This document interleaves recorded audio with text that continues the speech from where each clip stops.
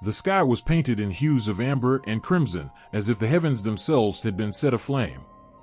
A lone figure stood atop a jagged cliff, gazing out into the vast expanse where earth met the skies. The wind whispered stories, ancient and eternal, tales that had been passed through countless generations.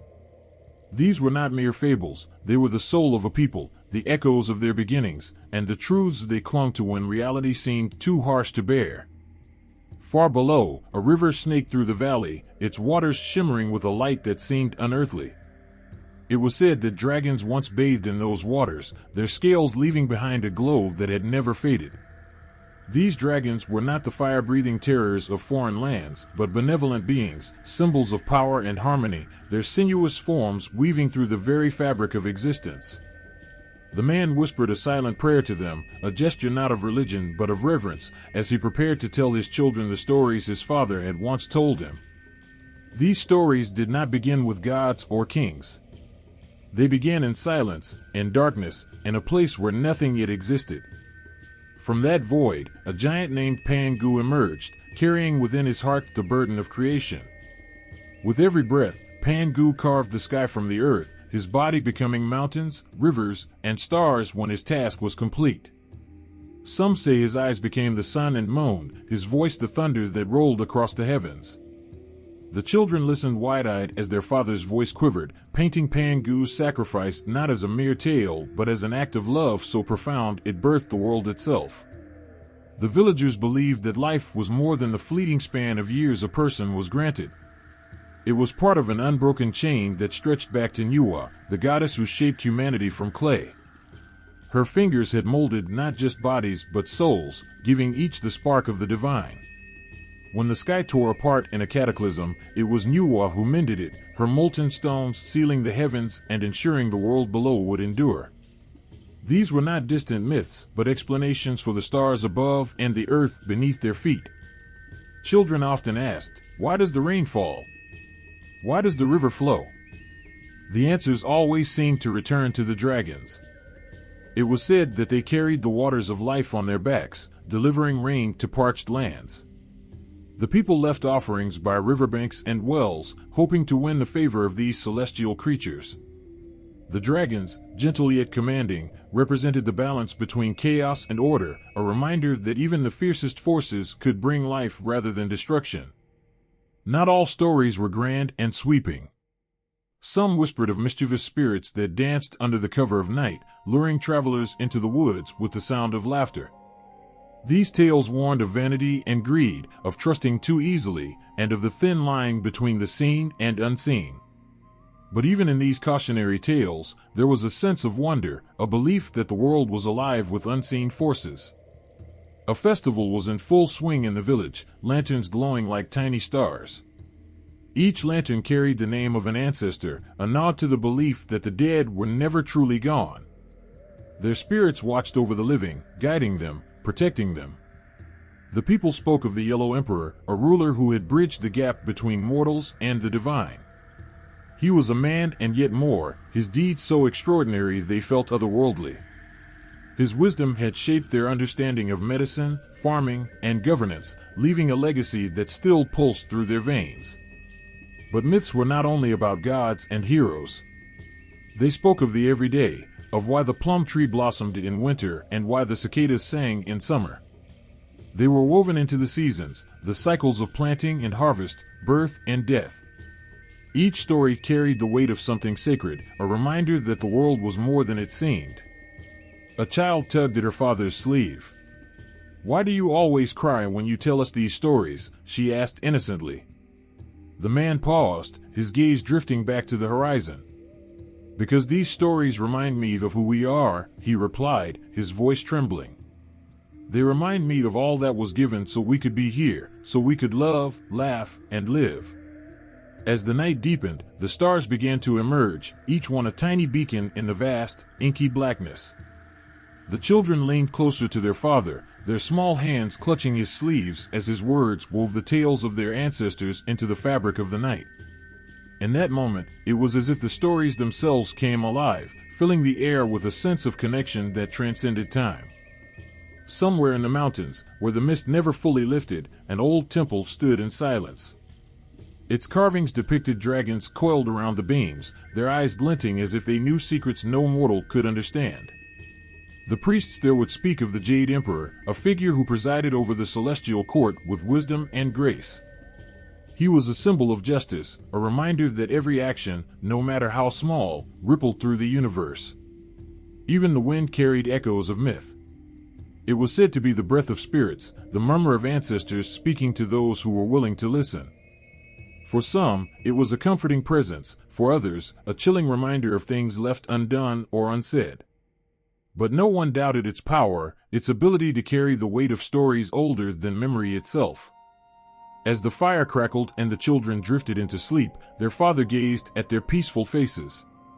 He thought of the stories they would pass on one day, stories that would bind them to their past and guide them into the future.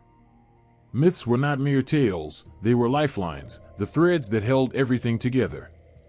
The moon climbed higher, its silver light bathing the land.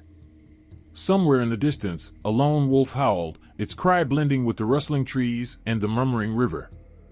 The night seemed alive, every shadow and sound pulsing with meaning. The man sat in silence, feeling the weight of the stories he had told and those still waiting to be shared. They were not his alone, they belonged to the earth, the stars, and all who had come before. The air in the ancient forest was heavy with the scent of moss and pine, and every step sent whispers through the underbrush, as though the ground itself carried secrets too old to name. A soft mist clung to the earth, curling around the roots of ancient trees whose gnarled branches stretched skyward like hands in silent prayer. The villagers moved carefully, their faces shadowed by flickering torchlight, as they approached the clearing where the stone stood tall, silent, eternal. The eldest among them, a woman with hair as white as the moon, raised her arms. The firelight danced across her withered face, illuminating eyes filled with something unspoken, a connection to a world that could not be seen but was felt in every breath. Her voice rang out, low and resonant, carrying words that seemed older than time itself. The others knelt, heads bowed, listening as though the trees and stars might be listening too. They had come to speak to their ancestors, to the spirits that walked unseen among the living. The stones were not merely stones, they were bridges between worlds. It was believed that the spirits lingered there, near the boundaries of their lives and the next, watching, waiting, and sometimes whispering truths that could only be heard in dreams. The villagers left offerings of rice and wine, small tokens of respect for those who had walked before them and whose steps had carved the paths they now followed. The eldest poured a cup of wine onto the earth, her movements deliberate and reverent. "For you," she murmured, as though speaking to someone she had loved long ago. The earth seemed to sigh in response, the mist curling tighter around her feet. To these people, the world was alive, every rock, every river, every gust of wind holding a spirit of its own. The land was not just a place they lived, it was a presence, a being that breathed and bled and demanded respect. Long before words like gods or heavens were spoken, there was the mountain. It rose against the horizon like a sentinel, its peak always hidden by clouds.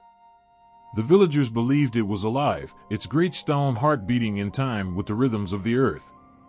They would climb its slopes to leave offerings at hidden altars, their steps careful and slow, their hearts pounding not just from the climb but from the sense that they were in the presence of something far greater than themselves. When the storms came, fierce and unrelenting, they did not curse the heavens. They looked to the winds, believing them to be the breath of spirits in anguish or warning. The rains were not random, they were messages, sometimes blessings, sometimes punishments. They whispered of the river god, who guarded the waters flowing through their lands, and of the mountain spirit who could bring rain or drought depending on its mood. In the evenings, the elders would gather the children around the fire and speak of the days when humans could still hear the spirits speak. "They are always here," the elders would say, their voices steady but filled with awe. "You cannot see them, but they see you. And when you honor them, they smile. When you dishonor them, they weep, and their tears bring misfortune." The children listened, their wide eyes reflecting the flames, as the stories painted their world in colors beyond what their own eyes could see. They learned that the wind in the trees was not just wind, it carried the laughter of the forest spirits. They were told that the stars above were the lanterns of their ancestors, lit to guide the living on the right path. Every shadow, every breeze, every rustling leaf became a thread in the tapestry of life, connecting the seen with the unseen. One boy, braver than the rest, asked, "How do we know they are real?" His voice was small but unafraid. The elder smiled, her gaze lifting to the stars. "You feel it," she said simply. "In the silence of the night, when the world is still and your heart is loud, they are there. You may not always understand, but you will know." The boy stayed quiet after that, though his thoughts swirled like leaves caught in a storm. That night, lying under the stars, he listened to the world around him. He heard the call of an owl, the rustle of leaves, the distant rush of the river, and somewhere between those sounds, he thought he heard a voice, not loud, not clear, but there, as soft as a breath. It sent shivers down his spine, not of fear, but of something else he couldn't name. Ancestor worship was not just tradition, it was life itself. The villagers believed that the dead did not truly leave but lingered, watching over their descendants. Their blessings could bring bountiful harvests, while their anger could wither crops and bring sickness. Before every important decision, a marriage, a journey, a battle, the people would gather to seek their guidance. Offerings were made, prayers whispered, and the air would grow heavy with a presence that could not be seen but was felt by all.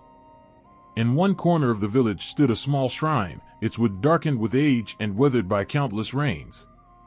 Inside were tablets, each carved with the names of those who had come before. Children were taught to bow before these tablets, not out of fear, but respect. "They are the roots," the elders would say.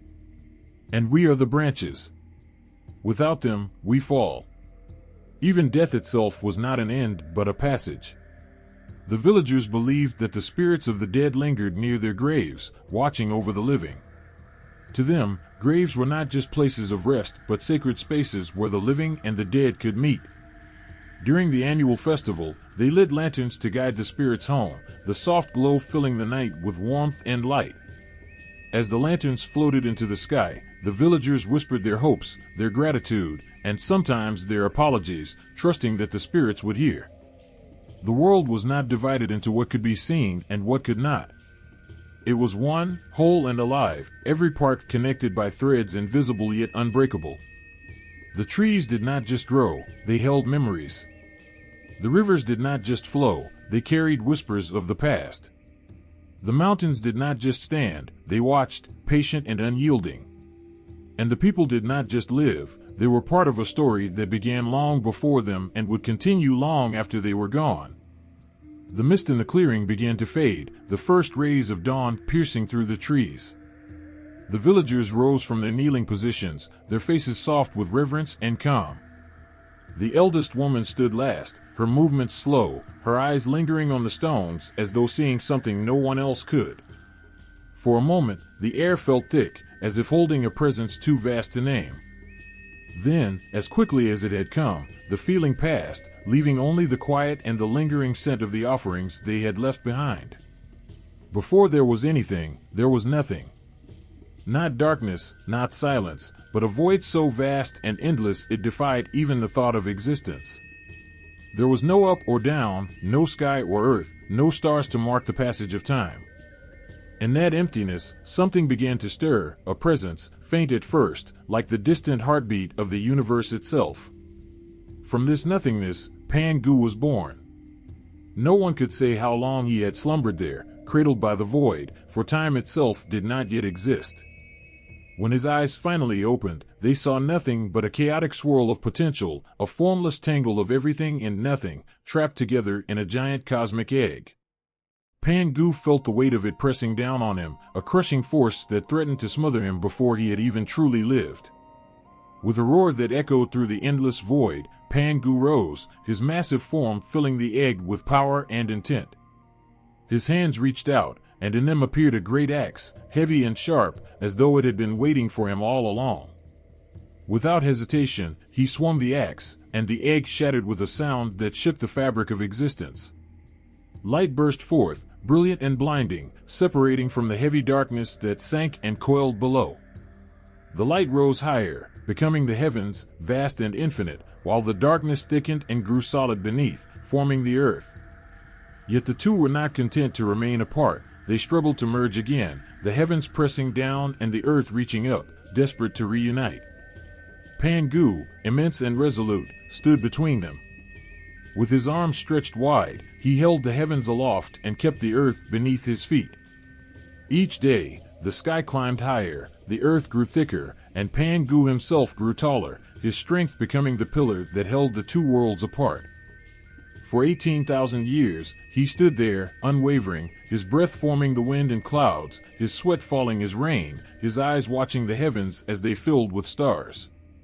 It was said that when Pangu spoke, his voice rolled like thunder, shaping the mountains and carving the valleys. When he sighed, his breath gave birth to the seasons, warm and cool, gentle and fierce. Every part of him became something the world needed. His hair became the forests, his bones the rocks, his blood the rivers that wound through the land. Even his last heartbeat sent ripples through the earth, giving it life and rhythm. But Pangu was not alone. In the quiet moments between his colossal efforts, he heard whispers, soft, gentle, and ancient. They came from the chaos itself, the remnants of the egg he had broken. From those fragments, other beings began to emerge, watching Pangu with awe and reverence. Among them were the spirits of nature, wild and untamed, who danced through the winds and waters, shaping the world with their laughter and rage. The stars above were said to be the sparks from Pangu's axe, scattered across the heavens in an eternal reminder of his labor. The sun and moon rose from his eyes, their light bathing the land and guiding the cycles of day and night.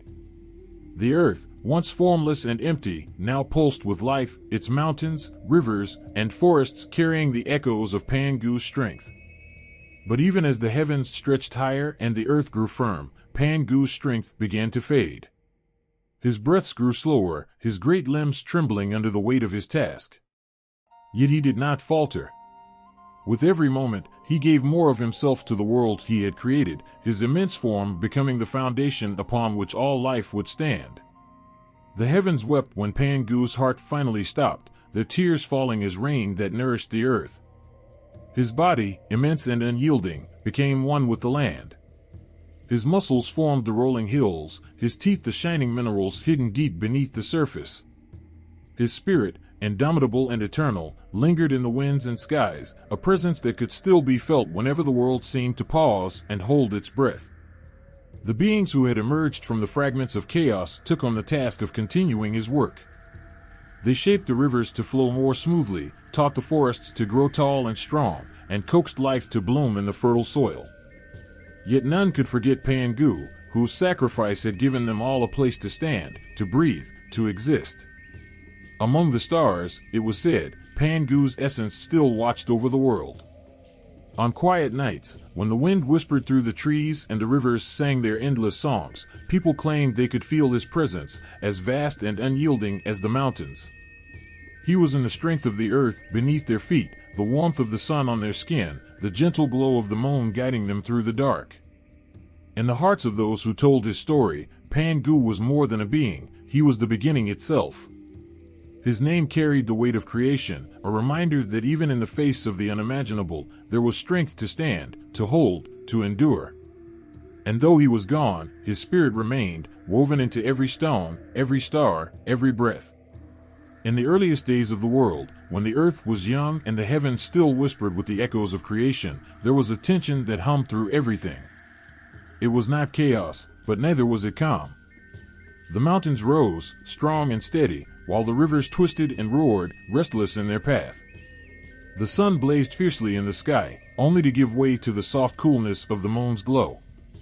Everything existed, but nothing was yet in harmony. One night, as the moon hung low and full over the horizon, the first sages spoke of a vision. They said they saw two forces swirling together in the vastness beyond the heavens, bound yet distinct. One was dark, a deep, endless shadow that moved with a quiet grace. The other was light, radiant and vibrant, full of energy that seemed to pulse with the rhythm of life itself. They danced, these two forces, neither overpowering the other, their movements as fluid as the tides. These sages called them yin and yang. Yin was the quiet, the stillness that soothed the soul. Yang was the fire, the spark that gave life its brightness. But this was no simple opposition. Where one began, the other followed. They were not enemies, but partners, their balance shaping the world like the steady beat of a drum. The people began to see their world differently. The mountains, so solid and immovable, were filled with the essence of Yin, while the rivers, rushing and ever-changing, carried the spirit of Yang.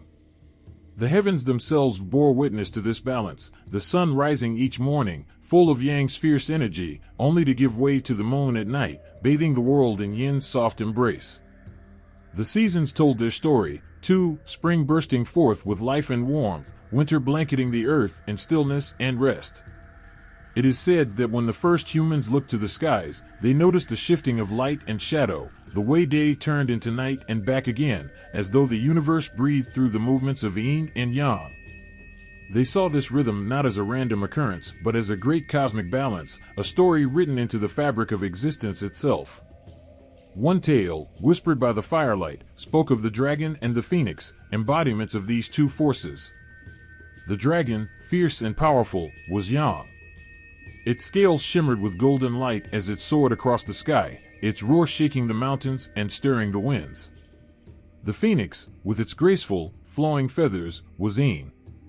It moved with quiet elegance, its song soft and haunting, its presence calming even the wildest of storms. These two creatures, so different, were bound together by a love that was as eternal as the heavens. When the dragon roared, the phoenix answered with a song. When the phoenix rested, the dragon stood guard, its fiery gaze warding off danger. Their union was not without struggle, for their natures were opposite, yet it was in that opposition that their strength was found. Together, they brought balance to the world, their story etched into the stars above. The sages taught that this balance was not just a tale of gods and creatures, but a truth that touched every part of life. When people tilled the soil, they sought the balance of Yin's nurturing stillness and Yang's driving force. In their families, they honored the harmony between the quiet wisdom of elders and the boundless energy of youth. Even their bodies, they believed, carried these forces, the warmth of the heart and the calm of the breath, the strength of the limbs and the stillness of the mind. Yet balance was not always easy to find. There were times when Yang surged too strongly, its fire consuming everything in its path. The winds would howl, the rivers would rage, and the people would struggle against storms that seemed to have no end. Then, the phoenix would rise, its wings spreading calm over the land, soothing the flames and calling the rains. Other times, Yin grew too heavy, its shadow swallowing the light. Crops would wither under endless skies of gray, and the earth would seem to sleep too long. Then, the dragon would awaken, its roar filling the heavens, its fire breathing life back into the frozen land. These moments were not failures, but reminders of the delicate dance that held the world together. They were lessons, the sages said, teaching the people to honor both forces, to seek not domination but harmony. The children listened, their eyes wide, as the elders spoke of the Tao, the great path that wove through all things. They were told to watch the world around them, to feel the shifts in light and shadow, heat and cold, stillness and motion. It is all connected, the elders would say. When you honor this balance, you honor life itself. One child, curious and bold, asked, "What happens if Yin and Yang stop dancing?" The elder did not scold or dismiss the question, but looked into the fire, her voice growing quiet. "The world would lose its song," she said. "The rivers would freeze, the mountains would crumble, and the stars would fall from the sky. But that will not happen, for even in their struggle, Yin and Yang cannot forget each other. They are bound, always seeking, always finding, always returning to the dance." The child's heart swelled with both wonder and a strange, comforting ache. That night, lying under the stars, he thought he could feel it, the rhythm of Yin and Yang, moving through the world like the tide, like the beat of his own heart. It was not loud or overpowering, but steady, eternal, a pulse that carried with it the promise of balance. As the moon rose higher, its soft light spilling over the earth, the child closed his eyes and whispered a silent thanks to the dragon and the phoenix, to the sages and the stars, and to the forces that shaped his world with their endless, beautiful dance. The wind carried the scent of burning wood, sharp and bitter, mixed with the damp earth beneath. A soft ripple of water echoed nearby, its rhythm steady and calming, yet the sound of hammers striking metal cut through the tranquility, fierce and unrelenting. Overhead, the sun burned with a fierce light, its heat dancing across the landscape. Each sensation held its own story, yet together, they wove something greater, an unbroken song of creation, destruction, and renewal. Long ago, before kingdoms rose and fell, the world was shaped by 5 great forces. These were not gods or spirits, but the essence of life itself, flowing through all things, binding them in an eternal cycle. The people called them wood, fire, earth, metal, and water, the 5 elements, each carrying its own will, its own power, and its own place in the grand design. Wood came first, a force of growth and life. From the soil, it reached upward, stretching toward the heavens, its roots winding deep into the earth. Trees whispered to each other in groves, their leaves rustling secrets of ancient times. Wood was a teacher, showing how life could thrive, how it could bend but not break, how its strength lay in its flexibility. But wood was not gentle. In its determination to grow, it pushed aside stones, cracked open walls, and claimed its space in the world. It was the pioneer, carving paths for others to follow. Fire was born from wood, sparked by its dry branches and wild energy. Fire was passion, a roaring force that consumed and transformed. Its flames danced with a fierce beauty, lighting up the darkest nights and warming the coldest hearts. But fire was unpredictable, its hunger boundless. It could cook food, forge tools, and bring people together, but it could also devour forests, reduce homes to ash, and leave scars that never faded. It was both creator and destroyer, demanding respect and care. When fire had burned its brightest, earth remained. Steady and unshakable, earth held the world together, offering stability and support. Its soil cradled the seeds of wood, and its clay provided homes for the people.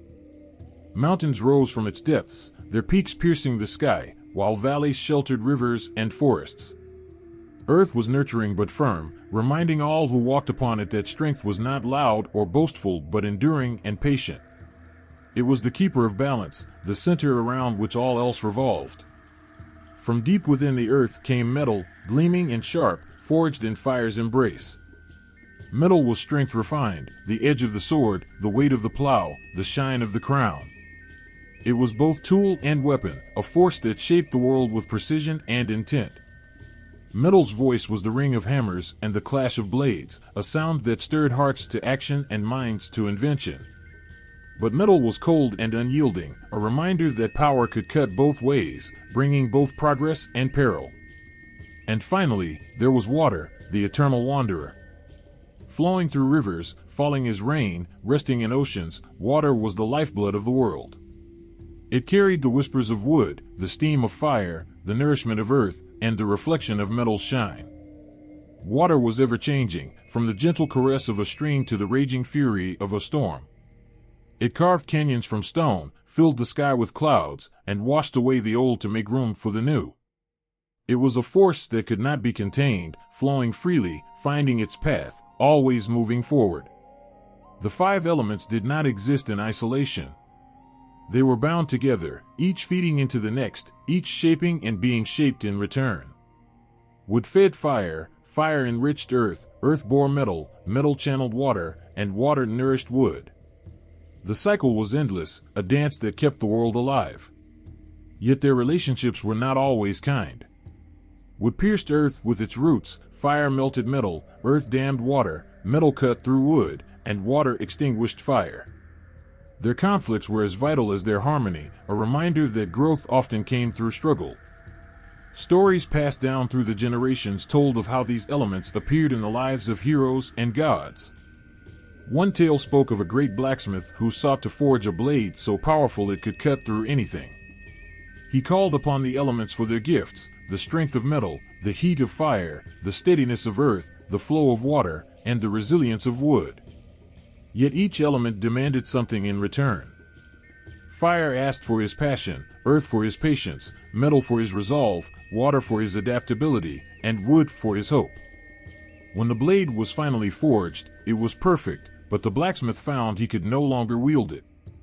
He had given so much of himself that he had become one with the elements, his spirit flowing through the world he had helped shape. In another story, a great flood swept through the land, drowning fields and washing away villages. The people cried out to water for mercy, but water, bound by its nature, could not stop. It was earth that answered, rising up to build barriers, guiding water back into its rivers and lakes. Yet water did not see earth as an enemy. It softened the soil, made it fertile, and promised life to the seeds that would one day grow. From their conflict came renewal, a chance to begin again. The people came to see the five elements not just as forces of nature, but as reflections of their own lives. They saw wood's persistence in their children, fire's passion in their ambitions, earth's stability in their communities, metal's strength in their tools and weapons, and water's adaptability in their struggles. They honored the elements in their rituals, their art, their stories, knowing that their world depended on keeping the cycle alive. As the wind carried the scent of burning wood again, as the rivers sang their endless songs and the mountains stood tall under the sun's fiery gaze, the people whispered their gratitude to the five elements. Each day they lived within the cycle, their lives shaped by the interplay of forces older and greater than they could ever fully understand. And in those moments of quiet reflection, they felt the rhythm of the world itself, as steady and eternal as the heartbeat of the earth. The heavens trembled with the weight of 1,000 decisions. Beyond the mountains, past the swirling clouds, there sat a throne made not of gold or jewels, but of eternal jade. It was said that the Jade Emperor, the ruler of all, once walked the earth as a humble man, unremarkable in appearance, with no grand title and no divine power. But in his heart burned a quiet ambition, one that would forever change the balance between heaven and earth. Long before he ascended the throne, the Jade Emperor was a being of purity and compassion. His story began in a small village, tucked away in the valleys where the mist clung to the peaks like an ancient secret. There, he lived as a scholar, studying the stars, the winds, and the rhythms of nature. People came to him for advice, for he could see the truths hidden in the fabric of the world. He listened with an open heart, guiding them with wisdom that seemed to come from a place beyond this world. But there was a fire within him, one that could not be ignored. As time passed, he began to wonder about the world above, beyond the clouds. What lay beyond the mortal realm, where the gods themselves roamed free? The more he learned, the more he knew there was something greater calling to him.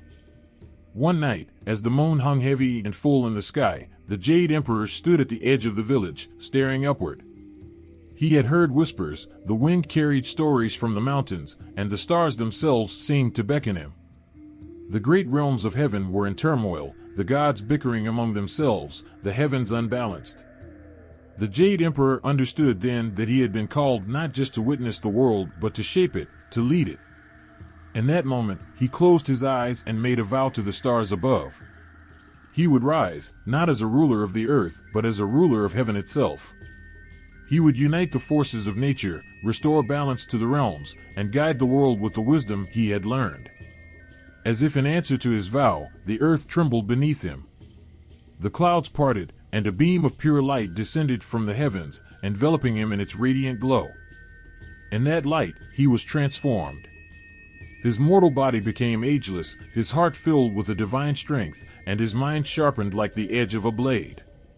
He was no longer just a scholar, he was the Jade Emperor, the ruler of heaven, chosen by the heavens themselves. At first, his reign was peaceful. He ruled from the Jade throne with grace and wisdom. The gods, seeing his purity and strength, bowed to him. The celestial realm flourished under his rule, and harmony spread through the heavens. But even in paradise, there are those who thirst for power. As time passed, the Jade Emperor's reign was tested. A rebellion began to stir in the underworld, where dark forces sought to overthrow the order he had established. The Jade Emperor, though wise, knew the weight of leadership.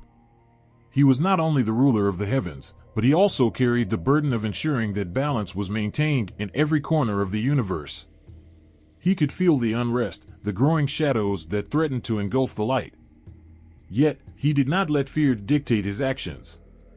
Instead, he summoned the gods and the immortals, calling upon them to unite against the growing threat. There was one god in particular who stood out, a mighty warrior who had once served under the Jade Emperor. His name was Erlang Shen, and his eyes were as sharp as the mountain winds, his strength unmatched.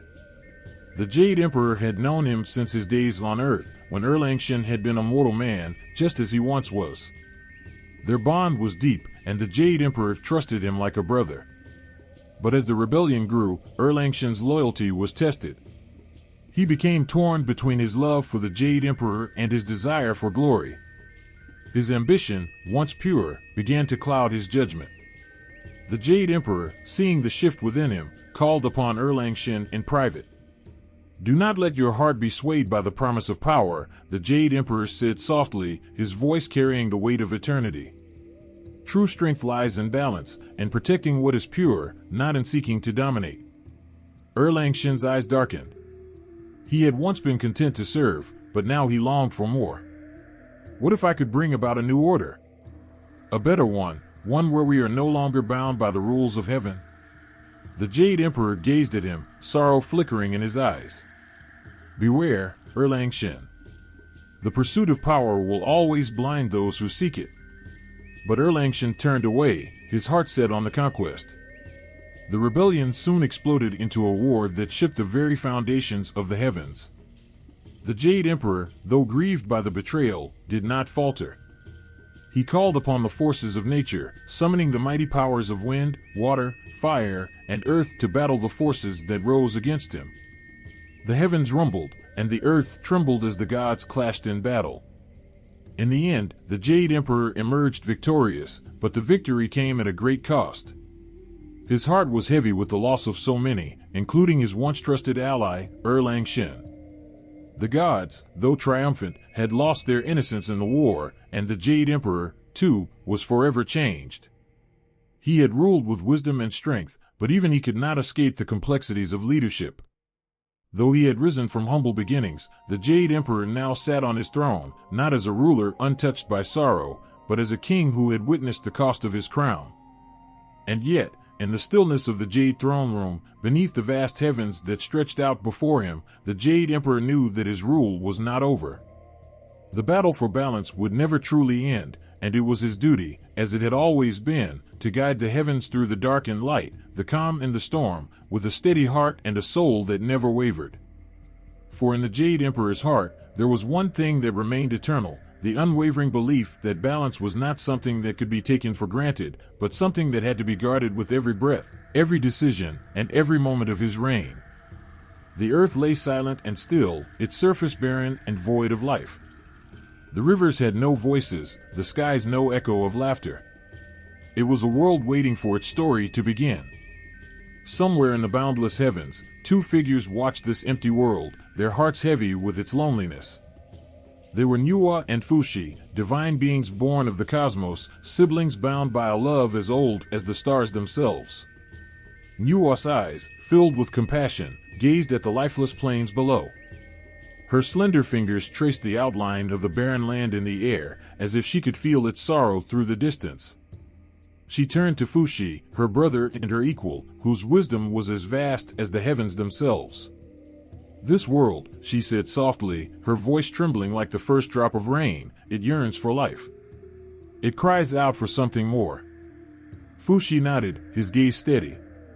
He could hear it too, a silent plea carried on the winds of eternity. But it was Nuwa who felt it in her very being, a pull she could not ignore. "Then let us give it life," she said, her determination igniting like a flame. Nuwa descended to the earth, her feet touching the ground with a lightness that belied her divine power. She knelt by the edge of a muddy riverbank, the soil cool and pliable in her hands. Fushi stood nearby, his presence a steadying force as Nuwa began her work. She scooped up the clay, her fingers shaping it with care and tenderness. With each movement, she poured her love into the form she was creating, molding it not just with her hands, but with her heart. As the first figure took shape, Nuwa paused. It was small, fragile, yet perfect in its imperfection. She held it up to the heavens, and for a moment, all was still. Then, with a breath as soft as a whisper, she exhaled into the tiny figure, and it stirred. Its eyes blinked open, and it looked up at Nuwa with a curiosity that made her smile. She placed it gently on the ground, where it began to walk, its steps unsteady but full of wonder. Nuwa's heart swelled as she crafted more figures, each one unique, each one alive with the spark of her love. They laughed, they danced, they played, their voices filling the once silent land. Fushi watched them with a thoughtful expression, his mind already turning to the challenges they would face. They will need guidance, he said, his voice firm. They will need wisdom to survive, to grow. Nuwa nodded. Then that will be your gift to them. Fushi took his place among the people, teaching them the secrets of fire, the ways of hunting and fishing, the patterns of the stars. He showed them how to read the heavens, to understand the cycles of nature, and to live in harmony with the world. His teachings were like the roots of a great tree, grounding the people and giving them the strength to flourish. But the peace they created was not to last. The world, so newly formed, was still fragile. One day, the skies darkened, and a great crack appeared in the heavens. Chaos erupted as floods swallowed the land and fires consumed the forests. The people cried out in terror, their voices reaching Nuwa like a dagger to her heart. She looked to Fushi, who met her gaze with a grim determination. There was no need for words. Nuwa knew what she had to do. She climbed to the peak of a mountain, the winds howling around her, the earth trembling beneath her feet. She saw the tear in the heavens, vast and ominous, spilling destruction onto the world below. Nuwa reached into the depths of her being, drawing on a power she had never used before. From the riverbanks, she gathered 5 colored stones, each one shimmering with an inner light. She held them close, whispering ancient words that resonated with the very fabric of existence. With the stones in her hands, Nuwa began to repair the heavens. Each stone she placed fused with the sky, sealing the crack and restoring balance. Her strength waned with each moment, but she did not falter. She could feel the people below, their lives fragile and precious, depending on her. Fushi stood at the base of the mountain, his presence a silent promise that she was not alone. When the last stone was placed, the skies cleared, and the earth stilled. Nuwa collapsed to her knees, her energy spent, but her heart at peace. The people began to rebuild, their spirits unbroken, their faith in their creators stronger than ever. Fushi returned to them, guiding them as he always had, while Nuwa watched from afar, her love for them as boundless as the sky she had mended. Though the people would never fully understand the sacrifices Nuwa and Fushi had made, they honored them in their stories, their songs, and their hearts. Nuwa, the mother of humanity, and Fushi, the father of civilization, became more than creators. They became symbols of love, resilience, and the unbreakable bond between the divine and the mortal. Even now, when the winds carry the scent of the earth after rain, or when the stars shine brightly on a clear night, the people feel the presence of Nuwa and Fushi. They remember that they were born not just from clay, but from the boundless love and unyielding strength of two beings who believed in the beauty of life. And in that remembrance, the world comes alive once more. The land was young, its soil rich with promise, but untamed and wild. Mountains rose like ancient guardians, rivers carved paths through the wilderness, and the sky stretched vast and endless. The world waited for hands to shape it, for minds to guide its chaos into order. It was in this timeless moment that 3 extraordinary beings emerged, each carrying within them the power to change the course of humanity forever. The first was Fushi, his presence calm yet commanding, like the steady rhythm of a beating drum. He walked the earth barefoot, feeling its pulse beneath his soles. Where others saw wilderness, he saw patterns. By the riverbanks, he sat for hours, watching the dance of the fish and the shifting ripples in the water. One day, as the sun dipped below the horizon, turning the river to liquid gold, Fushi saw something extraordinary. The markings on a turtle's shell caught his eye, a perfect lattice of lines and symbols, a language written by the universe itself. Fushi took a reed and began to draw on the soft earth, his hand moving with purpose. He created 8 trigrams, symbols that captured the essence of all things: heaven and earth, fire and water, mountain and lake, thunder and wind. These trigrams became a guide, a way to understand the balance of nature and the cycles of life. The people, who had once lived in fear of the unpredictable world around them, now found wisdom in his teachings. They learned to fish with nets, to predict the weather, to read the heavens and the earth. Fuxi had given them the first tools to survive, and more importantly, to thrive. Yet, the earth was still unyielding, its secrets locked beneath its surface. This was the realm of Shinnong, the second of the three sovereigns. Where Fuxi brought order, Shinnong brought life. He was a figure of immense strength, his hands roughened by labor, his face marked by the sun. It was said that Shinnong's very breath could make the plants grow, and his footsteps left trails of green wherever he walked. Shinnong understood that the earth held everything humanity needed, but it would not give up its treasures easily. He spent his days in the fields and forests, tasting leaves, roots, and berries, his life a constant dance with danger. Some plants burned his tongue, others left him gasping for breath, but Shinnong never stopped. Each failure brought him closer to understanding the healing power of the earth. One day, he stumbled upon a plant unlike any other. Its leaves shimmered in the dappled sunlight, and its scent was sharp and invigorating. Shinnong brewed it into a tea and drank deeply, feeling its warmth spread through his body. It was the first of many discoveries that would transform humanity. He taught the people how to cultivate crops, how to use herbs to heal their wounds and illnesses, and how to respect the land that sustained them. Under his guidance, barren fields became lush with rice and wheat, and the people, who had once scavenged and starved, now feasted and flourished. But the heart of humanity was still restless. They had the tools to live and the means to sustain themselves, but they lacked unity. The world was a collection of tribes and clans, each isolated, each struggling alone. Into this fractured landscape came the third sovereign, Huangdi, the Yellow Emperor. His presence was electric, his voice like thunder, his words carrying the weight of destiny.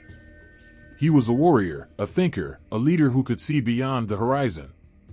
Huangdi understood that humanity needed more than survival, it needed purpose. He gathered the tribes, bringing them together under a single banner. With his generals by his side, he defended the people from invaders and taught them the art of war. But Huangdi was not just a conqueror, he was a builder. He introduced writing, a way for people to record their stories, their laws, their dreams.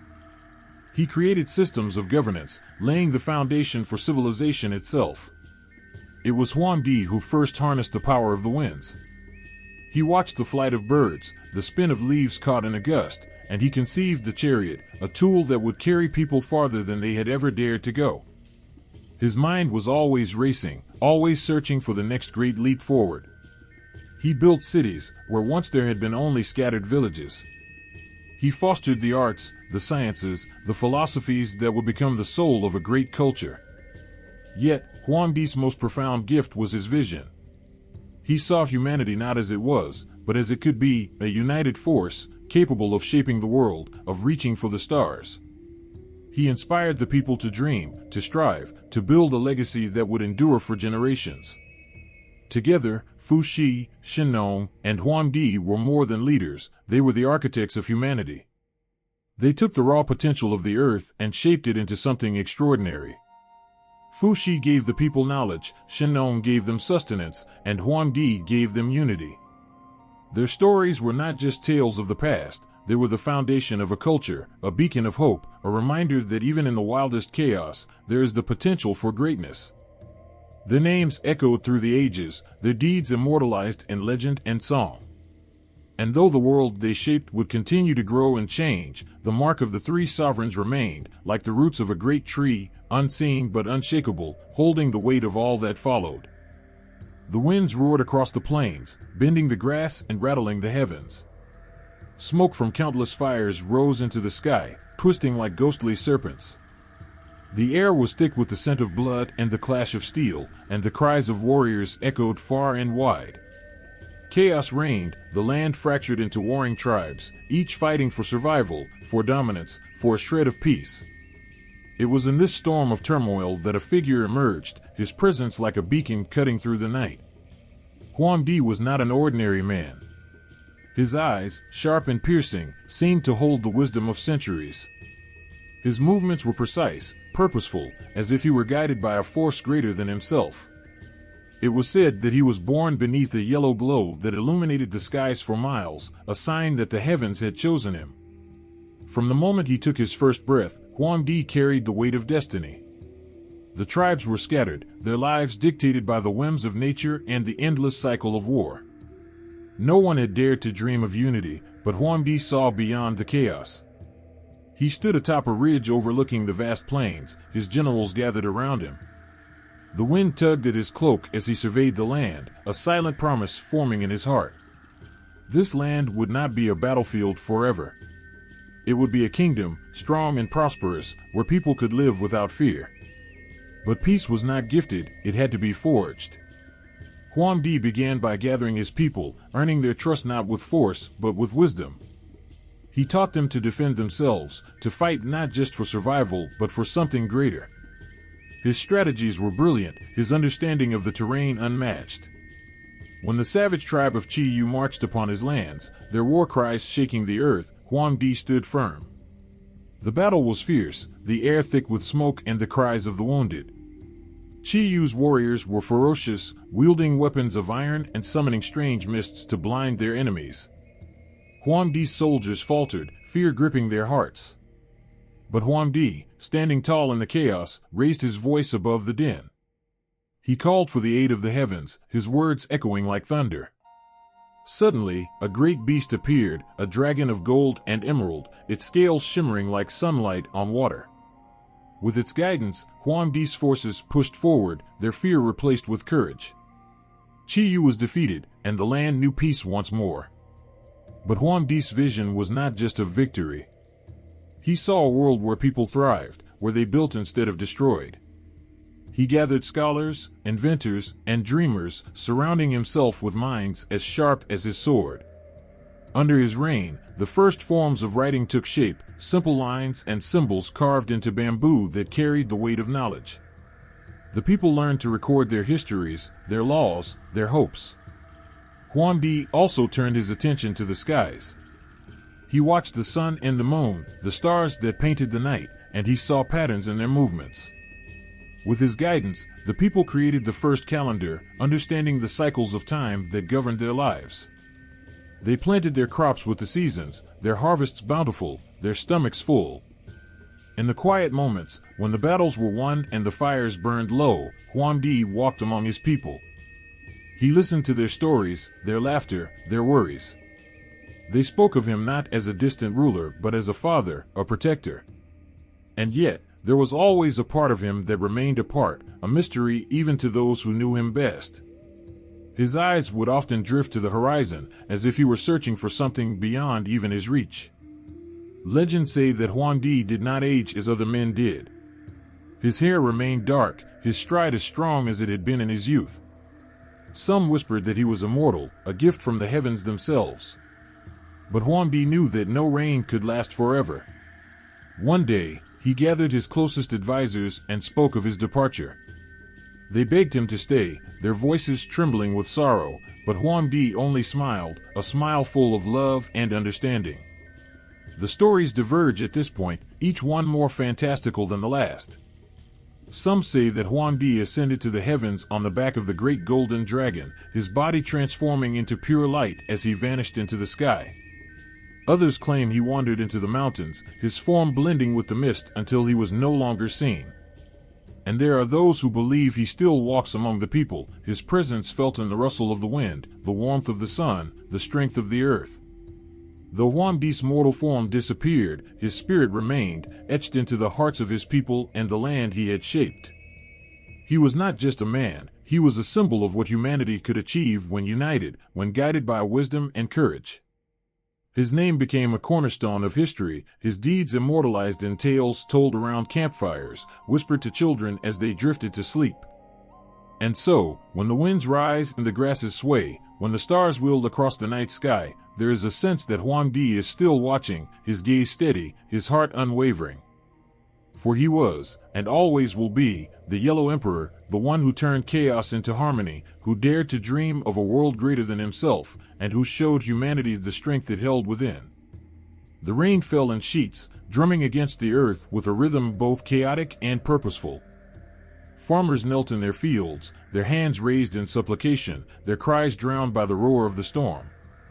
Rivers swelled and overflowed, their once gentle streams transformed into torrents that devoured everything in their path. Yet, amid the chaos, there was a strange beauty, as though the storm were alive, fierce, untamed, and deeply aware of the world it touched. Far beneath the waves, in a palace of shimmering jade and coral, a figure stirred. His scales gleamed with the hues of twilight, a swirling dance of greens and golds. His eyes, deep and unblinking, held the weight of ages, reflecting storms and sunlight alike. This was Ao Guang, the Dragon King of the Eastern Sea, one of the great guardians of water who ruled not with brute force, but with the knowledge that life itself flowed through the rivers and oceans. The Dragon Kings were not mere creatures of myth, they were forces of nature. Each ruled their domain with both majesty and responsibility, their presence woven into the fabric of the world. Ao Guang governed the vast eastern waters, his siblings reigning over the south, west, and north. Together, they formed a delicate balance, their powers intertwined with the rhythms of rain and tide. One legend speaks of a time when the skies withheld their blessings. The land cracked beneath the scorching sun, its people desperate for rain. They turned to their rulers, offering prayers and sacrifices, their voices a chorus of hope and despair. It was then that Ao Guang heard their pleas. Rising from his palace, he soared into the heavens, his serpentine body cutting through the clouds like a ribbon of light. He summoned the rains, his roar echoing across the land as thunder, his tears falling as the first drops of relief. The people cheered, their joy carried on the winds, but Ao Guang returned to his watery kingdom in silence, his work done. Yet, the Dragon Kings were not always benevolent. Their tempers were as unpredictable as the seas they ruled. One tale tells of a village nestled along the riverbank, its people careless in their treatment of the waters. They polluted the streams, taking from the river without thought for its well-being. One fateful day, the river began to rise, its waters dark and angry. Ao Bing, the son of the Northern Dragon King, emerged, his voice a rumble of discontent. He warned the villagers to respect the river, to honor the life it gave them. But his words fell on deaf ears. That night, the river surged, sweeping away the village in a single, powerful wave. The survivors learned to revere the water, their songs of gratitude a reminder of its dual nature, life-giving and destructive. The Dragon Kings were not alone in their stewardship of water. Other deities and spirits shared their domain, each with their own role and story. One such being was Hebo, the river god, whose human form belied his immense power. He was a gentle spirit, often depicted as a scholar with flowing robes, his laughter as soft as the ripple of a stream. Yet, when angered, Hebo could summon floods that rivaled the fury of the Dragon Kings themselves. In one tale, Hebo crossed paths with the famous hero Yu the Great. The rivers had risen beyond their bounds, threatening to consume the land. Yu sought the help of Hebo, his voice steady and earnest. The river god, moved by Yu's determination, lent his strength to the effort, guiding the hero in carving channels and dikes to tame the waters. Together, they saved countless lives, their bond a testament to the harmony that could exist between humanity and the divine. Then there were the rain spirits, ethereal beings who danced in the clouds, their steps coaxing the heavens to open. They were elusive, their appearances fleeting, but their impact profound. One rainy season, a drought-stricken region offered a festival in their honor, their joy and gratitude filling the air with music and color. The rain spirits, touched by the celebration, lingered for days, their blessings transforming barren fields into lush landscapes. But the most poignant tale of all belongs to Aog, the youngest of the Dragon Kings. Unlike his elder siblings, Aog was shy, his presence as subtle as the morning mist. He ruled the smallest rivers, his power gentle yet unwavering. One day, he encountered a child by the riverbank, her tears mingling with the flowing water. She had lost her family to a fire, her heart weighed down by grief. Aog, moved by her sorrow, appeared before her, his voice a soothing melody. He promised her that the river would always be her home, its waters a refuge from her pain. True to his word, the river carried her through life, its gentle currents a reminder of the quiet strength she had found within herself. The Dragon Kings and their kin were not just guardians of water, they were mirrors of humanity. Their stories carried lessons of respect, balance, and gratitude. They reminded people that water was not merely a resource, but a sacred gift, one that sustained all life yet demanded care in return. Even now, when the rain falls or the river sings, there is a sense that the Dragon Kings are watching. Their presence lingers in the curl of a wave, the glint of sunlight on water, the rhythm of the tides. They are the heartbeat of the world, their power as infinite as the oceans they rule. And in their gaze lies a timeless truth, that to honor water is to honor life itself. The wind howled through the mountain peaks, carrying whispers of a name too ancient to speak aloud. Beneath a pale moon, a villager paused at the edge of a cliff, clutching a silk offering in trembling hands. The air grew still, as though the world itself held its breath. From the depths of the clouds, a shadow unfurled, vast, sinuous, and shimmering with a brilliance that seemed to reflect the very cosmos.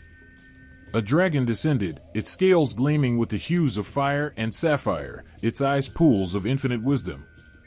It did not roar, for it needed no sound to command awe. Its presence was enough. Dragons. No word could capture their majesty, their essence. They were more than creatures of myth, they were a language, a symbol, a force that coursed through the veins of a civilization. To the people, dragons were power incarnate, beings that connected the heavens, the earth, and everything in between. Their coiled bodies were woven into the fabric of every tale, every dream, their presence both fearsome and reassuring. Legends speak of a time when the world was raw and untamed, and dragons roamed freely across the skies and rivers. They were not the ferocious beasts of Western lore, hoarding gold and breathing fire. No, these dragons were celestial architects, beings of grace and wisdom. Their very breath brought rain to the fields, their movement stirred the winds. They were the guardians of balance, their existence a testament to harmony. Yet no two dragons were the same. Each bore its own identity, its own story. The azure dragon, protector of the east, symbolized spring and growth, its scales the color of new leaves kissed by sunlight. The yellow dragon, born of the river, carried the wisdom of scholars, its golden hue a beacon of enlightenment. The black dragon, coiling in the northern skies, represented strength and resilience, its presence a shield against the unknown.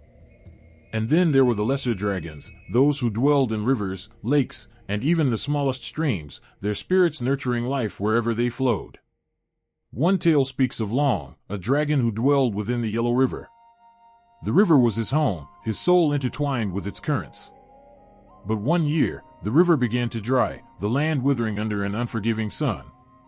Long could feel the agony of the earth, the cries of farmers as they pleaded for rain. Taking to the skies, he sought the Jade Emperor, the ruler of heaven, and begged for his people.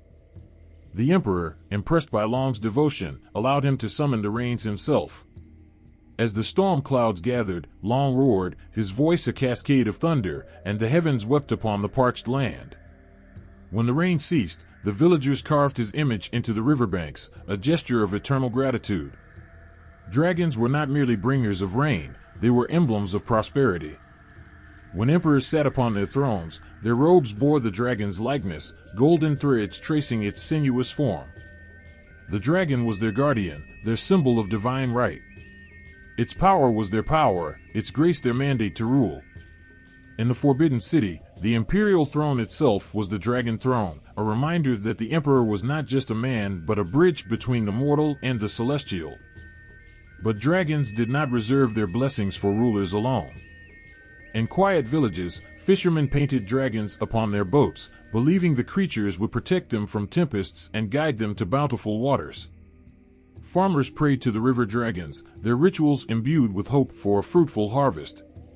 Even children wore dragon amulets, tiny tokens of luck and strength that would keep them safe from harm. Not all encounters with dragons were born of reverence. Some spoke of the playful side of these beings, their joy reflected in the world's wonders. One fable tells of a young boy who, wandering through a misty forest, stumbled upon a dragon no larger than a cat. Its scales glimmered like 100 tiny mirrors, its laughter a soft hum that echoed in the boy's chest. The boy shared his meal with the dragon, who in turn gifted him a single scale. When the boy returned to his village, he found that the scale glowed with a light that could drive away darkness, a gift that protected the village for generations. Dragons were also teachers, their wisdom hidden in the folds of their stories.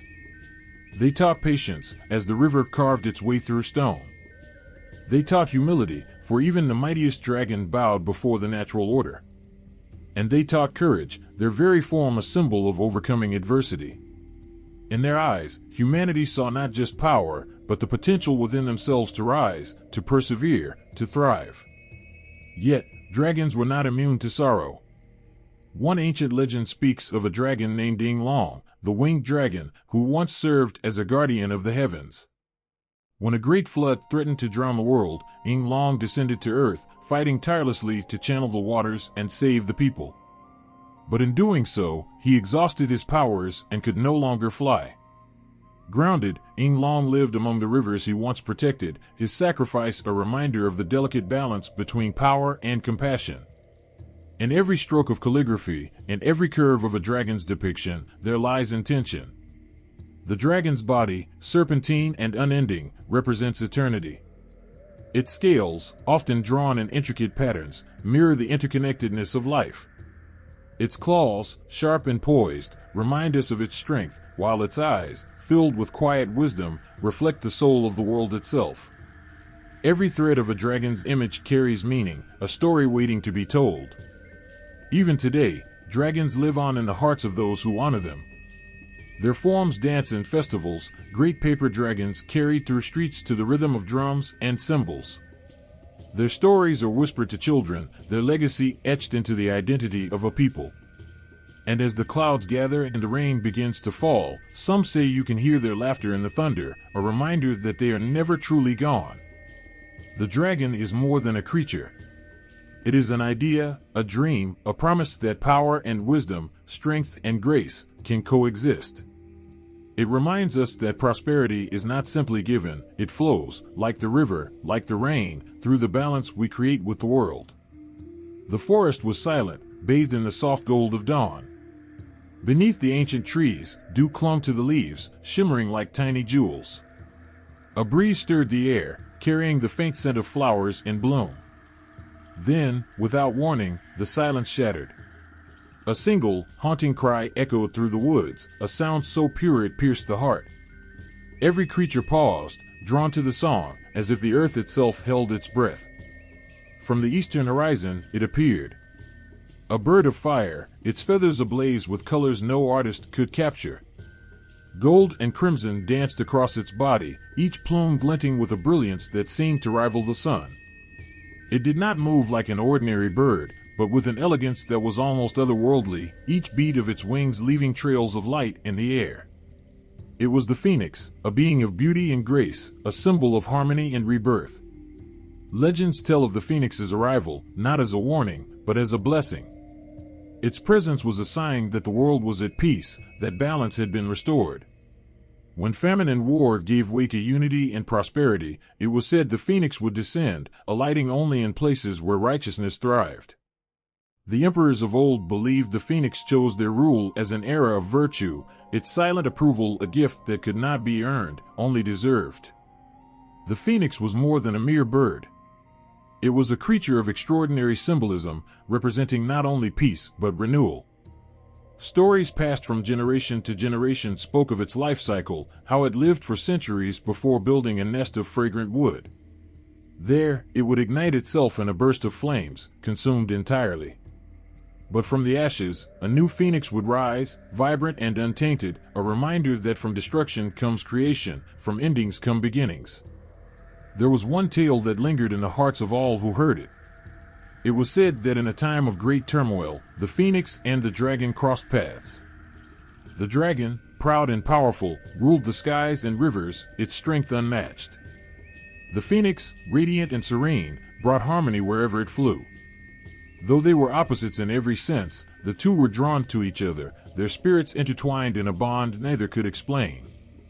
The dragon, accustomed to commanding storms and bending the winds, was humbled by the phoenix's presence. "Why do you not fight?" it asked, its voice rumbling like distant thunder. "The world respects strength." The phoenix, perched upon a rock, tilted its head. "Strength can bring fear, but peace brings love," it replied, its voice a melody that lingered in the air. "It is not the force of my wings that moves hearts, but the stillness of my song." Together, they learned from each other. The dragon, once fierce and unyielding, discovered the value of gentleness. The phoenix, serene and graceful, understood the necessity of strength when protecting those it loved.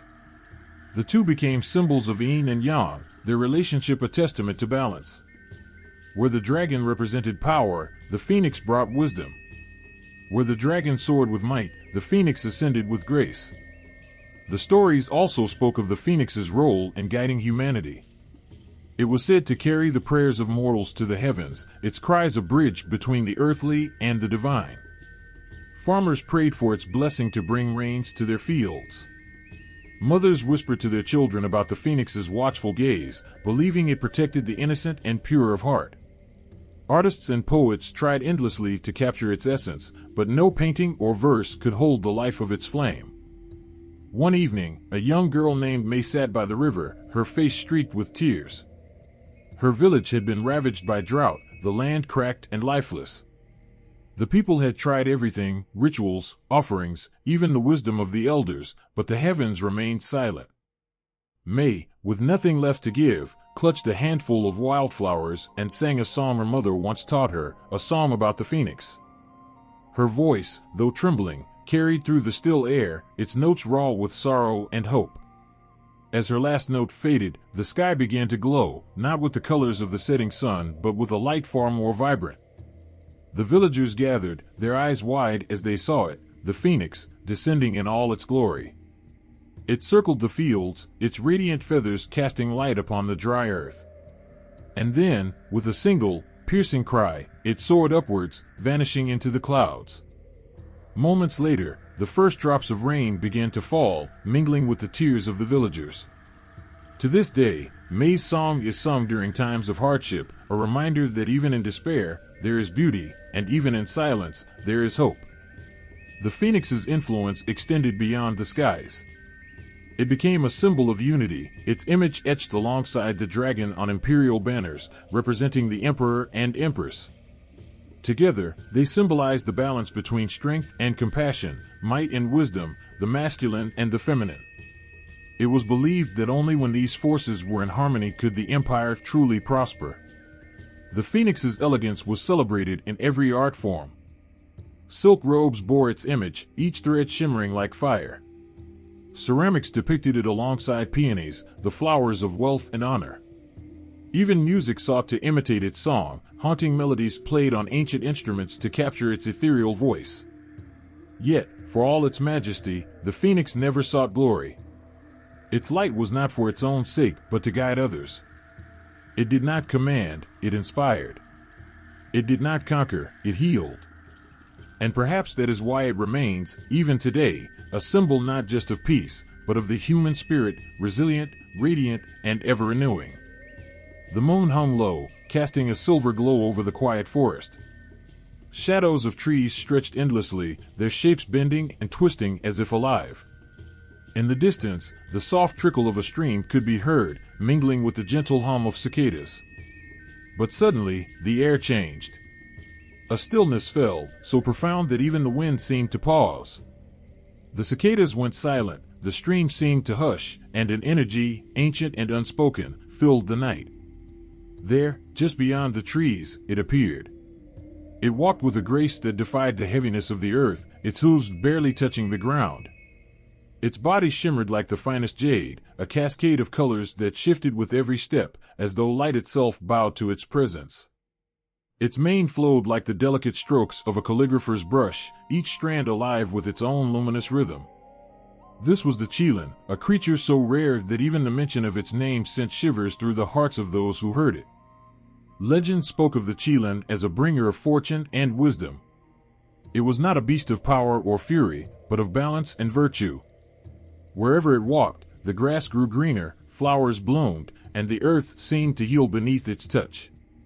Yet, its appearance was no ordinary blessing. The Qilin emerged only in the presence of the just, those whose hearts burned with the purity of their intentions. Kings prayed for its arrival, poets dreamed of its beauty, and sages saw it as the highest acknowledgement of righteousness. There was one story, whispered from generation to generation, about the Qilin's visit to a small, forgotten village. The people of the village had endured years of war, their lands ravaged and their spirits crushed. One evening, an old woman named Lin sat alone outside her crumbling hut. She sang a soft lullaby, her voice trembling with age, a melody she once sang to her children who had been lost to the chaos of the world. As her song carried into the night, she saw a faint glow in the distance. At first, she thought it was the lantern of a passing traveler. But as the light grew closer, she realized it was no flame. The Qilin stepped into view, its antlers adorned with orbs of soft light, its eyes deep pools of understanding. Lin fell to her knees, her tears flowing freely, not from fear, but from a profound sense of peace. The Qilin gazed at her, its presence speaking without words. The suffering she had borne, the kindness she had never abandoned despite it all, had been seen. The villagers awoke to find the fields alive with crops, the rivers flowing once more, and their hearts filled with a hope they had long forgotten. The Qilin, however, was not alone in the tapestry of sacred beasts. There were others, each with their own story and purpose. The Baizhe, a creature of wisdom, was said to have appeared to the Yellow Emperor himself. With its many eyes and its vast knowledge of all things mystical, the Baizhe gifted humanity with an understanding of spirits, helping to distinguish the benevolent from the malevolent. Its image was often carved into ancient talismans, a guardian for those who walked paths where unseen forces lingered. In the mountains, where mists curled like dragon's breath, another creature roamed, the Fenghuang, often mistaken as a cousin to the phoenix but distinct in its essence. The Fenghuang was a bird of unparalleled beauty, its feathers a mosaic of the 5 sacred colors, red, yellow, blue, white, and black. Unlike the fiery rebirth of the phoenix, the Fenghuang symbolized unity and prosperity, its flight a harbinger of harmony among people. It was said that during the reign of virtuous emperors, the Fenghuang nested in the imperial gardens, its song filling the palace with a melody so pure it brought tears to even the most hardened warriors. Yet, not all sacred beasts were harbingers of peace. Some walked a fine line between fear and reverence. The Xieji, a creature resembling a lion with a single, spiraling horn, was known for its unerring sense of justice. It was said that when disputes arose, the Xieji could determine the truth. It would charge those who lied, its horn glowing with righteous fury. In ancient courts, its likeness adorned the robes of judges, a silent reminder that truth was an unyielding force. Then there was the Pixiu, a guardian of wealth and protection. Winged and fierce, it was said to have an insatiable appetite for gold and treasure, but it could never expel what it consumed. This made the Pixiu a symbol of abundance, a favorite among merchants and emperors who sought prosperity. Statues of the Pixiu guarded gates and doors, their fierce expressions warding off evil spirits and ill fortune. But of all these creatures, it was the Qilin that remained the most revered. Its rarity made it a symbol of unattainable perfection, a reminder of humanity's highest ideals. In times of strife, its tales were whispered as a balm for the weary soul. In times of joy, its image was painted and sculpted, a celebration of hope realized. The Qilin was not a creature to be hunted or captured, for it was said that those who sought it with greed would never find it. It revealed itself only to those who did not seek, those whose hearts aligned with its gentle purpose.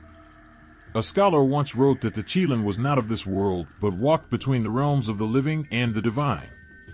It was both a reflection and a guide, showing humanity what it could become if it chose wisdom over ignorance, kindness over cruelty, and balance over chaos. Perhaps that was why its presence was so fleeting, because it was not meant to linger, but to inspire. The forest at night seemed to breathe with the memory of the Qilin. The stars above sparkled brighter, as if they, too, bore witness to something extraordinary. And when dawn broke, the world felt lighter, as though the weight of centuries had lifted. Those who had been lucky enough to glimpse its passing told their children, and their children told theirs, until the story of the Chilan was etched into the very soul of the land. In its hoofprints, flowers would bloom. In its wake, hearts would mend. And in its soundless silence, the world found peace. The wind howled through the abandoned village, carrying with it a chill that seemed to seep into the very bones of the earth. Broken shutters creaked against the windows of empty homes, and a tattered red lantern swung wildly, its faded glow barely holding the darkness at bay. A young boy named Liang stood frozen in the middle of the dirt path, clutching his little sister May's hand. They were the only ones left. Everyone else had fled, driven away by the stories, no, the warnings, about the thing that haunted this place. It had no name, or at least none that anyone dared speak. It moved with the shadows, a formless dread that coiled itself around the heart like icy tendrils. The elders had whispered about red eyes that glowed like embers in the night and a voice that mimicked the cries of loved ones, luring its victims into the dark. Liang and Mei knew the stories well. They had grown up hearing about demons and spirits, creatures born of vengeance, sorrow, or pure malice. Now, standing alone in the dead village, they would come to understand what the stories had never fully conveyed, the weight of true fear. As the first stars appeared in the sky, Mei whispered, "Do you hear that?" Liang held his breath, listening.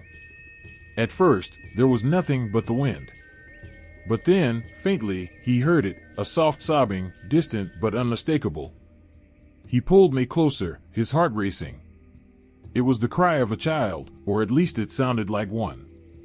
But Liang knew better than to trust what he heard. The old tales had taught him that much. Long ago, his grandmother had told him about the Yaogwai, spirits of animals who had absorbed human bitterness and transformed into vengeful demons. Some could shapeshift into beautiful women or lost children, preying on the kindness of strangers. Others roamed the forests in their monstrous forms, their claws stained with the blood of those who had crossed their paths. Liang shuddered at the memory of her voice, soft and low as she described a merchant who had stopped to help a weeping child on the roadside, only to vanish forever into the trees. The sobbing grew louder, closer, and Mei tugged at Liang's sleeve. "We can't stay here," she said, her voice trembling. Liang nodded, but his feet felt rooted to the ground. Every instinct screamed for him to run, yet he couldn't shake the feeling that running would only draw the thing's attention. Slowly, he pulled Mei toward an old shrine at the edge of the village.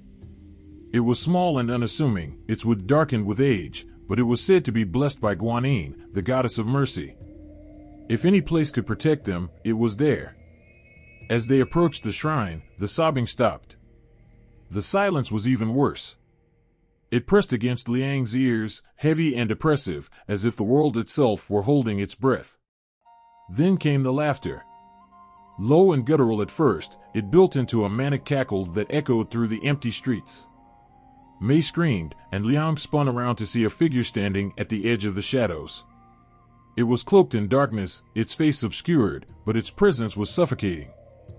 The air grew colder, and Liang could feel his breath fogging in front of him. The figure stepped closer, and the faint light from the shrine revealed its face, or rather, the lack of one. Its features were blurred, shifting like smoke, as if it were trying on different visages. For a moment, it looked like their mother, her kind eyes staring back at them. Then it became their father, his voice calling their names in a broken, rasping tone. Liang's knees buckled, but he held his ground. He couldn't let it take Mei. He remembered another story his grandmother had told him about the Gui, restless spirits of the dead. Some were harmless, lost souls wandering the earth in search of peace. But others were filled with anger, trapped in the world of the living by violent deaths or unfulfilled desires. These Gui could twist themselves into terrifying forms, feeding on fear and despair. The only way to banish them, his grandmother had said, was to show no fear. But how could he remain fearless when his whole body trembled, and his mind screamed for escape? The thing lunged toward them, and Liang did the only thing he could think of. He grabbed the incense sticks from the shrine and lit them with a shaking hand, holding them out like a shield. The flames flickered in the wind, but the creature recoiled, its form flickering like a dying flame. It hissed, a sound like steam escaping from a kettle, and for a moment, Leon thought it would vanish. But then it laughed again, louder this time, and spoke in a voice that sounded like a chorus of whispers. "You cannot fight me, boy. I am born of your fear." Leon clenched his jaw, his grip tightening on the incense sticks. "You're wrong," he said, though his voice wavered. "You're nothing but a shadow." The creature lunged again, but this time, Leon thrust the incense forward, and a brilliant light erupted from the shrine. The figure shrieked, its form twisting and writhing as it was engulfed in the glow. When the light faded, the figure was gone, and the village was silent once more. Leon collapsed to the ground, his breaths coming in ragged gasps, as May clung to him, tears streaming down her face. They didn't know if the creature would return, or if it was truly gone, but as they sat beneath the shrine, they felt a warmth that hadn't been there before, a sense of protection, as if the spirits of their ancestors were watching over them. In that moment, Leon understood why his grandmother had always spoken with such reverence about the unseen forces of the world. The demons and spirits weren't just stories, they were a part of the fabric of life, a reflection of humanity's fears and hopes, its darkness and its light. As the first light of dawn broke over the village, the siblings rose and began their journey to safety. The wind carried the scent of incense, a reminder of the battle they had faced and the courage they had found. And though the village remained empty, its streets haunted by whispers of the past, Leon knew that their story was far from over. The moon hung low in the night sky, its silver glow casting long shadows over the mountain path. A lone traveler, his robe frayed and his face withered, climbed slowly toward the peak. He carried nothing but a bamboo flute tied to his belt and a small, cracked gourd of wine slung over his shoulder. The winds whispered through the trees, carrying a melody so faint it seemed to emerge from the stars themselves. The traveler paused, his eyes narrowing. Someone, or something, was up ahead. As he rounded a bend, he saw them, 8 figures seated around a fire, their laughter echoing through the stillness. At first, they looked like ordinary mortals, dressed in simple robes and sharing stories over cups of steaming tea. But something about them was different. Their presence radiated a strange, magnetic energy, as though the world bent itself around them. The traveler hesitated, unsure whether to approach, but one of the figures, a woman with hair like black silk and eyes as sharp as a hawk's, looked up and waved him over. "Come, friend," she said, her voice warm but commanding. "Share the fire with us. The road ahead is long." The traveler hesitated, but the warmth of the fire and the kindness in her tone melted his apprehension.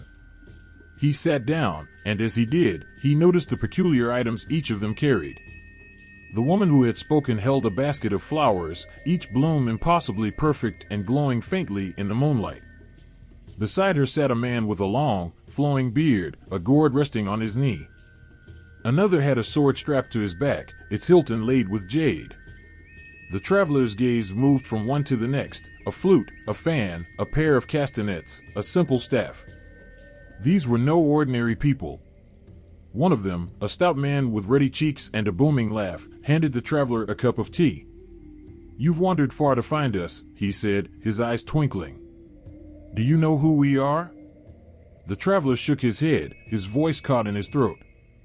The man grinned. "We are the 8 immortals," he said, his tone both playful and reverent. "And tonight, you are fortunate to sit among us." The traveler felt his heart quicken. He had heard their stories as a child, whispered by elders around hearths. They were legendary beings, each touched by the divine in different ways, their lives marked by extraordinary events. Mortals who had transcended their earthly existence, they now wandered the world, each carrying the tools that symbolized their journeys and their powers. The woman with the flower basket, Xiangu, spoke first. "I was but a simple village girl," she said, her voice carrying the weight of memory. "One night, a spirit appeared to me in a dream, offering me a lotus flower. 'Eat this,' it said, 'and you will know no sickness, no pain.' Her fingers brushed the petals of the flowers in her basket. Since that day, I have walked the world, healing those who suffer." Next was Zhongli Quan, the bearded man with the gourd. He leaned back, exhaling a cloud of mist that shimmered in the firelight. I was a soldier once, he said, his tone heavy with regret. I fought in wars, saw kingdoms rise and fall. But one day, as I lay wounded on the battlefield, a divine being appeared and taught me the secrets of alchemy. Now, this gourd carries the elixir of immortality, a gift I share sparingly, only with those whose hearts are pure. One by one, the immortals shared their stories. Lu Dongbin, the swordsman, spoke of his struggles against demons and his quest for enlightenment. Zhang Guolao, the eccentric old man with the staff, described how he rode backward on his donkey, laughing in the face of convention and teaching others to find joy in simplicity. Each tale was more astonishing than the last, filled with moments of triumph and sorrow, of human frailty and divine intervention. The traveler listened, enraptured. He felt their words stirring something deep within him, as if the stories were unlocking a part of his soul he had long forgotten. But then, one of the immortals, a man with a mischievous grin and a pair of castanets in his hands, turned to him. "And you, friend," said Han Xiangzi. "What is your story?" The traveler hesitated. He was no immortal, no hero of legend. He was just a man who had lost his way, searching for meaning in a world that often seemed cruel and indifferent. "I have no story worth telling," he said quietly. Han Xiangzi laughed, his castanets clicking in rhythm. "Nonsense," he said. "Every soul carries a story, even if it hasn't been written yet." The words hung in the air, heavy with truth. The traveler felt his eyes sting with unshed tears. He had spent so long wandering, feeling lost and alone, that he had forgotten the simple beauty of connection, of sharing a fire with others. For the first time in years, he felt a spark of hope. As the night wore on, the immortals shared not only their tales, but also their laughter, their wisdom, and their songs. They spoke of the balance between heaven and earth, the importance of kindness and humility, and the power of perseverance in the face of adversity. Their words were like threads, weaving together a tapestry of meaning that the traveler could feel wrapping around him, warm and comforting. When dawn broke, painting the sky in hues of gold and rose, the traveler found himself alone on the mountain path. The fire had burned down to embers, and the immortals were gone. For a moment, he wondered if it had all been a dream. But then he noticed something lying on the ground beside him, a single lotus flower, its petals as perfect and luminous as the ones he Xianggu had carried. He picked it up, holding it close to his heart. The path ahead was still uncertain, but for the first time in a long time, he felt ready to walk it. The sun blazed relentlessly in the sky, a ball of fire that scorched the earth below. It had been like this for days, for weeks, for as long as anyone could remember. Every inch of the land seemed to be suffocating under the heat, the crops withered, the rivers dried up, and people grew weak and desperate. Yet, there was no relief. For the sky above held not one sun, as it should, but 10. 10 suns. They were not gentle, distant lights in the sky, as the people had known them. No, these suns were fiery, powerful beings, each a blazing sphere of molten energy. They soared across the heavens together, a relentless army of light, their heat pressing down on the earth below like an unyielding hammer. The stories were told in whispers, passed from elder to elder, of a time long ago when the earth had been ruled by a single sun, one that provided warmth, growth, and balance. But now, with the 10 suns burning above, the balance was shattered. The people had no respite from the heat, no escape from the destruction that loomed over them. Crops had withered, forests had turned to ash, and the rivers had dried into cracked earth. The once fertile lands were now barren and uninhabitable. The people cried out, their voices rising to the heavens, but no answer came. Then, from the mountains, a figure appeared. He was tall, his muscles honed from years of training, his eyes burning with determination. He was a man who had spent his life honing a single skill, the art of the bow. His name was Hou-Yi, and he was known far and wide as the greatest archer in the world. Hou-Yi walked with a quiet confidence, his steps firm on the earth as he made his way to the people. They gathered around him, their faces gaunt and desperate. They had heard of his legendary skills, but could he really do what they asked? Could he save them from the terror of the 10 suns? Hou-Yi stood tall before them, his gaze unwavering. I will do what I must, he said, his voice low but certain. I will end this suffering. And so, the great archer prepared for the impossible task ahead. He knew the risks. He knew the challenge was like no other he had ever faced. But he also knew that if he failed, the world as they knew it would be lost forever. Hou-Yi climbed the tallest mountain, where the gods and spirits of the sky gathered. His heart beat faster with every step, but his resolve did not waver. At the summit, where the air grew thin and the winds howled like wolves, he stood before the Jade Emperor, the ruler of all that was celestial. The Jade Emperor looked at Hou-Yi with wise, ancient eyes. You wish to save the world, mortal, he asked, his voice soft yet powerful. You wish to challenge the suns themselves? Hou-Yi nodded. The people suffer. The earth dies. I will not stand idly by. The Jade Emperor studied him for a moment, as though considering his words, weighing the cost of such a decision. Then, he gestured toward the heavens. The 10 suns are the sons of the Heavenly Mother, and each has its own power. To strike them down is not a task for the faint-hearted. You must aim with precision. You must strike not 1, but 9. Hou-Yi's heart surged with the weight of the task before him. He had never known fear, not when facing beasts or enemies, but this was different. The fate of the world rested in his hands. With the bow of 1,000 strings slung across his back and his quiver filled with arrows tipped in divine metal, Hou-Yi ascended the mountain's peak.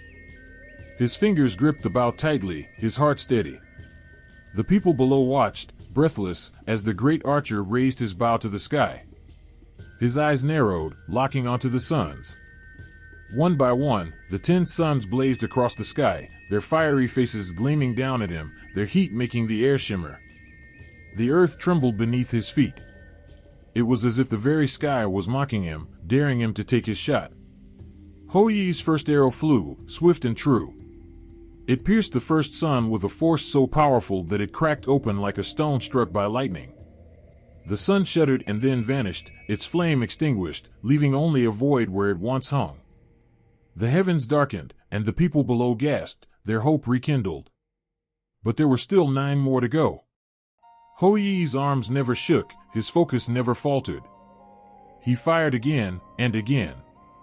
The second sun fell, then the third, and the fourth. With each arrow, the weight of the world seemed to lift. The air began to cool, the earth breathed once more. But the struggle was far from over. The remaining suns grew angry, their light scorching and wild, like beasts enraged by the loss of their kin. The heat intensified, the winds howled, and the very fabric of the sky seemed to tremble. Hou-Yi was pushing beyond his limits now, each arrow fired with every ounce of strength, every breath in his lungs. The 7th sun fell, and then the 8th. But by now, Hou-Yi's strength was waning. His arms trembled, his vision blurred from the strain. The 9th sun hung before him, its rays sharp like daggers, and Hou-Yi knew he had one final chance. If he missed, the world would burn. He took a deep breath, steadying himself. The arrow notched against the string, his focus narrowing. The 9th sun raged before him, its fiery glow an inferno of destruction. And with all his might, Hou-Yi loosed the final arrow. The sun shattered, its light consumed by the darkness. There was silence. The heat was gone. The world exhaled a collective breath. The sky, once blinding and fierce, was now calm. The 9 suns had fallen, and only one remained, hovering in the heavens as it had done before. The earth, which had been on the brink of collapse, slowly began to heal. The rivers ran once more, and the crops began to grow again. But Hou-Yi, the hero who had saved the world, was forever changed. He had done what no mortal could have dreamed of, he had faced the suns themselves and won. But as the people rejoiced, Hou-Yi stood alone, looking at the sky with a sense of solemnity. The battle had been won. But at what cost? For Hou-Yi had not only saved the world, he had sacrificed part of his soul to do it. The sun burned like a cruel beast in the sky, its heat pressing down on the earth. But there was not just one sun, there were 10, hanging in the heavens, each one brighter and fiercer than the last. They blazed in perfect formation, scorching the land, drying the rivers, and turning lush forests into nothing but ash. The people had nothing left. Crops withered in the ground, and the very air itself seemed to crackle with a suffocating heat. And so, in the midst of this hellish landscape, a single man stood, a figure of strength and determination. His name was Hou-Yi. He was no ordinary man. Hou-Yi was the greatest archer the world had ever known, his skill unmatched, his courage unshakable. But even for him, this task was impossible. To challenge the 10 suns themselves, gods of the sky, fierce and untamable, seemed like the height of madness. Yet, he stood there, beneath the oppressive sky, knowing that there was no choice. The people of the earth had prayed for relief, their voices rising to the heavens, but the suns remained unmoved. They had seen the suffering of the land, but nothing changed. They were helpless. It was then that Hou-Yi stepped forward. His resolve was as firm as the mountain beneath his feet. He had heard the whispers of the gods, heard their mockery, their challenge to him, but none of it mattered. He knew that if he did nothing, the world would burn, and everything would be lost. With a bow made from the finest wood and stringed with the strongest fibers, Hou-Yi prepared for what seemed like an impossible task. Each arrow was tipped with the sharpest, most potent metal, forged in the heart of a mountain that had long since been abandoned by men. But it wasn't just the bow or the arrows that made Hou-Yi a legend, it was the heart behind it all. As he climbed the tallest mountain, where the wind howled like a wild animal, the gods themselves watched from their thrones in the sky. And before him stood the Jade Emperor, who had watched over the heavens and the earth since time immemorial. His eyes, ancient and wise, steadied Hou-Yi. "Do you know what you ask?" the Jade Emperor asked, his voice a low rumble, like thunder before a storm. Hou-Yi bowed his head, his grip tight on his bow. "I know," he said simply. "I will do what must be done." The Jade Emperor gazed at him for a long moment, and in that silence, it felt as if the whole world hung in the balance. Then, without a word, he waved his hand. The sky trembled, and Hou-Yi was granted what he needed, his path to save the world. Hou-Yi climbed higher, the clouds swirling around him as he stood on the mountain's peak. His heart pounded in his chest. The 10 suns were no longer distant or divine, they were his enemy. The heavens above were no longer a safe place, but a place of destruction. The suns blazed brighter and fiercer, their heat unbearable. Yet, Hou-Yi, the great archer, was undeterred. The first sun in the sky glared at him, a burning eye of fury. He knocked his first arrow and took aim. His breath was steady. His hands were firm. His mind was clear. In one swift motion, Hou-Yi let the arrow fly. It soared through the air like a whisper of wind before striking the first sun. The heavens seemed to shudder as the sun cracked apart, its flame vanishing into the blackness. For a moment, there was stillness. The people below looked up in awe as the first sun fell from the sky. The heat immediately began to lessen, and the land sighed with relief. But Hou-Yi knew that he could not stop yet. 9 more suns remained, each one more powerful than the last. One by one, Hou-Yi fired his arrows, his arms aching with the effort. His body moved on instinct, as if guided by some ancient force. The second sun fell, and then the third. With each sun that was struck, the land grew cooler, and the people below began to dare hope. Yet, as Hou-Yi drew back his bow again, he could feel the weight of the heavens pressing down on him. The final suns would be the hardest. He could feel their anger. They were not about to let him take them down so easily. The suns had begun to fight back. Their heat grew more intense, their light more blinding. They moved erratically, like wild animals, trying to escape the wrath of the archer. The sky trembled with their fury. The air crackled with energy. Hou-Yi's fingers were sore, his arms exhausted, but his resolve never wavered. He fired the 4th arrow, and the sun shattered, falling into the endless night. The sky darkened further, but the work was far from over. The 5th and 6th suns were even more furious. They retaliated with a fiery roar, lighting up the heavens with their incandescent rage. Each arrow Hou-Yi shot seemed to weaken him, his body trembling with the strain. His legs buckled slightly under the weight of the task. But still, he pressed on, determination written on his face. The seventh sun fell, and then the eighth, until only 2 suns remained. Hou-Yi's vision blurred, his breath ragged. But he had come this far. He could not fail now. The final suns, their light a burning nightmare in the sky, hovered above him like 2 great beasts of flame. He took aim. His body felt as if it was made of stone. His fingers, worn raw, gripped the bow. His heart pounded in his chest, a fierce drumbeat against the silence of the mountains. With a single, final pull of the string, the arrow flew. The world held its breath. The last sun shattered, its fiery heart disintegrating into the void, leaving nothing but a peaceful sky behind it. And then, as suddenly as it had come, the burning heat was gone. The 10 suns were no more.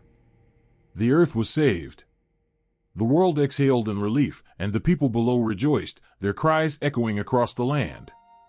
But up on the mountain, Hou-Yi stood alone, looking at the empty sky. The sun, the one that remained, hung there, quiet and calm. He had saved them. But at what cost? His body was broken, his strength spent. The great archer, who had defied the heavens, now stood in the stillness of victory, his heart heavy with the price of his triumph. In the quiet of the night, when the world sleeps and the stars shimmer softly in the sky, there's one light that stands out above all others, the moon. It is not just a celestial body but a symbol, a beacon of longing, beauty, and a timeless tale of love and sacrifice. That light, pale and constant, is said to be the home of Chang'e, the moon goddess. Long ago, in a world of mortals and immortals, there lived a woman named Chang'e. She was not born divine, but she was as beautiful as the dawn, with a spirit as radiant as the sun. Her beauty was matched only by her kindness, and the hearts of all who met her were drawn to her like moths to a flame. Yet, her beauty was not the reason she would come to be remembered in legend. Her story, entwined with sacrifice and love, would echo through the ages. Chang'e was married to Hou-Yi, the legendary archer who had once saved the earth from the 10 suns that scorched the world with their unbearable heat. After his great triumph, the Jade Emperor had gifted Hou-Yi with the elixir of immortality, a potion that would grant eternal life. But it came with a price. Once consumed, he would never be able to die. It was a blessing that could not be undone. Hou-Yi, burdened by the knowledge that immortality would make him eternal while his beloved wife would grow old and fade away, made a decision. He kept the elixir safe, hidden away, not drinking it but keeping it for a day when he and Chang'e could share its gift. Together, they would live forever, bound by love and the eternity of the stars. But as time went on, temptation whispered. Hou-Yi's fame spread far and wide, and with it came envy and desire. Some saw the elixir as a treasure to be seized, not something to be shared. One fateful day, when Hou-Yi was away on a journey, a trusted apprentice, driven by greed, broke into Hou-Yi's home and sought the elixir. But Chang'e, knowing the dangerous consequences, refused to give it up. In the struggle that followed, the precious vial of immortality was broken, spilling its contents. Desperate, the apprentice tried to force Chang'e into giving up the elixir, but she made a choice. With the speed of a falling star, Chang'e drank the last of the potion, knowing that it would change everything. She felt her body grow light, her soul freed from the bonds of mortality. But with immortality came separation. As the potion took hold, her body lifted off the earth, and in an instant, she was drawn to the moon, forever banished from the world of men, where she had once lived. Her heart, torn between the love she had for her husband and the fate that now bound her, cried out for Hou-Yi. From the moon, Chang'e could see the earth below, the very place she had once walked, laughing and dancing under the same sun that now burned so brightly. But now she was alone. And yet, even in her loneliness, the moon became a place of quiet beauty. The silver light that bathed the earth every night was no longer just the glow of the stars, it was the glow of Chang'e's heart, her spirit reaching out to the world she had left behind. Meanwhile, Hou-Yi returned to find his wife gone. The grief that tore through him was unbearable, more agonizing than any wound he had suffered before. He searched the skies, called out to the stars, but she was nowhere to be found. Only when he climbed to the highest mountain did he see her, the pale, bright moon, a light that seemed to shimmer with the sadness of their parting. His heart broke at the sight, and in his sorrow, he understood. Chang'e had chosen immortality, and in doing so, she had been taken away from him forever. But his love for her remained, burning as fiercely as it had when they had been together. In his grief, he did what he could to honor her memory. On the 15th day of the 8th month, he and the people of the earth would gather beneath the moon, offering up sacrifices and prayers, mooncakes, fruits, and incense, hoping to catch a glimpse of the goddess in her lunar home. The Mid-Autumn Festival was born of that longing. The people, filled with hope, would look up at the moon, whispering her name. They believed that, on this night, the moon would be at its brightest, and perhaps, just perhaps, they might catch a fleeting glimpse of Chang'e's graceful form, moving through the silver light. The full moon, so luminous and round, became the symbol of her beauty, a reminder of the sacrifice she made in the name of love. Chang'e, alone in her moonlit exile, did not forget Hou-yi. In her new home, she gazed down at the earth, watching him, her heart aching. Each time the moon waxed and waned, she remembered their life together, his touch, his smile, the warmth of their shared dreams. And though she was far from him, she remained connected to him in ways that words could not explain. But immortality is a curse as much as it is a blessing, and Chang'e knew that her eternity would be filled with longing. She would never be able to feel Hou-yi's touch again, never hear his voice, never walk beside him again. And yet, she also understood the nature of her sacrifice. In her heart, she knew that love, pure and unwavering, could transcend time and space. Even though they could no longer be together in the flesh, their love would live on in the stories that the people would tell, and the offerings made beneath the bright, watchful moon. And yet, amid this chaos, there was one man who refused to let the flood claim everything. His name was Yu, a king, but not one who lived in the comfort of a palace.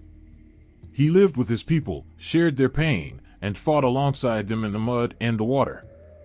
He had seen his people lose everything, homes, food, loved ones, and still, he stood strong.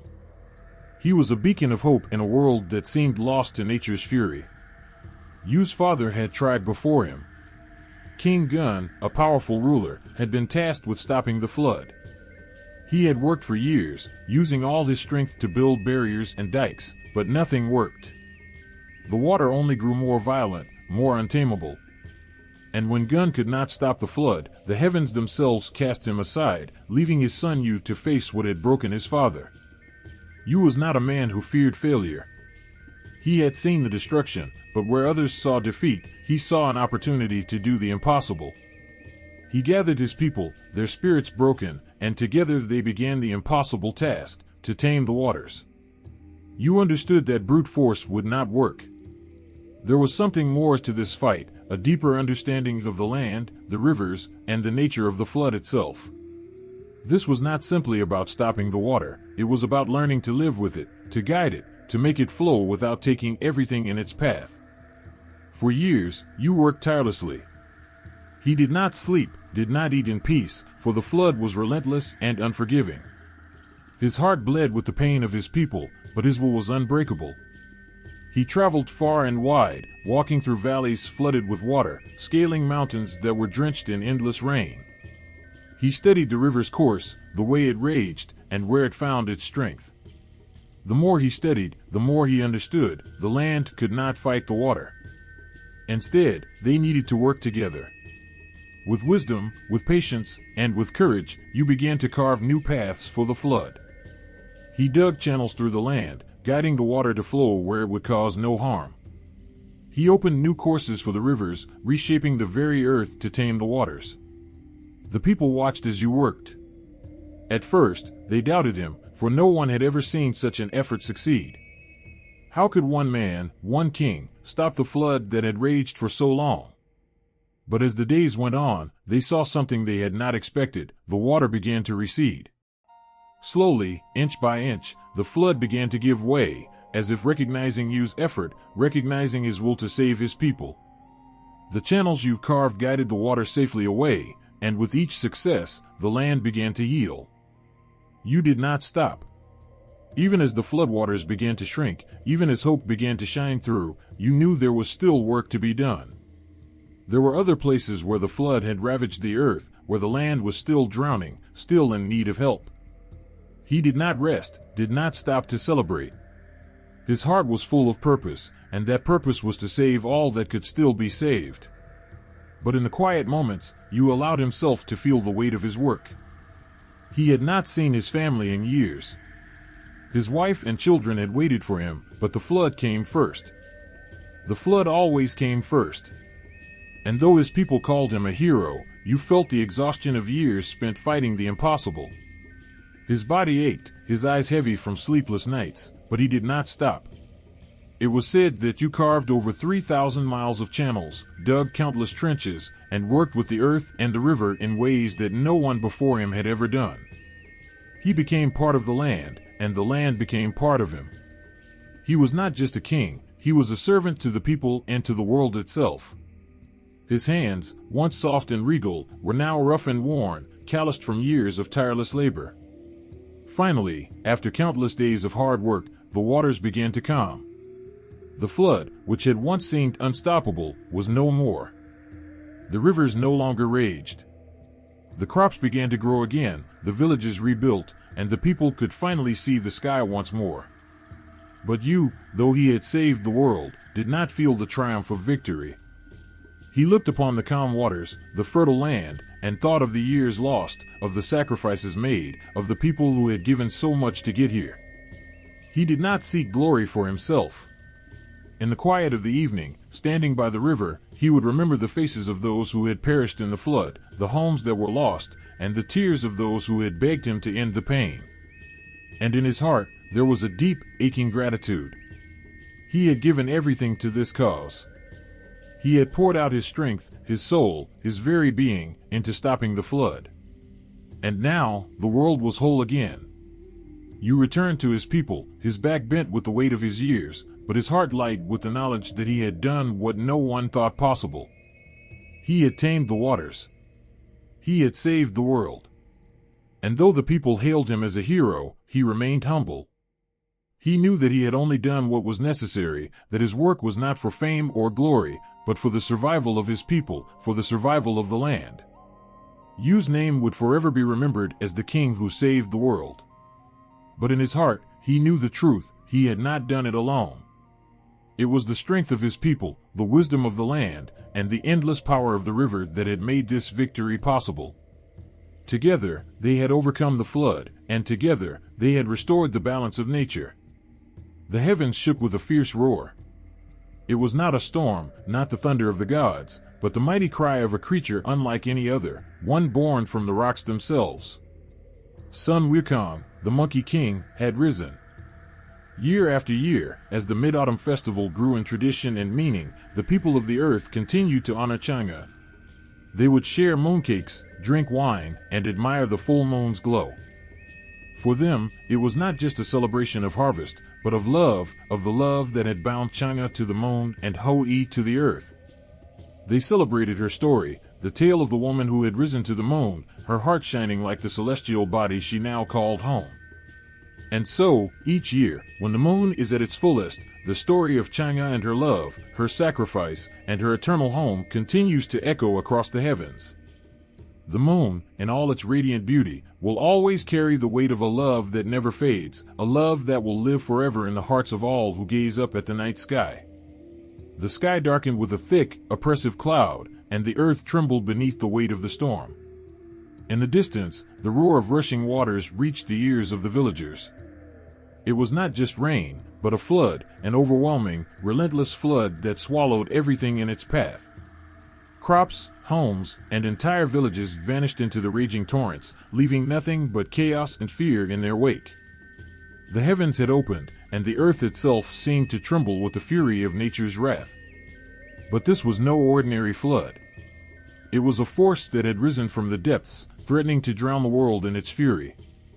The people watched helplessly as the waters spread, and in their hearts, they feared that nothing could stop it. But there was one man who refused to give up hope. His name was Yu, a king and a man of great courage. He had seen the destruction firsthand, had felt the grief of his people as they lost their homes, their families, their lives. But Yu was not one to be defeated by the power of nature. He stood tall, looking at the rising waters with a fire in his eyes, knowing that only he could stop the madness. His father, the legendary leader Gun, had failed. He had been given the task of controlling the floodwaters, of finding a way to stop the rains that had fallen for so long. But his attempts had been futile. Gun had tried to hold back the waters with dams and barriers, but the flood had only grown stronger. It was then that he had disappeared, leaving his son Yu to carry on the mission. Yu, though young, did not let the failure of his father dissuade him. He knew that his destiny was tied to the flood, and that if he did not succeed, the entire world would be lost. Yu did not sit idly by or wait for the heavens to stop their rage. Instead, he traveled far and wide, venturing into the most perilous places where the waters were fiercest. Where the rivers roared and the mountains had split, where trees had been uprooted and the land had been swallowed whole, Yu ventured forth. His eyes never left the horizon, his heart never faltering in the face of the disaster. As the floodwaters rose, Yu knew that brute force would not be enough. He had to tame the water, guide it, make it flow in ways that would not destroy. With every step, he learned from the land and the rivers. He studied how the water flowed, how it crested and receded, and how the land could be shaped to channel it. With each passing day, he gathered knowledge, using his wisdom to create a plan not of dams or barriers, but one that would allow the flood to flow in such a way that it would no longer threaten the people. For years, Yu worked tirelessly. His hands were calloused and raw from the labor, his body weary and strained, yet his resolve remained unbroken. He carved channels into the earth, created paths for the water to follow, and dug trenches where the flood could flow safely. He worked in the swamps, the mountains, and the valleys, shaping the landscape to his will. It was not easy. There were moments when the floodwaters seemed to rise again, threatening to undo all that he had done. But Yu did not stop. He knew that this was not just a test of his strength, but of his will. One day, as Yu stood on the banks of a once swollen river, he watched the water retreat, just as he had planned. The flood was receding, and for the first time in years, the land seemed still. The crops began to grow again, the homes were rebuilt, and the people, who had once feared for their lives, now breathed a sigh of relief. Yu had done what no one had thought possible. He had tamed the floodwaters, bringing order to chaos. But the victory came at a cost. Yu, exhausted from his efforts, had not seen his family for years. His wife and children had waited for him, but he had been so consumed by the task that he had barely noticed the passing of time. The years of hardship had taken their toll, and Yu was no longer the man who had once set out with youthful hope. His hair had turned gray, his face lined with the years of struggle. But despite the toll, there was a quiet satisfaction in his heart. He had done it. The flood was no more. Yu returned to his people, a hero. They greeted him with cheers and gratitude, calling him the man who saved the world. His fame spread far and wide, and his name became known across the land. But despite the adoration, Yu remained humble. He knew that the battle he had fought was not his alone, that it was the work of everyone, his people, the land, the rivers, that had made his victory possible. Yet, in the quiet moments, when the world seemed still, Yu would often stand by the riverbank and think of the flood. He would remember the way it had once raged, unstoppable, unrelenting. And though the waters were tamed now, he knew that they would always be a reminder of the delicate balance between nature and man. The flood had not been destroyed. It had simply been guided, redirected, tamed. Yu had learned to respect the power of the waters, and in doing so, he had earned the respect of the world. The flood, in all its fury, had tested the limits of what was possible. But Yu had met it with courage and wisdom, knowing that sometimes the greatest strength lies not in fighting against nature, but in understanding it. As the waters finally calmed, and the land began to heal, Yu could look at his people and know that he had done more than save them, he had given them hope. The world had been forever changed by the man who tamed the flood. And in the hearts of the people, his name would never be forgotten. The earth trembled as the water rose higher and higher, swallowing whole villages, fields, and even mountains. The sky, dark and heavy, seemed to stretch forever as torrents of rain pounded down relentlessly. For years, it had been this way, an endless flood that drowned all in its path. No one could escape. No one could hide. From the moment he came into being, his strength was evident. His small form, perched atop the mountain, was filled with untapped power. But it wasn't enough for him. He yearned for more. The world below had its limits, and so did the heavens above. He sought to conquer them both. No mountain was too high, no challenge too great for the Monkey King. And when he gazed up at the realm of the immortals, he saw not admiration but disdain. They were gods, and he was a mere monkey. But in his heart burned an ambition so fierce that it consumed him. He would prove them wrong. He would rise above them all. And so, he set his sights on something no mortal had ever dared to touch: immortality. At first, it seemed like a dream that could never come true. The gods were powerful, far beyond the reach of a mere monkey, weren't they? But Wukong's will was like iron, unbending. He studied the secrets of the heavens, learned their magic, and bent their laws to his own will. With every spell, every trick, he grew stronger, his power soaring higher than anyone could have imagined. And then, the day came when he demanded the title of Great Sage, equal to heaven. How foolish of the gods to ignore him, to dismiss him as insignificant. But this was a fight that no one, not even the gods themselves, could have prepared for. His rebellion started with the gods above, but it soon spread across the heavens. He wreaked havoc, causing chaos and fear, defying every order. Wukong's powers grew so vast that even the mighty Jade Emperor trembled. Every step he took, every move he made was a challenge to their very authority. He defeated celestial armies, captured the gods themselves, and laughed in the face of the divine. He had conquered it all, everything except the very thing he sought: respect. But power alone couldn't fill the emptiness inside him. The heavens had been conquered, yet the Monkey King still felt the weight of something missing. There was no peace in his heart, no joy in his victory. He thought he had everything, but instead, he had lost everything that truly mattered: the sense of belonging, the purpose that he had once yearned for. Then came the punishment. The gods, tired of Wukong's rebelliousness, brought him low. They captured him, bound him, and placed him beneath a mountain, trapped in a prison of his own making. The very earth pressed down on him, and for 500 years, he lay there, silent and broken. The laughter had stopped. The ambition had turned to dust. In the stillness of his captivity, Wukong had time to reflect. And what did he find? That all he had once craved, power, immortality, revenge, had led him nowhere but to solitude. 500 years. A lifetime lost. The Monkey King thought back to when he was free, to the times when the world seemed full of endless possibilities. Had it all been worth it? It wasn't until a simple monk, a man of humble heart and unyielding faith, came to the mountain that everything changed. This monk, Tripitaka, saw not a demon or a rebel, but a soul lost and in need of redemption. He came to Wukong not with chains, but with compassion, not with anger, but with understanding. Tripitaka saw in Wukong something that the gods had missed: a chance for change.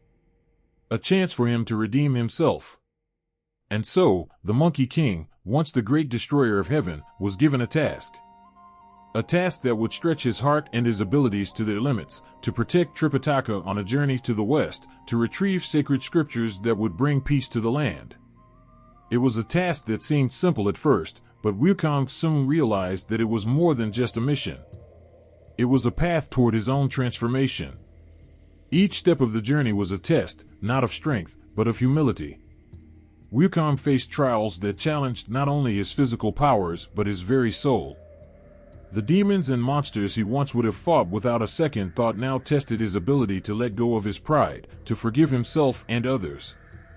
The more he fought, the more he began to understand that true strength wasn't in destruction, but in compassion, in the ability to protect, to nurture, and to serve.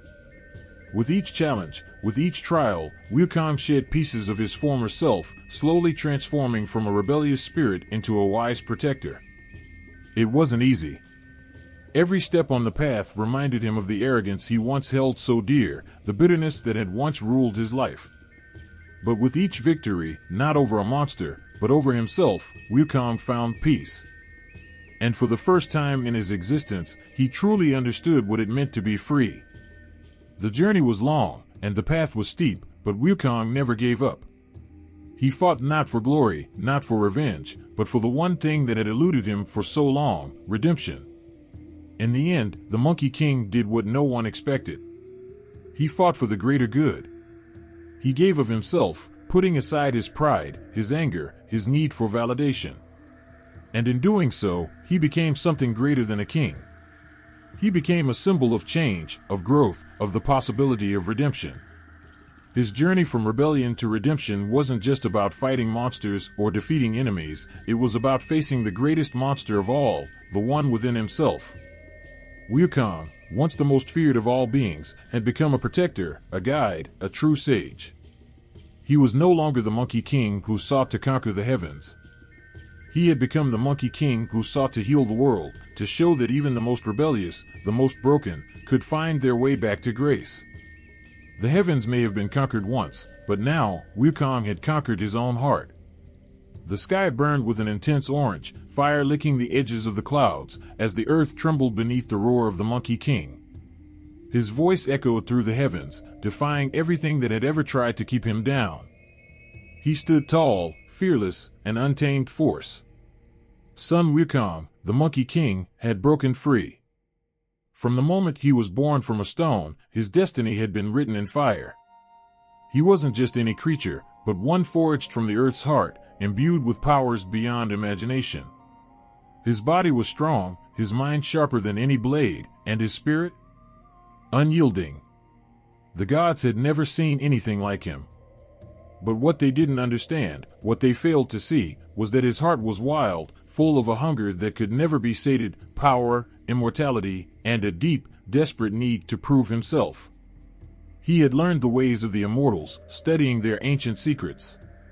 He had become invincible, a force that could not be matched. But there was one thing that still haunted him, the heavens. They looked down upon him, as if he was nothing more than a mischievous creature. The gods laughed at him, dismissed him. They did not understand his worth, and that was unforgivable. And so, Wukong decided to take what was rightfully his. He declared himself the great sage, equal to heaven, demanding respect from those who had once scorned him. But the gods, amused by his arrogance, underestimated his wrath. He wreaked havoc in their courts, defied their orders, and laughed in the face of their power. The heavens that had once seemed so far above him, now cowered before his might. He captured celestial beings, defeated armies, and, in his heart, he knew he had won. But victory tasted bitter. What did it matter if he had all the power in the world, if there was no one left to share it with? He had broken the heavens, but he was still alone. The gods, enraged by his rebellion, knew they had to act. They could not let the Monkey King continue unchecked. They devised a punishment so severe that no one would dare defy them again. They captured him, bound him in chains, and imprisoned him beneath the Five Elements Mountain, a place so remote and isolated that not even the most powerful immortals could reach him.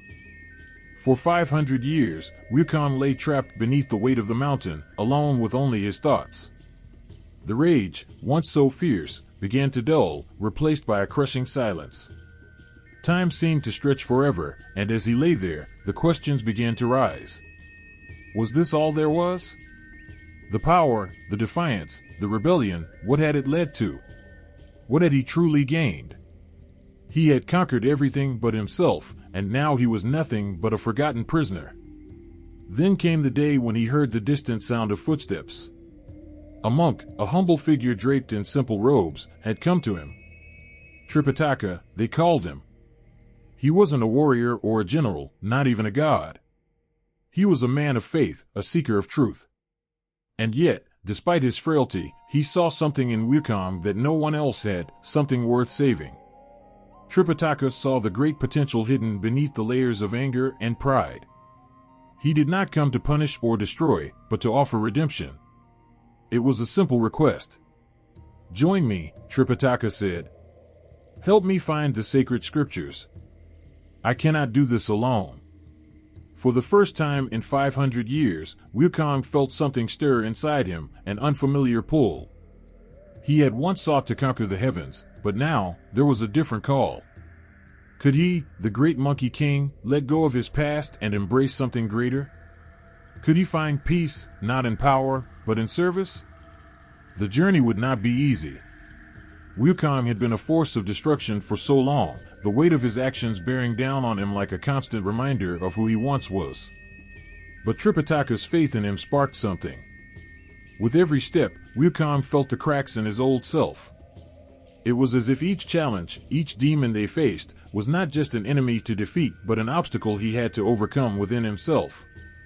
The demons, at first, seemed easy to defeat. Wukong's strength was unmatched, and no creature could stand against him. But it wasn't just the demons he needed to battle.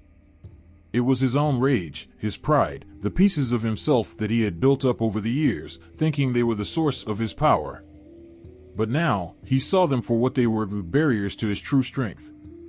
The journey tested him in ways he never imagined. With every fight, with every struggle, he had to learn humility. He had to learn to trust, not just in his power, but in the wisdom of others. And, as the journey went on, Wukong began to change. He wasn't the same Monkey King who had once defied the heavens. He was becoming someone new, someone who understood that true power wasn't in conquering others, but in conquering oneself. Along the way, there were moments of doubt. Wukong would slip back into old habits, tempted by the power that had once defined him. But each time, Tripitaka was there, a steady presence, reminding him that redemption wasn't a destination, but a path, one that he could walk, if only he was willing to let go of the pride that had once consumed him. And then, at the end of the long journey, when the scriptures were finally in hand, when the heavens themselves had been crossed, Wukong looked back at everything he had accomplished. He had faced the demons of the world, but more importantly, he had faced the demons within himself. He was no longer the Monkey King who sought to break the heavens. He was now a protector, a guide, a wise figure who had earned the right to be called a true sage. The journey had transformed him, not just from a rebel to a servant, but from a being lost in his own pride to one who had found peace. He was no longer seeking to prove his worth to the heavens. He had found his worth in the act of service, in redemption, and in the quiet strength that comes from understanding oneself. The Monkey King had not just saved the world. He had saved himself. In the heat of battle, a blood-red sky stretched across the horizon, the air thick with smoke and the cries of warriors clashing in the distance. At the center of it all stood a man whose very presence seemed to turn the tide of war. His name was Guan Yu, and his figure, towering, resolute, and fierce, was a symbol of the unyielding spirit of a warrior. His eyes, sharp and focused, reflected the fire in his heart, the fire of loyalty, honor, and strength that defined him. Guan Yu was no mere soldier. He had been a man of humble beginnings, a farmer, a man who lived a simple life under the shade of an ordinary tree. Yet, in his chest beat the heart of a hero. From the moment he picked up his spear, his destiny seemed set in the stars. He would rise from the dust of battlefields, carving his name into the annals of history as one of the greatest warriors to ever live. He fought not for wealth or fame, but for loyalty to his brother, Liu Bei. Their bond, forged in the fires of friendship, ran deeper than the blood in their veins. Guan Yu was a man who held his word above all, whose loyalty could not be bought, and whose honor could never be swayed. It was this fierce dedication to his cause, his unbreakable sense of righteousness, that propelled him to greatness. With every swing of his sword, with every clash of steel, he fought not just for victory, but for justice. On the battlefield, his name became a whisper of fear, a name that struck terror in the hearts of those who dared oppose him. His legendary prowess with the green dragon crescent blade became the stuff of legend, a weapon that seemed to hum with the very essence of his strength. But even the greatest heroes are tested. There came a time when the battle was no longer just for survival, but for the soul of an empire. Guan Yu's loyalty to Liu Bei was unwavering, but in the depths of war, he found himself facing challenges that would shake even the most stalwart of men.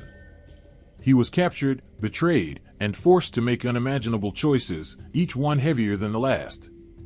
Yet, no matter how dire the circumstances, Guan Yu never wavered. It was this unshakable resolve, this heart that could not be broken, that set him apart. His loyalty to his brother, to his cause, and to his ideals became his guiding light. Even when the weight of the world seemed to press down on him, when the enemies surrounded him on all sides, Guan Yu stood tall. He was not just fighting for a kingdom or a cause. He was fighting for something greater, his very soul. When the final battle came, when death stood before him like a shadow, Guan Yu did not flinch. His death was not a defeat, but a testament to his unwavering spirit. He died as he had lived, honorable, resolute, and without regret. His soul, pure and unbroken, ascended beyond the mortal realm. His loyalty and courage were so undeniable that the heavens themselves took notice. In the days that followed, stories of Guan Yu spread far and wide, his deeds immortalized in the hearts of all who heard them. People spoke of his unbreakable honor, his unmatched strength, and his unshakable loyalty. But what truly set him apart was not his swordsmanship or his victories, it was his unwavering sense of righteousness. He was a man who, in life and death, held fast to what he believed was right. And so, as his name passed from mortal lips to the heavens themselves, Guan Yu's story did not end. For in the celestial realm, where the spirits of great warriors reside, his legacy was too powerful to be contained. His loyalty, his courage, and his strength transcended the mortal world. He was no longer just a hero of men, he had become a god, a martial god, revered by all. His image was enshrined in temples, his likeness carved into statues that stood tall, watching over the land he once defended. Guan Yu became more than just a symbol of a warrior's strength. He became a protector, a guardian of righteousness, a deity whose very name struck fear into the hearts of the wicked. His power was no longer bound by flesh and bone, but stretched across the heavens themselves. To call upon his name was to invoke the power of justice, the strength of loyalty, and the unbreakable will of a man who had transcended mortality. But even in the heights of divinity, Guan Yu never forgot the man he had been. He never forgot his brother, Liu Bei, and the bond they had shared. He never forgot the battles fought, the blood spilled, or the promises made. In his heart, he remained the same, loyal, righteous, and unyielding. His divine form, though surrounded by celestial power, was grounded in the simple, steadfast ideals that had made him great. And so, as the years passed, as dynasties rose and fell, Guan Yu remained a constant. His name was invoked in prayers, his image displayed in every corner of the land. He was more than a god, he was a symbol of all that was good, all that was just, and all that was honorable. His transformation from mortal hero to martial god was not just a story of power, it was a story of loyalty, courage, and the eternal fight for what is right. Even in the face of death, even as time marched on and the world changed around him, Guan Yu's legacy endured. He was a man who had never backed down from a fight, a man whose loyalty was as unbreakable as the mountains themselves. And now, as a god, he stood as a protector of all that was good, a reminder that even in the darkest of times, honor and justice would always find a way to shine through. The sky had long since cleared, the battle cries fading into the wind, but the memory of Guan Yu, the martial god, lingered on. His sword was still raised, his eyes still fierce, and his heart, as steadfast as ever, continued to beat in the hearts of all who remembered him. The world may have changed, but the spirit of Guan Yu, the warrior who had risen from the mortal realm to become a god, would never be forgotten. High above the mortal world, beyond the reach of clouds and mountains, a great palace stood amidst the stars. The air here was different, cooler, softer, filled with an eternal sense of calm and purpose. This was the heavenly court, a place where the will of the heavens was carried out, a realm of order and structure, where every celestial being had a role, a task, and a place. The palace shimmered with golden light, and within its walls, the sound of divine decrees echoed like a distant thunderclap. At the heart of the heavenly court sat the Jade Emperor, his face serene but commanding, a being whose wisdom stretched back to the beginning of time itself. He was the ruler of the heavens, the leader of all celestial beings, and the final authority on the laws that governed both heaven and earth. His throne was made of jade, and the air around him hummed with power. His gaze, though kind, was sharp, a reminder that in the heavenly court, order was maintained by an unbreakable chain of command. The Jade Emperor was not alone. Around him, arranged in a perfect circle, sat the gods and immortals who held the reins of the universe in their hands. Each one had a task, a domain, and a responsibility to uphold. There were those who governed the sun and moon, others who watched over the winds, and still others who ensured that the rivers and mountains remained in their place.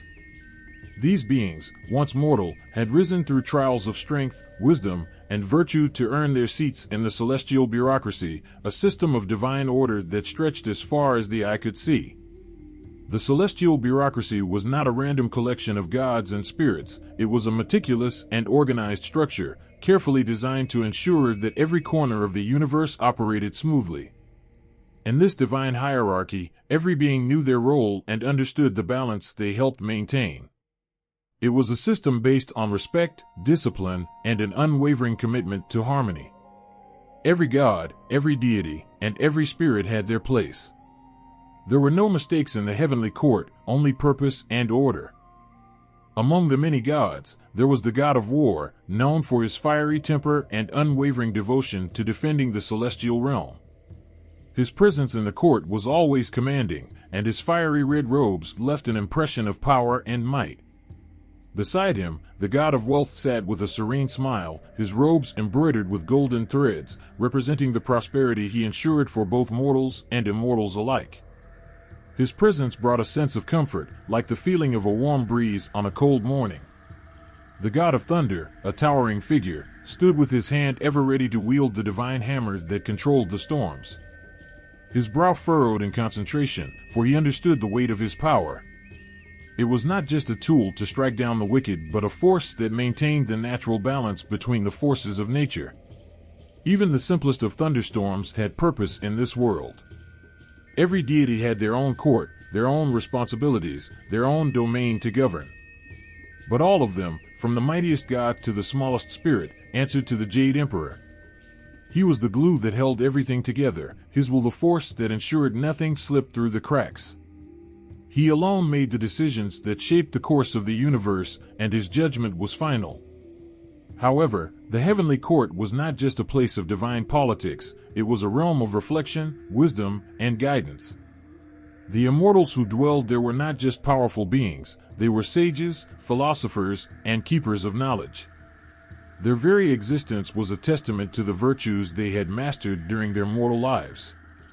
These beings were the embodiment of ideals like loyalty, wisdom, bravery, and compassion. To be in their presence was to feel the weight of their wisdom and the depth of their understanding of the world. In one corner of the heavenly court, a small gathering of gods discussed the fate of humanity. Their faces, peaceful but somber, showed no sign of the emotions that stirred within their hearts. They spoke not of their own glory or power, but of the suffering of mortals, the struggles they faced, and the choices they made. These gods were not distant and detached, they were invested in the mortal world. Their duty was to guide, to help, and sometimes, when the balance of the world was threatened, to intervene.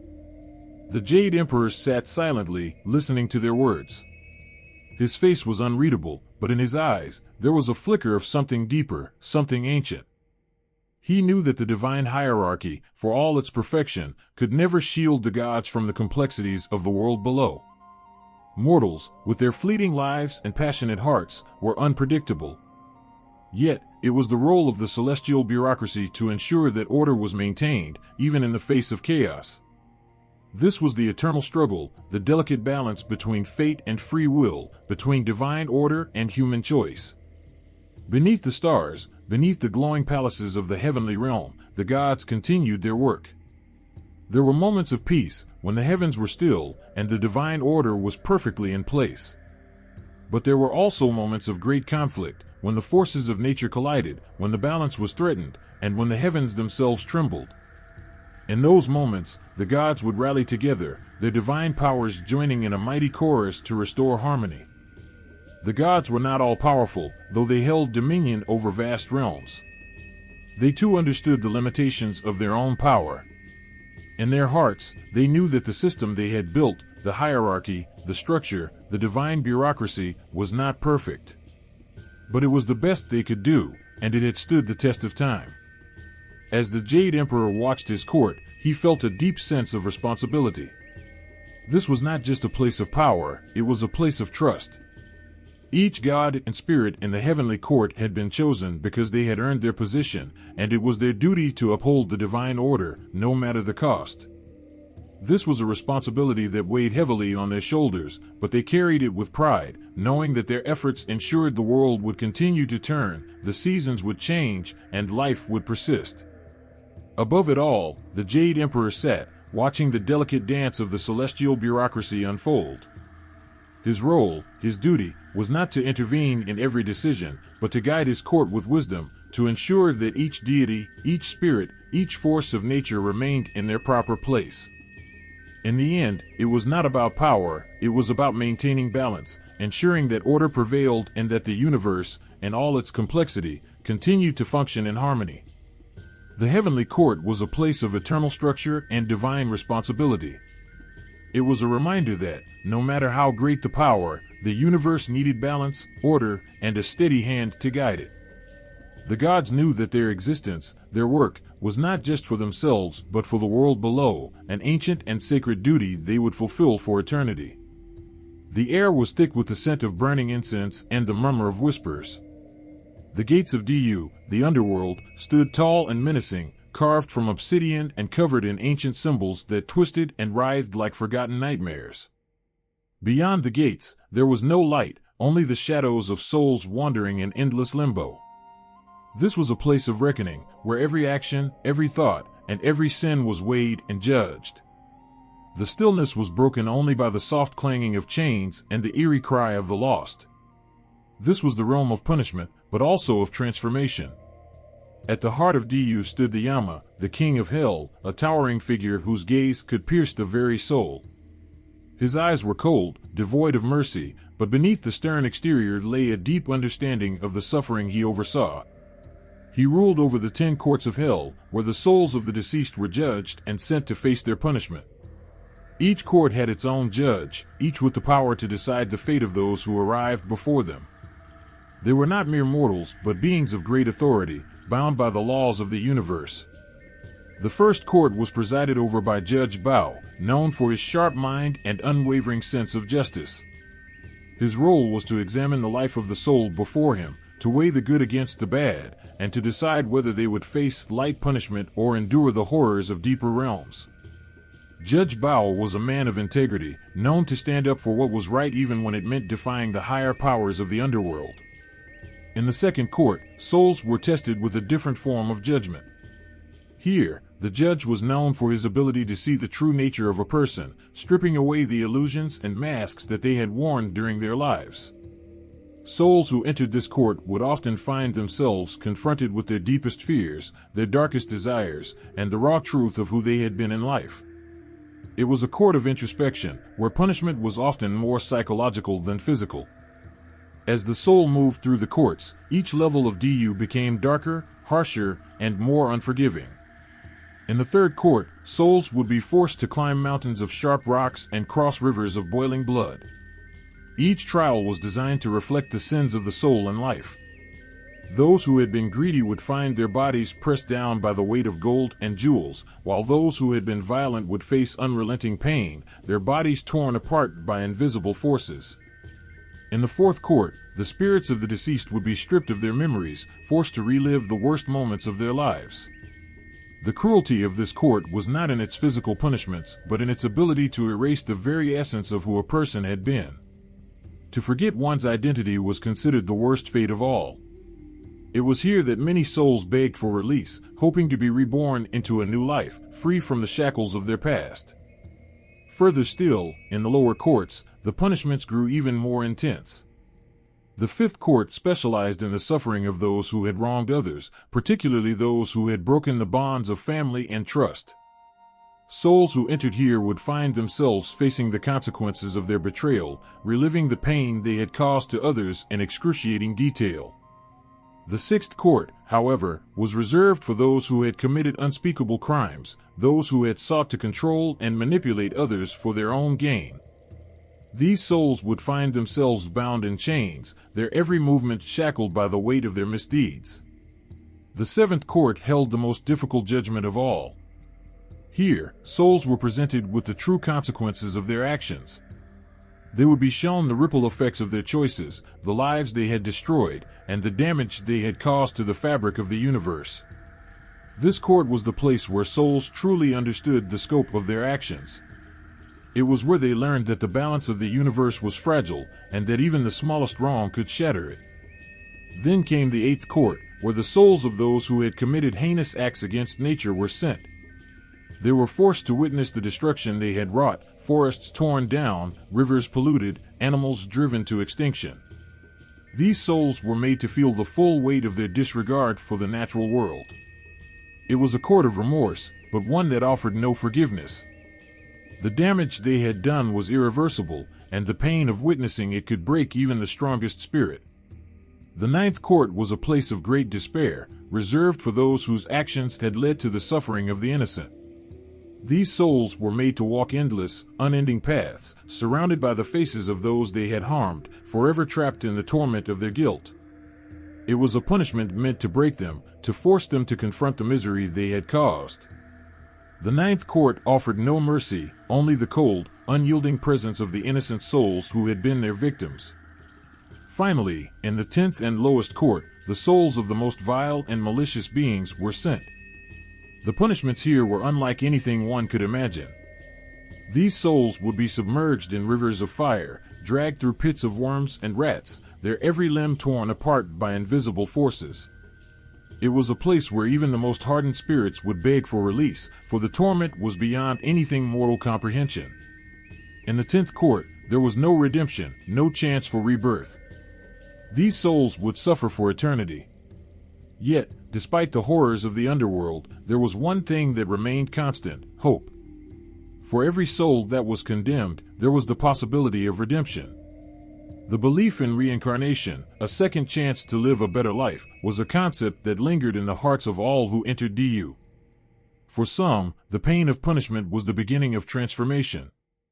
It was said that the suffering a soul endured in the underworld could cleanse them of their past wrongs, preparing them for rebirth. In time, many would emerge from the underworld, their past sins washed away, their spirits renewed. The king of hell, Yama, knew this better than anyone. He was not a tyrant, but a keeper of the balance. His role was to ensure that justice was served, but also to offer redemption to those who truly sought it. He understood that without the pain of punishment, there could be no healing. But he also knew that without the possibility of rebirth, there could be no hope. It was this balance, between judgment and mercy, between suffering and redemption, that kept the underworld in check. And so, as the souls of the dead passed through the 10 courts of hell, they learned the lessons of their lives. Some would leave with the weight of their sins forever etched into their spirits, while others would emerge reborn, ready to face a new life. The underworld was a place of both justice and mercy, where the cycles of life and death were never truly broken, but constantly renewed. Far beyond the reach of ordinary men, beyond the deserts and oceans, far past the great rivers and the cities of the living, there stood a mountain so tall, so ancient, that the very air around it shimmered with the weight of divine power. This was Mount Kunlun. It was not just a mountain, it was the heart of the world, the very center of existence itself, where heaven and earth kissed. The peak of Kunlun pierced the sky like the tip of a sword thrust through the heavens. Clouds clung to its sides like a veil, hiding the mysteries within.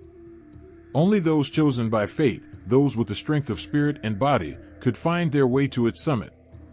It was said that to stand at the top of Kunlun was to stand at the crossroads of the universe, where gods and immortals walked in their own ethereal forms, leaving behind whispers of wisdom carried by the wind. Legends told of the great sages who lived there, wise beings who knew the secrets of the universe, and of the gods who made their homes among the clouds. At Kunlun's peak, the immortals held court, where time itself seemed to pause, and the boundaries between the mortal world and the divine dissolved. Mount Kunlun was not just a physical place, it was a symbol, the Axis Mundi, the center of all things. The mountain slopes were wrapped in mists, as if the very air was steeped in magic, holding the spirits of the world together. Paths twisted and turned, leading nowhere, only to circle back on themselves, until the seeker gave up, overcome by the mountain's unyielding power. The land itself was a strange and otherworldly place, forests of jade trees, streams that flowed backward, and animals with shining, otherworldly eyes. Flowers that bloomed once every 1,000 years stood tall amidst the grass, their petals delicate as porcelain. The beauty was unreal, yet deeply profound, as if every rock, every blade of grass, and every drop of water on Kunlun was touched by the divine. At its peak, there were great palaces made of crystal and gold, built by hands that were not of mortal origin. These were the homes of the immortals, those who had transcended the bounds of human life and were granted eternal grace. The palaces stood as eternal symbols of divine rule, reflecting the glory of heaven itself. In the distance, the sound of chimes could sometimes be heard, carried on the breeze, like the music of the gods. It was said that the spirits of the earth gathered at Kunlun, offering prayers, seeking guidance, and gaining strength. The mountain was where the first kings and sages had meditated, receiving wisdom that would change the fate of entire nations. Those who had journeyed there, risking everything, spoke of the profound stillness they felt upon reaching the top. It was as if, for a fleeting moment, they had touched the eternal and felt the pulse of all creation and the beating of their own hearts. But not all who sought Kunlun's peak succeeded. Many, driven by ambition, desire, or thirst for immortality, had failed, lost forever in the winding paths, or cast into the abyss below. It was said that some who ventured up the mountain were consumed by their own greed, their hearts too heavy to pass through the veil that separated mortal life from the divine. Kunlun was not a place for the faint-hearted or those seeking to claim its secrets for themselves. One such soul was a man named Fushi, who had once been a king, a ruler of lands. He had heard of Kunlun's power and its connection to the gods, and his heart burned with the desire to possess the mountain's gifts.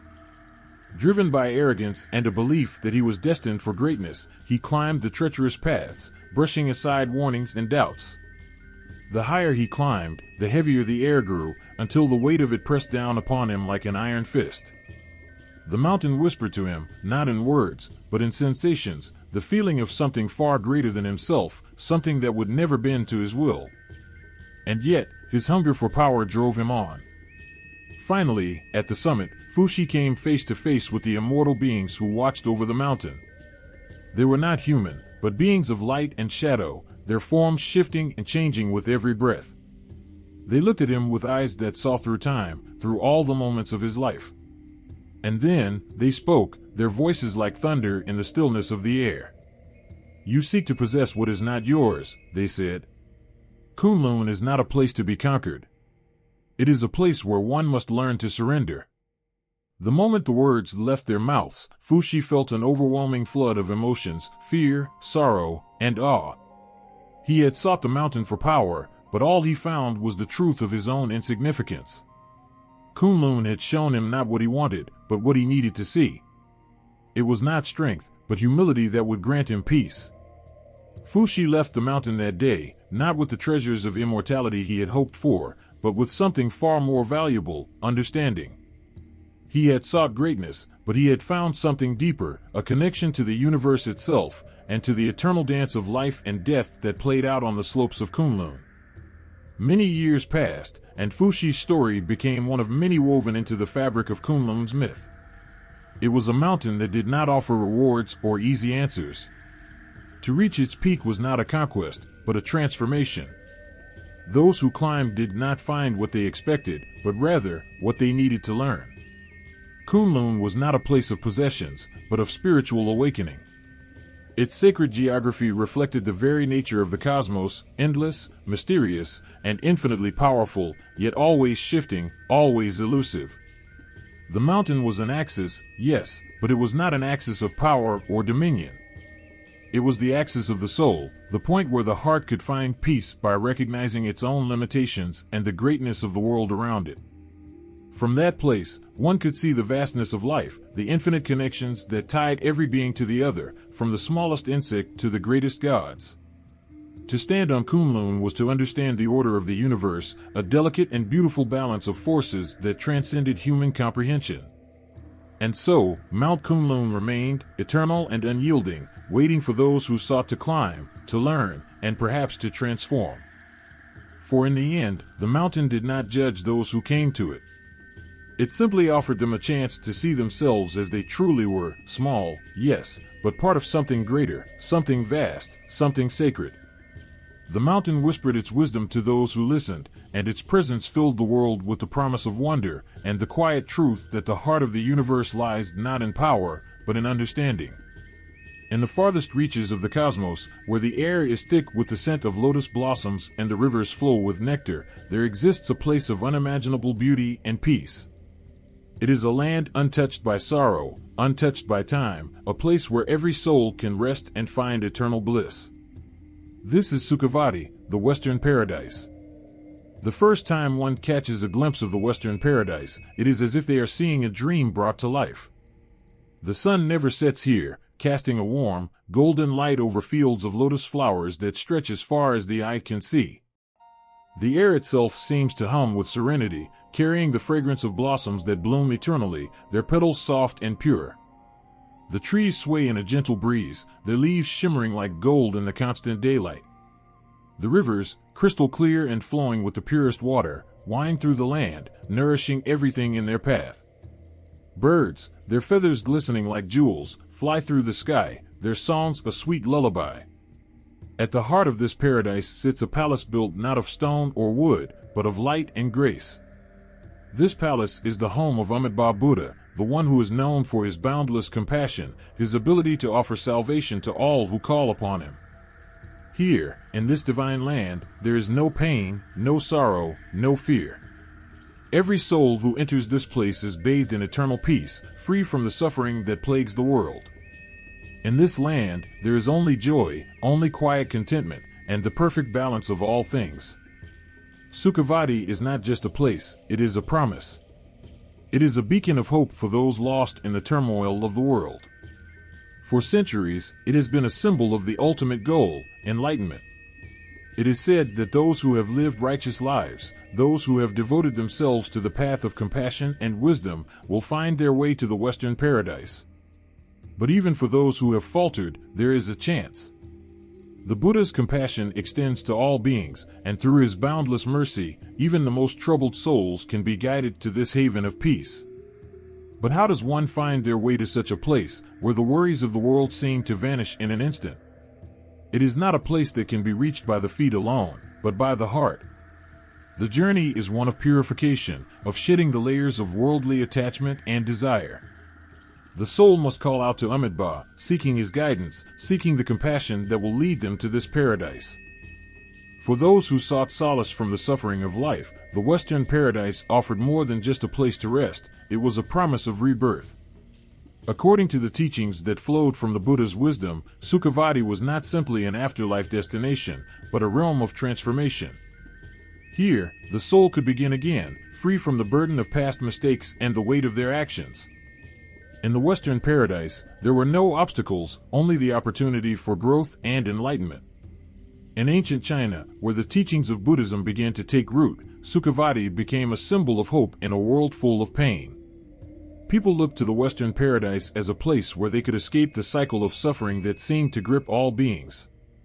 Amidst the chaos and struggle of daily life, they held on to the belief that a better life awaited them, one that could be reached if they devoted themselves to the Buddha's teachings, to the pursuit of compassion and wisdom. But the path to Sukhavati was not easy, for it required a purity of heart that could only be achieved through selflessness, kindness, and a deep understanding of the nature of the world. Those who walked the path of Buddhism knew that they could not simply wish their way into the paradise. They had to live lives of virtue, constantly striving to be better, to do better, to release their attachments to the material world and to embrace the spiritual path. The idea of Sukhavati spread throughout the land, touching the hearts of countless individuals.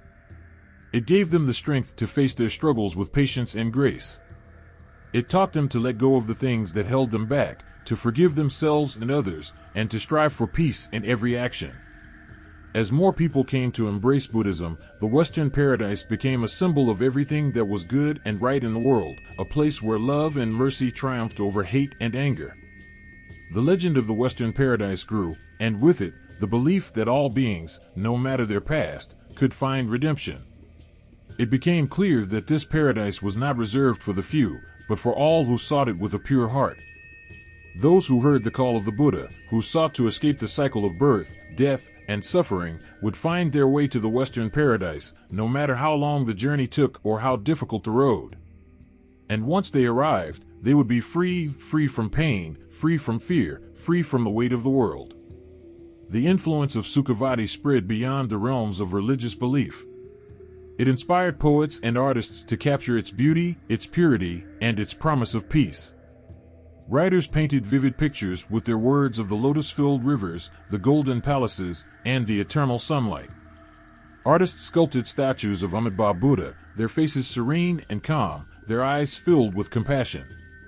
The Western paradise became more than just a place. It became a dream, a vision of a world where all beings could find harmony and rest. As the years passed, the teachings of Buddhism and the image of the Western paradise continued to shape the hearts and minds of the people. For those who embraced the path of Amitabha, Sukhavati was not just a distant land, but a state of being, a place that could be reached even in this life, through meditation, through compassion, through the pursuit of enlightenment. The belief in the Western paradise gave people the courage to face the difficulties of the world, knowing that a place of peace awaited them in the end. And so, the Western paradise remained a beacon of hope in the vastness of the universe. It was a promise that no matter how dark the night, no matter how fierce the storm, there would always be a place of light, a place where peace would reign forever, where the soul could rest in the embrace of the Buddha's boundless love. Beyond the reach of ordinary men, there lies a place so elusive, so hidden, that even the bravest have failed to find it. The Isle of Immortals. Its very name stirs the imagination, invoking visions of lush gardens where time stands still, of waters that flow with the promise of eternal life, and of beings whose very essence transcends the limitations of mortal existence.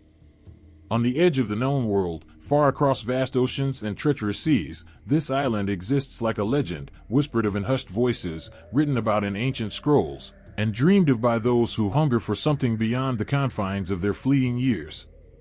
It is said that the Isle of Immortals is a place where the ordinary laws of nature do not apply, where life and death are but distant concepts, and where the concept of time itself melts away into an endless eternity.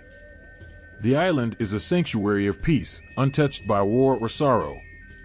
Its mountains rise majestically, their peaks often shrouded in mist, casting an ethereal glow over the land. The trees are ancient, their roots deeply entwined with the earth, their branches reaching toward the sky as if to touch the very stars. Flowers bloom in every season, their colors so vivid they seem to shine from within, and the air is thick with the sweet scent of immortality. The breeze carries a sense of calm, as if it has whispered the secrets of the universe for eons. In the heart of this magical island is a lake, its surface smooth like glass. The water is said to hold the elixir of life, a liquid that can grant immortality to those who drink from it. It is no wonder that the gods, immortals, and seekers of power alike have long coveted this sacred place. Yet, the Isle of Immortals is not easily reached. Only those who are chosen by fate, or perhaps by the will of the gods, can set foot upon its shores.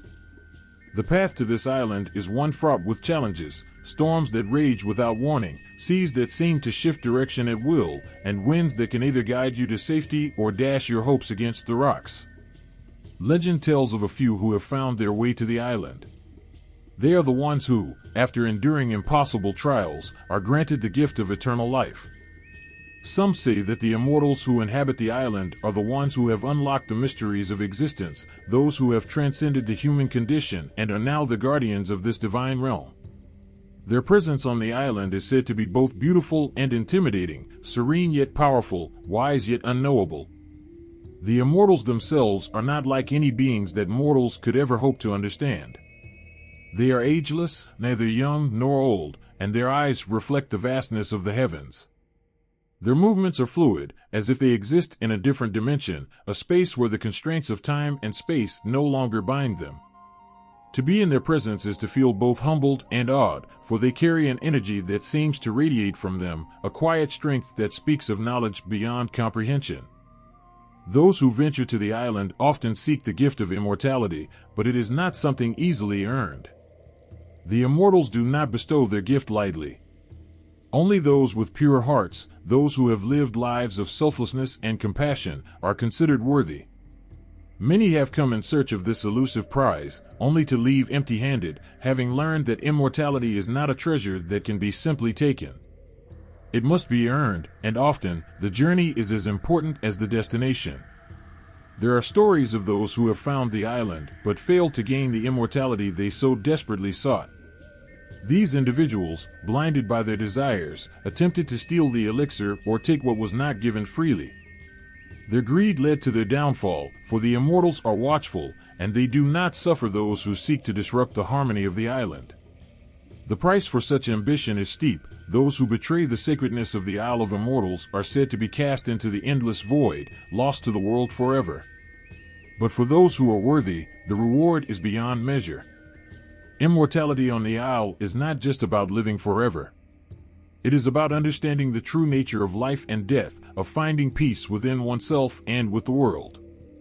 It is said that to live as an immortal is to live without fear, without regret, and with a deep connection to the universe. The immortals walk in perfect harmony with nature, understanding the delicate balance between all things, and their lives are a reflection of this perfect order. To be granted immortality on the Isle is to transcend the cycle of suffering that binds all mortals. It is a chance to live in eternal peace, free from the burdens of illness, aging, and death. Yet, it is not without its own challenges. The immortals, though free from physical decay, are not immune to the emotional weight of eternity. They must learn to navigate the vast expanses of time, to find meaning in a world that changes while they remain the same. Despite the temptation of eternal life, the immortals are not untouched by the weight of their gift. They have seen countless lives come and go, watched entire civilizations rise and fall, and yet they remain. The question of whether immortality is a true blessing or a curse lingers in the minds of those who live on the Isle. Perhaps the greatest lesson of all is that immortality is not about escaping death, but about understanding and embracing life and all its fleeting beauty. As the centuries pass, the Isle of Immortals remains a symbol of both hope and warning. For those who seek it, it promises the chance of a lifetime, literally. But it also serves as a reminder of the complexities of immortality, of the price that must be paid to reach it, and of the humility required to truly appreciate such a gift. And so, the Isle of Immortals continues to exist as both a destination and a mystery, a place that calls to those who yearn for eternal life, but also to those who wish to understand the deeper truths of existence. Its shores are hidden from the world, but its legend lives on, passed down from generation to generation, inspiring dreamers and seekers alike. Some will find their way to its shores, and others will remain content to wonder, knowing that the Isle of Immortals is a place that can only be truly understood by those who are worthy of its gift. The air was thick with incense, curling up in delicate tendrils that seemed to vanish into the night. The sound of the gong echoed through the village, carrying with it an ancient rhythm, like a heartbeat from the past. In the dim light of the flickering lanterns, an elderly woman, hunched with age but sharp in spirit, knelt before a small altar. Her hands, withered and worn from years of labor, gently placed an offering of fruit and rice. As she bowed her head in reverence, a faint whisper seemed to stir the wind, as though the ancestors themselves were listening, their presence lingering just beyond the veil of the living. For centuries, the people of this land have revered their ancestors not just as family, but as eternal guardians, watchful spirits who guide, protect, and, at times, even intervene in the lives of the living. To them, the connection between mythology and ancestor worship was not merely a belief, but a living, breathing force that shaped their world in ways both seen and unseen. In the quiet moments before dawn, when the world was still and the sky just began to lighten, the villagers would gather around their family altars, lighting incense and offering prayers. They whispered the names of those who had come before them, fathers and mothers, uncles and aunts, grandfathers and grandmothers, calling upon their spirits to bless the living. Each name was not just a word, but a doorway to a time long past, a bridge between generations. It was said that in those moments, when the incense burned low and the prayers were complete, the ancestors' spirits would descend, walking among them, sharing their wisdom and their strength. But the ancestors were not just figures of the past. They were woven into the very fabric of the living, their legacies etched into the stories passed down through the ages. In the myths and legends that had been told for generations, the ancestors were heroes, warriors, and sages. Their deeds were immortalized, not only in books or oral tales, but in the very rituals of daily life. Each story, each myth, held a lesson. And within those lessons lay the enduring truth that the living were never truly alone. They carried the weight of the past with them, and in return, the ancestors would continue to offer their blessings and their guidance. There was one such tale that had been passed down in the village for as long as anyone could remember, a tale of a warrior who, centuries ago, fought a battle against an invincible enemy. The warrior, though strong, had been struck down in the heat of battle, his life extinguished far too soon. Yet, his sacrifice did not go in vain. The spirits of his ancestors, knowing his valor and his courage, took pity on him. In the depths of the afterlife, they reached out to him, offering him the gift of immortality. But it was not just immortality that they offered, it was the strength of generations, the wisdom of those who had lived and died before him. With this gift, the warrior returned to the living, not as a man, but as a living legend. He was forever bound to his ancestors, his every action guided by their spirits. In the villages, there was always one altar that stood out, a stone structure that had been passed down from generation to generation. The stories surrounding the altar were many, but the most well-known was the tale of the Great Drought. Years ago, the village had been struck by a terrible drought. The crops withered in the fields, the river ran dry, and the people grew desperate. It seemed as though the earth itself had turned its back on them. In their darkest hour, the elders gathered before the altar, their hands raised in prayer. They called upon the spirits of their ancestors, begging for help. And as the sun set and the moon rose, the earth trembled. The clouds parted, and rain began to fall, first gently, then in torrents, until the river flowed once again, the crops were revived, and the people were saved. It was said that the ancestors had heard their cries, that their spirits had answered, and that the drought was broken because of the bond between the living and the dead.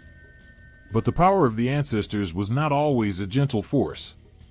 There were tales of spirits who, in their anger, sought retribution. Those who had lived their lives in dishonor, who had wronged their families or their people, would find that their ancestors would not turn a blind eye. One story told of a man who, in his greed, had stolen from his own kin.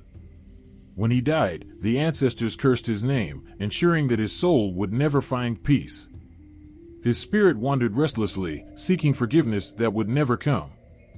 The villagers spoke of how the very ground beneath his grave was said to shift, how at night, the wind would howl, carrying with it the echoes of his regrets. And yet, it was not only the deceased who had a stake in the relationship between the living and the dead. In many families, the younger generations would seek out their ancestors' approval before making any major decision. A wedding, the birth of a child, the construction of a new home, each of these life events required a ceremony to honor those who had come before them. For it was believed that without their ancestors' blessings, the future would be uncertain. No matter how much wealth or power one might acquire, it was thought that if one's ancestors were not pleased, misfortune would follow. It wasn't always about the grand gestures. Sometimes, the connection between the living and the dead was more subtle, a quiet understanding that lingered in the space between a mother's whispered prayer and the stillness of the evening. Sometimes, it was the feeling of a loved one's presence during difficult times, when their guidance seemed to shine through in moments of clarity. In these small, quiet ways, the ancestors remained ever present, their spirits intertwined with the rhythms of daily life.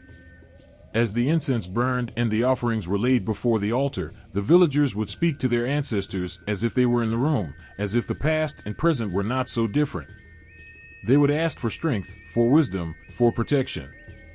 And in the flickering light of the lanterns, they would feel the warmth of their ancestors' presence, a reminder that the bonds of family, of blood, of history were never truly broken. They were eternal, stretching beyond the boundaries of life and death. In those moments, when the wind carried the soft whispers of the past, the villagers knew the truth, that mythology and ancestor worship were not separate, distant things. They were one and the same.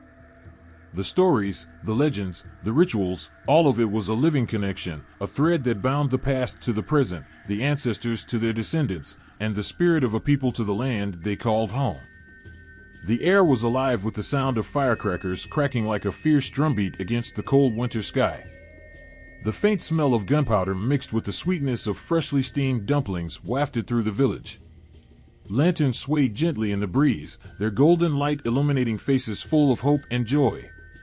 But beneath the laughter and the noise was an age-old story, a story whispered from one generation to the next, a tale woven into the very fabric of the Lunar New Year.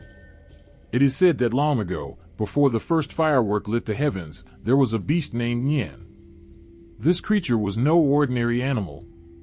With its scales that shimmered like molten gold and eyes that burned like embers, Nyen would descend upon the villages every year on the eve of spring.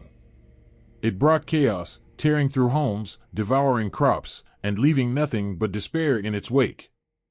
The villagers, terrified and helpless, would flee to the mountains, praying for their safety until the creature vanished back into the shadows. One year, an old man appeared in the village.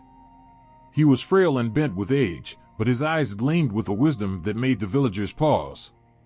While others packed their belongings and prepared to flee, he stayed behind, setting to work in silence. The old man hung red banners across the doorways and windows, lit candles, and placed firecrackers near the entrance of his home. When the villagers begged him to leave, he simply smiled and said, "Nyen feeds on fear. Let me show you how to face it." As night fell and the wind carried the distant roars of the beast, the villagers watched from the mountains, their hearts heavy with dread. Nyen came, its massive form stalking through the village. But something was different. The moment it approached the old man's house, the sound of firecrackers exploded into the night. The beast roared, startled by the sudden noise. Its eyes caught the flickering red banners, and it froze, trembling with unease. Slowly, it backed away before retreating entirely.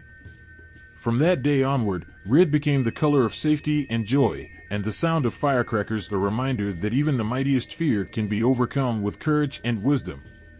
This is why every Lunar New Year, families decorate their homes with red, light fireworks, and share meals, celebrating not only a new beginning but also the triumph of humanity over its deepest fears. But not all festivals are born of fear. Some come from love, like the Dragon Boat Festival, where the rivers sing with the thunderous beat of paddles and the cries of rowers echo against the hills. This festival traces its roots to the story of Chu Yuan, a loyal poet and minister whose heart ached for his homeland. In an era of corruption and betrayal, Chu Yuan's unyielding honesty made him a target of deceit.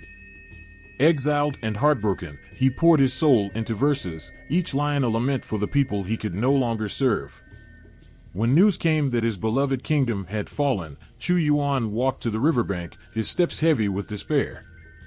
He clutched a stone to his chest and threw himself into the water, choosing death over witnessing the destruction of his people. The villagers, stricken with grief, rowed out into the river, searching for his body. They threw rice into the water to feed the fish, hoping to protect him in death as they could not in life.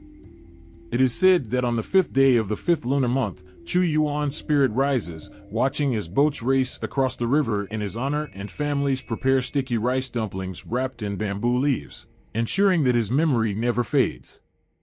Then there is the Mid-Autumn Festival, when the moon hangs low and golden in the sky, and its light bathes the earth in a soft glow. The legend of Chang'e, the moon goddess, breathes life into this celebration. They say that long ago, when the world had 10 suns blazing in the sky, the earth burned, rivers dried, and life withered. A hero named Hou-Yi, armed with an unyielding bow, climbed the tallest mountain and shot down 9 of the 10 suns, restoring balance to the world. As a reward for his valor, Hou-Yi was given an elixir of immortality. But Ho-E loved his wife, Chang'e, more than life itself, and he could not bear the thought of eternity without her. He hid the elixir away, vowing never to use it. One fateful day, while Ho-E was away, a treacherous apprentice tried to steal the potion. In a desperate attempt to protect it, Chang'e drank the elixir herself. The magic lifted her from the earth and carried her to the moon, where she lives to this day, gazing down at the world she left behind. Every mid-autumn festival, families gather to admire the moon, its beauty a reminder of Chang'e's sacrifice. They share mooncakes, their rich, sweet filling symbolic of reunion and love, and children carry lanterns shaped like rabbits, homages to the jade rabbit, Chang'e's eternal companion on the lunar surface. Each festival carries with it echoes of the past, its rituals a bridge between the mortal and the divine, between humanity's fears, hopes, and unyielding spirit. It is not merely celebration, it is remembrance. As families come together, lighting lanterns, preparing feasts, and sharing stories, they do so knowing that these moments are not just for the living. They are for the myths and legends that have shaped them, for the heroes who faced darkness so that others might see light, and for the connections that bind us all, across time and space. The aroma of incense curled through the air like whispers from another world, faint tendrils rising and disappearing into the heavens. A quiet reverence enveloped the courtyard as the villagers gathered, their faces solemn, their hands clasped around offerings they held close to their hearts. In the stillness of that moment, there was a palpable sense of connection, an unseen thread binding them not just to one another but to something far greater, older, and unfathomable. At the center of the altar stood a carved idol, its eyes imbued with an expression that seemed to pierce the veil of time. Some said it represented a deity who once walked among mortals, others whispered it was an ancestor whose spirit still lingered, watching over their lives. Yet, all knew one truth: this rite, this sacred offering, was a bridge between their fragile human existence and the divine forces shaping their world. It began with a single act, a man stepping forward, his hands trembling ever so slightly as he placed a bowl of freshly steamed rice on the altar. The grains glistened in the flickering candlelight, a humble yet profound symbol of gratitude for the harvest. The offerings that followed told their own stories, a cluster of persimmons, their skins smooth and golden, the folded paper money, meant to transform into currency in the spirit realm, and a roasted chicken, still steaming, its aroma a gift to please the gods. Each item spoke volumes. The rice, a tribute to the goddess of fertility, ensured the land would remain fertile for seasons to come. The fruits honored the spirits of ancestors, their sweetness a reminder of the love passed down through generations. Even the seemingly mundane act of burning paper offerings held a sacred significance. As the flames consumed the paper, crackling softly in the wind, it was said that the gifts turned ethereal, crossing the divide between the mortal and the immortal. It wasn't just the offerings themselves, but the stories they carried. There was the tale of the farmer who toiled day and night in his fields, whispering silent prayers to the earth god for rain. When his crops flourished against all odds, he crafted a clay figurine in the deity's likeness, vowing to offer the first fruits of every harvest at its feet. His faith became the seed of a tradition, and generations later, the same figurine sat on this altar, its surface worn smooth by time and devotion. The rites weren't always so quiet. On the eve of the Ghost Festival, the atmosphere changed. The air buzzed with anticipation and a touch of unease, as if the very fabric of the world was thinner, more fragile. It was said that on this night, the gates of the underworld opened, allowing spirits to roam freely among the living. Some came in search of love, others for vengeance, and many for the offerings they believed would ease their suffering. Bonfires were lit at crossroads, their flames meant to guide the wandering spirits. Tables groaned under the weight of food offerings, plates of noodles for long life, bowls of broth to soothe the restless. Families burned incense sticks, their fragrant smoke drifting skyward like silent prayers, while children huddled close to their elders, wide-eyed at the stories of vengeful ghosts and protective deities. Amid the offerings, the villagers told the story of Mengpa, the goddess who resided at the bridge leading to reincarnation. Before souls crossed over, she offered them a bowl of forgetfulness soup, its bittersweet taste erasing the pain and memories of their past lives. This tale was the reason a bowl of tea was always placed on the altar, a small yet poignant gesture to acknowledge the bittersweet cycle of life and death. Not all rituals carried such solemnity. There was joy, too, unabashed and overflowing, during the Dragon Boat Festival. On this day, the offerings were brought to rivers, their surfaces glittering with sunlight. Families threw zongzi, sticky rice wrapped in bamboo leaves, into the waters, their movements rhythmic and deliberate. It was said these gifts appeased the river dragons, ensuring safe passage for fishermen and abundant rains for farmers. But behind the festive air was an unshakable reverence. The river, after all, was no mere body of water. It was a living, breathing entity, a home to spirits both kind and cruel. By offering these gifts, the people were not just ensuring their survival but paying homage to forces far beyond their control.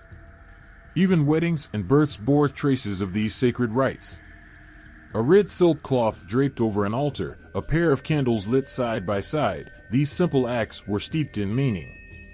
The bride and groom, bowing 3 times before their ancestors, weren't just performing a ritual, they were seeking blessings from the spirits of those who came before them, their gestures an unspoken promise to carry forward the legacy of love and duty. It wasn't uncommon to see a shaman in the village, their face painted with colors that seemed to shift with the light.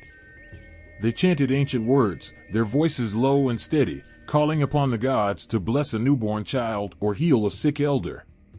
When their drumbeats echoed through the air, even the most skeptical held their breath, for the sound carried something primal, something that reminded every listener of their place in a world both vast and mysterious. Perhaps the most striking of all was the ritual of appeasement. In times of drought or disease, when the world seemed to teeter on the edge of chaos, the villagers would gather at the temple. They would kneel as one, their heads bowed, their voices rising in chants that resonated with desperation and hope. Offerings of jade and silk were brought forth, their vibrant colors dulled by the shadow of uncertainty. In those moments, the line between mythology and reality blurred. The deities they worshipped felt as real as the earth beneath their knees, their presence a weight in the air. When the rains finally came, or when the illness lifted, it wasn't just relief they felt but a profound sense of gratitude, one that reinforced their belief in the sacred dance between mortals and the divine. Even now, these rites continue, their forms evolving but their essence unchanged. Whether performed in a bustling city temple or a quiet village courtyard, they are acts of faith, of storytelling, of connection. The offerings, the chants, the flames, they are humanity's way of saying, "We see you, we honor you, and we remember." The fire crackled softly, its orange glow flickering against the ancient oracle bone placed carefully in the embers. The priest knelt close, his eyes narrow with concentration, his lips moving in a hushed chant that seemed older than the earth itself. The air around him felt heavy, charged with something unseen yet undeniable. Villagers watched from the shadows, their breaths held as though the very act of exhaling might disturb whatever answer the divine forces were about to reveal. The bone, smooth and pale as the moonlight, began to crack. Tiny fractures snaked across its surface, each line carrying a story no mortal mind could fully understand. The priest studied the markings with an intensity that bordered on reverence, his finger tracing the jagged paths as though they held the key to the future. A child in the crowd whispered to his mother, "What does it say?" But she only shushed him, her own eyes wide with a mixture of fear and hope. No one questioned the power of the oracle bones. They were remnants of a time when the world was raw and untamed, when gods and mortals shared a more tenuous boundary. It was said that the spirits spoke through these fractures, their voices woven into the heat and the silence. The messages were cryptic, often demanding interpretation from those trained to read them, but they never lied. A bountiful harvest, a devastating flood, the birth of a hero, each revelation etched itself into the fragile web of mortal life. Far from the flames of the oracle, another kind of divination was quietly shaping the lives of countless families. In a modest home perched atop a hillside, a feng shui master unfurled a compass onto a polished wooden table.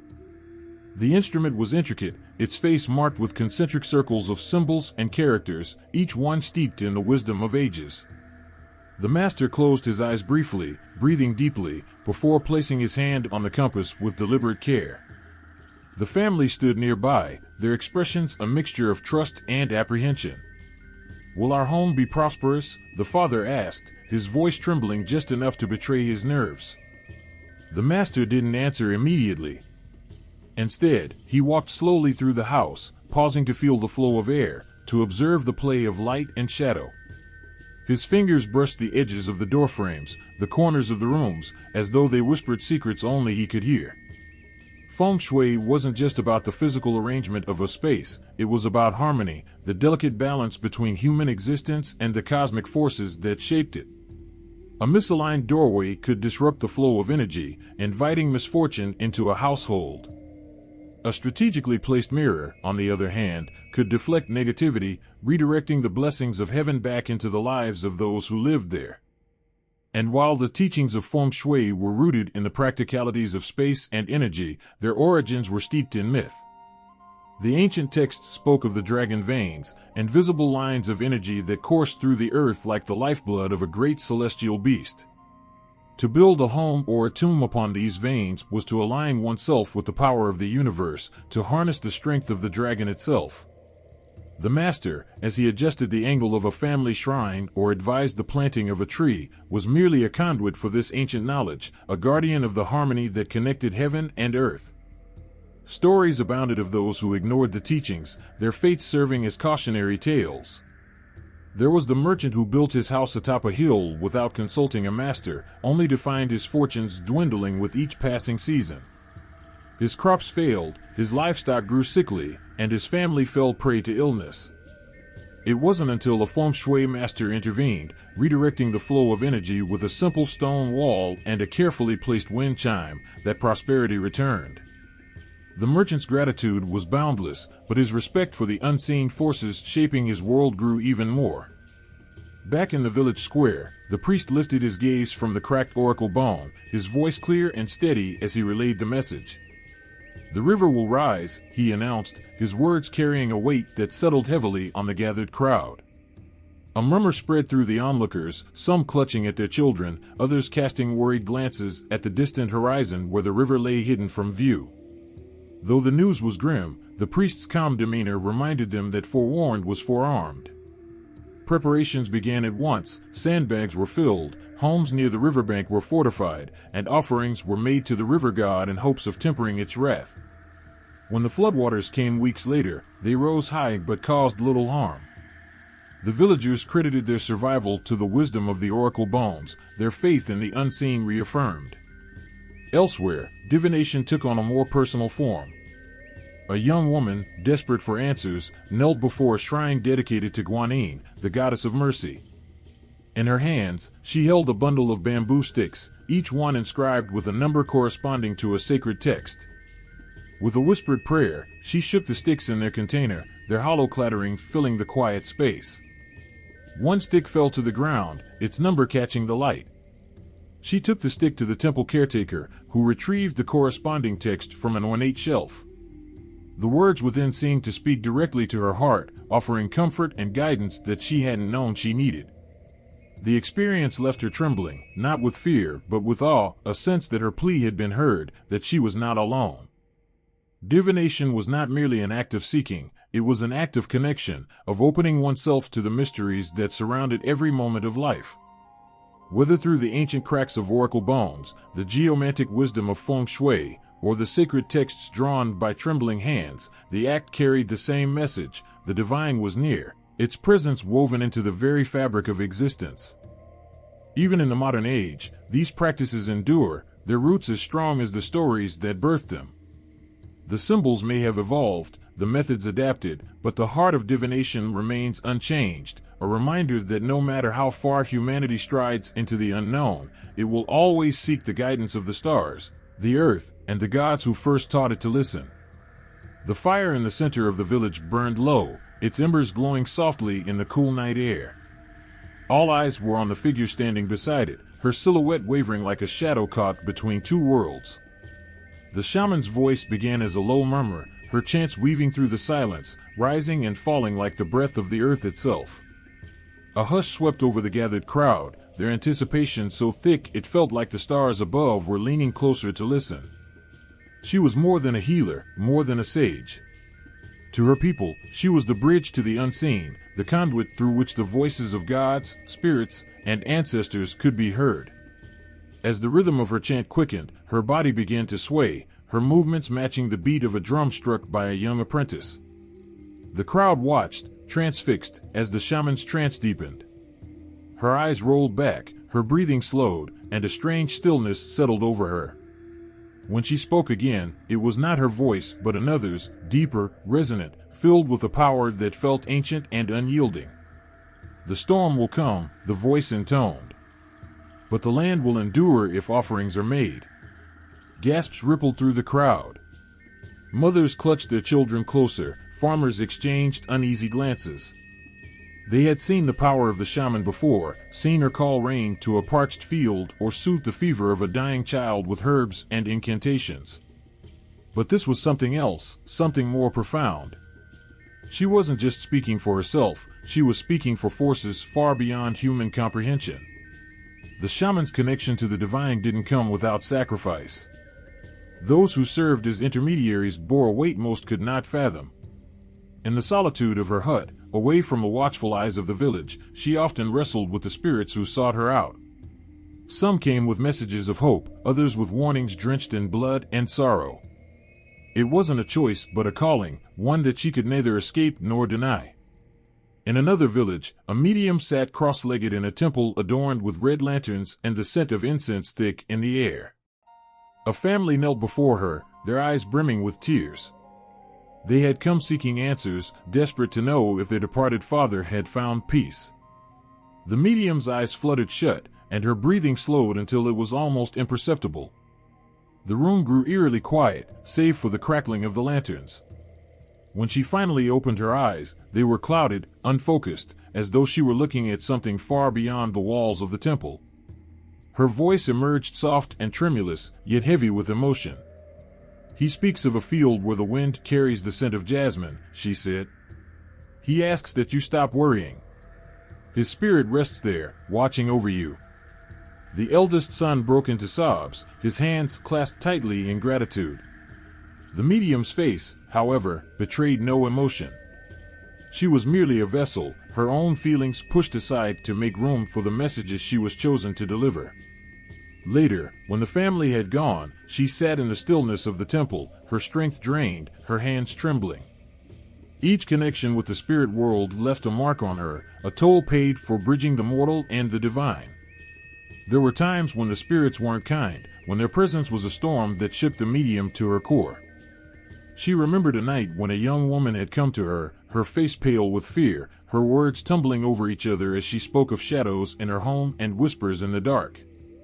The medium agreed to help, though dread curled in her stomach. The moment she began the ritual, the room turned icy, and the air grew thick with an oppressive weight. A spirit had entered, not one of peace, but of anger, its rage crackling like unseen lightning. The medium's body convulsed, her voice twisted into guttural cries as the spirit fought her control.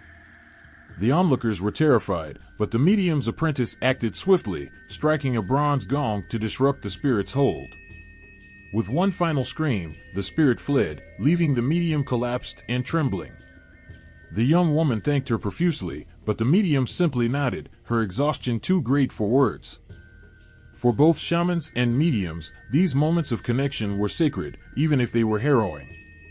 The power to serve as a bridge between worlds was never taken lightly. Their work was an act of love and duty, a promise to protect their people and honor the forces that shaped their existence. There were lighter moments too, times when a shaman's guidance brought joy to a family or when a medium's words offered comfort to those in mourning.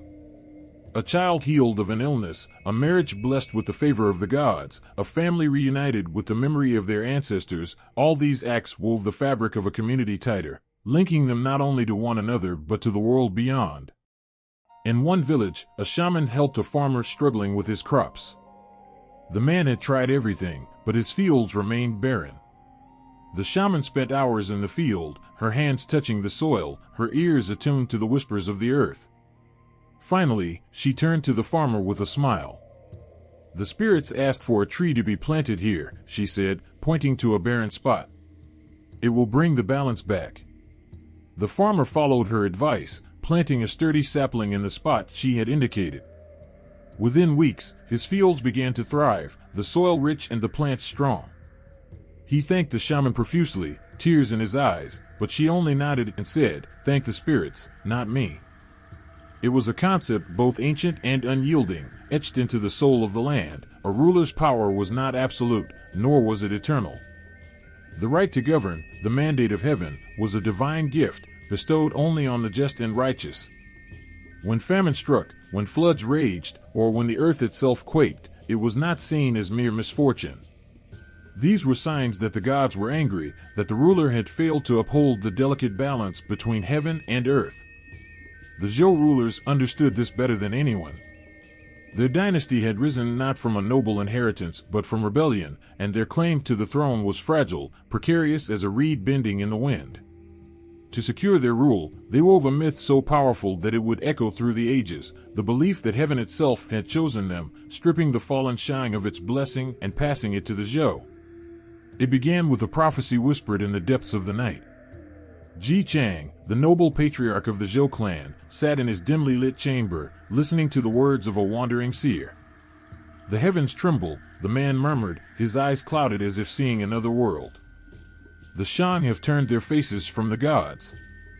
A new ruler will rise, guided by heaven's will. And it will be you, great Duke of the West. The words burned in Ji Chang's mind. He did not take them lightly, for the Shan king's tyranny had grown unbearable. It was said the last Shan ruler, King Zhou, lived in a palace of grotesque excess, his court drunk on wine and power while the people starved. He ignored the cries of his subjects and mocked the gods with his brazen acts of sacrilege. One legend told of the time he ordered a sacred forest burned to warm his concubines on a chilly night, the flames reaching skyward like a fist shaking in defiance. Ji Chang knew rebellion was dangerous. The Sham army was vast, its soldiers seasoned and loyal. But as the signs of heaven's discontent grew, blighted fields, poisoned waters, and relentless storms, he became convinced that the gods had abandoned the Shang. He began to rally his people, not with promises of wealth or power, but with a simple, electrifying truth: they were not fighting for him. They were fighting for heaven itself. When Ji Chang's son, Gfa, finally led the armies of Zhou to war, it was not merely a battle for land or throne. It was a cosmic reckoning. The soldiers marched under banners emblazoned with heavenly symbols, their steps in perfect rhythm, their hearts fortified by belief. At the Battle of Mai, the Shang forces crumbled, their spirits broken not by swords, but by the weight of their king's failure. Legend says that as King Zhou fell, the sky opened, and a single ray of light broke through the storm, illuminating Gfa as he took his place as the first king of the Zhou. The Zhou rulers did not stop there. They understood that the mandate of heaven was not a shield but a contract, one that required constant renewal. They ruled with humility, enacting laws to protect the weak and distributing land to the poor. Each act of justice was a prayer, a pledge to the gods that their trust had not been misplaced. Temples were erected, their spires reaching toward the skies, as if to remind the heavens that the Zhou had not forgotten who held their fate. Yet the mandate was a double-edged sword. It inspired loyalty, but it also sowed seeds of doubt. If the Zhou had overthrown the Shang for their failures, who was to say another dynasty would not rise to do the same? Every drought, every rebellion, every sign of unrest was scrutinized with fear. Was this merely misfortune, or was it a warning? The people watched the skies and the earth with the vigilance of sentinels, searching for signs that their rulers were still in heaven's favor. One winter, the heavens fell silent, and the Zhou court was gripped by unease. The rivers froze unnaturally early, and the stars seemed to shift, their patterns unfamiliar and unsettling. The king, young and untested, ordered a grand ritual to seek heaven's guidance. Thousands gathered at the sacred altar, their breath fogging in the frigid air. As the king knelt before the flames, the high priest raised his hands to the sky, chanting the names of the ancient gods. The crowd held its breath. Would heaven answer? The flames roared higher, and a sudden gust of wind carried the smoke upward, twisting it into shapes that seemed almost alive. The priest declared it a sign: the mandate was intact, the king had not faltered. The people cheered, their faith renewed, but the king knew the truth. Heaven's favor was not something he could see or touch. It was an unspoken bond, a force that could slip away as easily as it had come. And so, he ruled with caution, his every decision weighed against the invisible scales of divine justice. Through the centuries, the mandate of heaven became more than a justification for rule. It became a lens through which the people understood their world. Kings and emperors rose and fell, each rise seen as proof of heaven's blessing, each fall a grim reminder of its wrath. When the Zhou themselves eventually faltered, their once mighty dynasty fracturing under the strain of internal strife and external invasion, the people did not mourn. They simply turned their eyes to the next ruler, waiting for the one who would restore balance, the one who heaven would choose. The story of the mandate did not end with the Zhou. It lingered in the hearts and minds of those who came after, a haunting and eternal reminder that power is not a birthright but a responsibility. The gods, watching from their unseen thrones, demanded more than offerings and prayers. They demanded virtue, wisdom, and above all, the courage to uphold justice, no matter the cost. And when those demands were met, the people thrived, their lives a testament to the power of a ruler who ruled not for himself, but for the heavens above. The Han Emperor stood at the edge of the altar, his robes billowing in the evening breeze, gold threads shimmering in the light of 1,000 lanterns. The air was thick with the scent of burning incense, and the murmurs of priests chanted into the night, weaving a tapestry of words that seemed to call the heavens themselves. This was no mere ceremony. It was an invocation, a declaration to the cosmos that the Han ruled not by force alone but with the blessing of heaven and the wisdom of the sages. In the Han dynasty, the fabric of the state was intricately woven with threads of Confucian philosophy, Taoist mysticism, and ancient myths that whispered of divine origins. These were not just stories, they were the lifeblood of the empire, guiding rulers and subjects alike in a world where the earthly and the celestial were inseparable. In the eyes of their communities, shamans and mediums were both revered and feared. They were not merely people, they were living conduits to realms most dared not approach. Their presence was a constant reminder that the boundaries between the seen and unseen were thin, and that the mortal world was never truly alone. The air was heavy with the smell of blood and incense as the great king stood before the altar. Around him, the priests chanted in rhythmic tones, their voices rising and falling like waves crashing against a distant shore. In his hand, he held the carved oracle bone, its surface etched with questions scratched by the finest hands in the kingdom.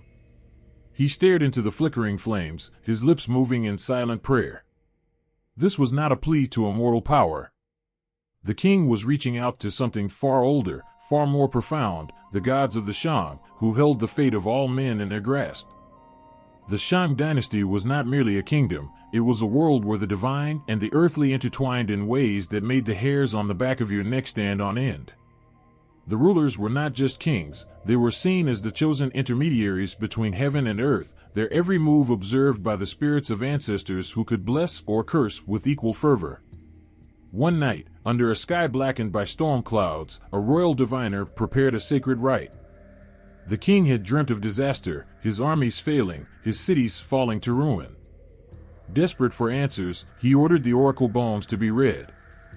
The ox scapula, smooth and pale, was heated over a roaring fire until cracks began to form. The diviner examined the fissures, tracing them with trembling fingers. His face paled as he read the message hidden in the bone's fractured surface. "The spirits demand sacrifice," he whispered, his voice barely audible. The king's jaw tightened, his gaze hardening. The spirits were not to be disobeyed. The following day, the great drums of the capital beat a solemn rhythm as the ritual was prepared. Offerings of jade, silk, and even lives were placed before the altar. When the blood spilled, the people cried out, not in grief, but in awe. To them, this was not cruelty. It was communion, a binding of their world to the unseen forces that governed it. The myths of the Shang were whispered in the shadows of palaces and carved into bronze vessels that would outlast the very men who made them. Stories of Pangu, the king who moved the capital to avoid the wrath of the spirits, filled the air on festival nights.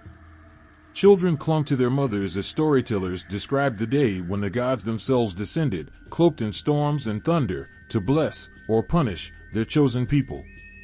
It was said that the Shan kings wielded power not just over men, but over the spirits of their ancestors. They called upon these spirits in times of war, their prayers carried skyward by the smoke of burning offerings. Before battle, soldiers would kneel in unison as the king raised his arms to the heavens. He would chant the names of his forefathers, each syllable vibrating with a power that seemed to shake the earth itself. When the soldiers rose, their eyes burned with fervor, convinced they were shielded by forces no enemy could withstand. But the favor of the spirits was a fickle thing. One king, proud and defiant, dismissed the warnings of his diviners. The gods had grown silent, he declared, and it was time for the Shan to rule without their interference. That very year, a drought gripped the land, rivers turning to dust under the unrelenting sun. Crops withered, and the cries of starving children echoed through the streets. The king's hubris had angered the heavens, and his people paid the price. In desperation, he finally turned back to the old rites, sacrificing wealth, livestock, and even his crown's finest jewels.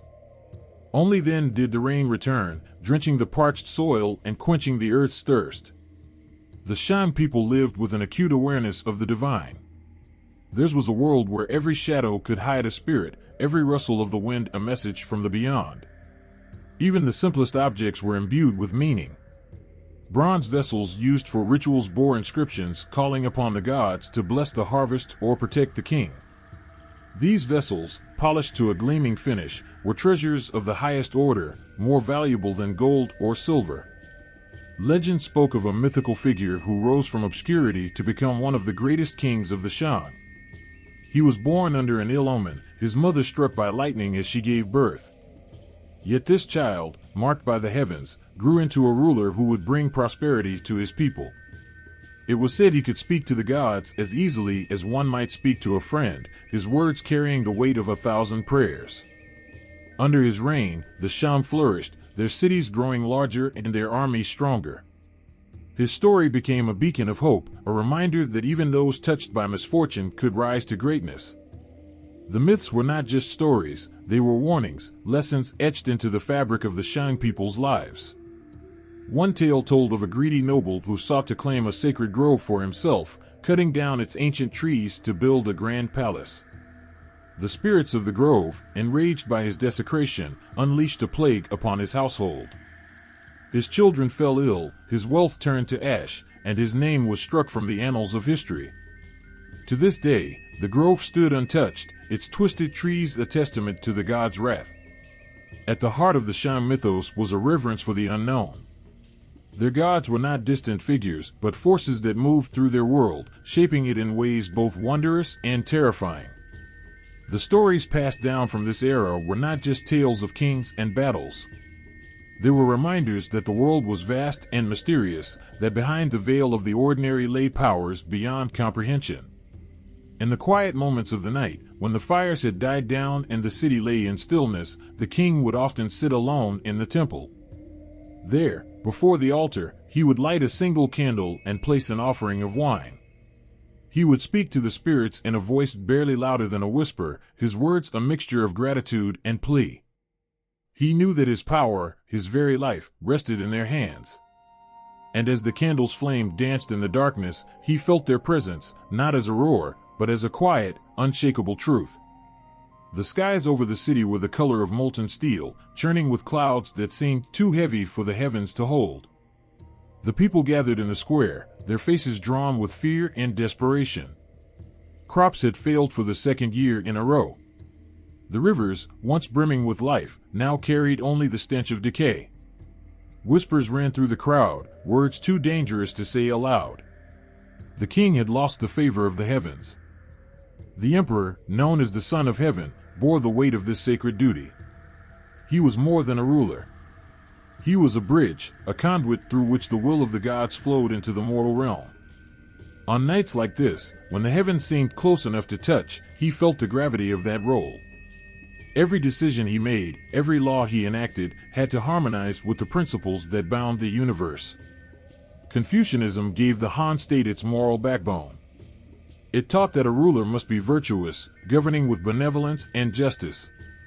But the Han knew that morality alone was not enough. They needed something deeper, something that resonated with the heart and soul of their people.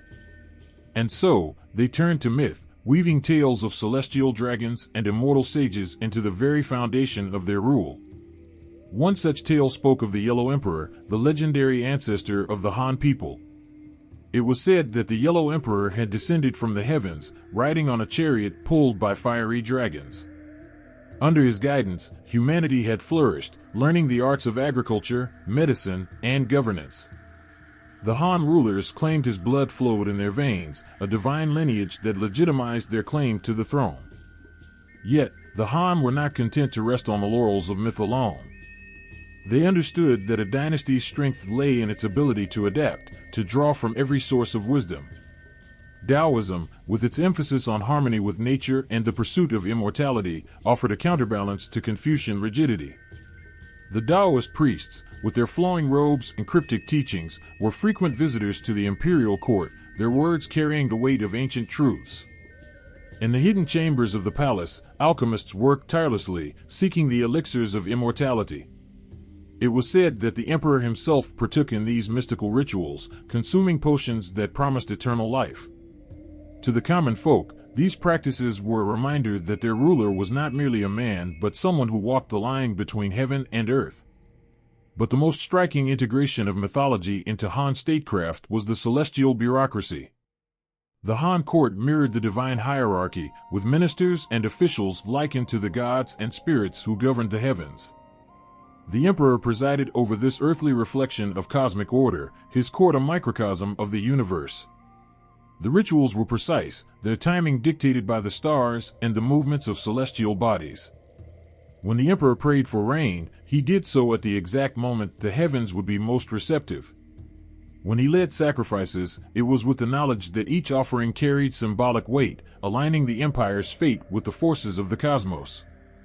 There was a profound sense of unity in this system, a belief that the heavens, the earth, and humanity were bound together in a sacred dance. When the empire prospered, it was a sign that the ruler was in harmony with the Tao, the natural order of the universe. When disaster struck, it was seen as a warning, a signal that something had gone awry. The people felt this connection in their bones. Farmers tilled their fields with prayers to the earth spirits, while merchants looked to the stars before setting sail.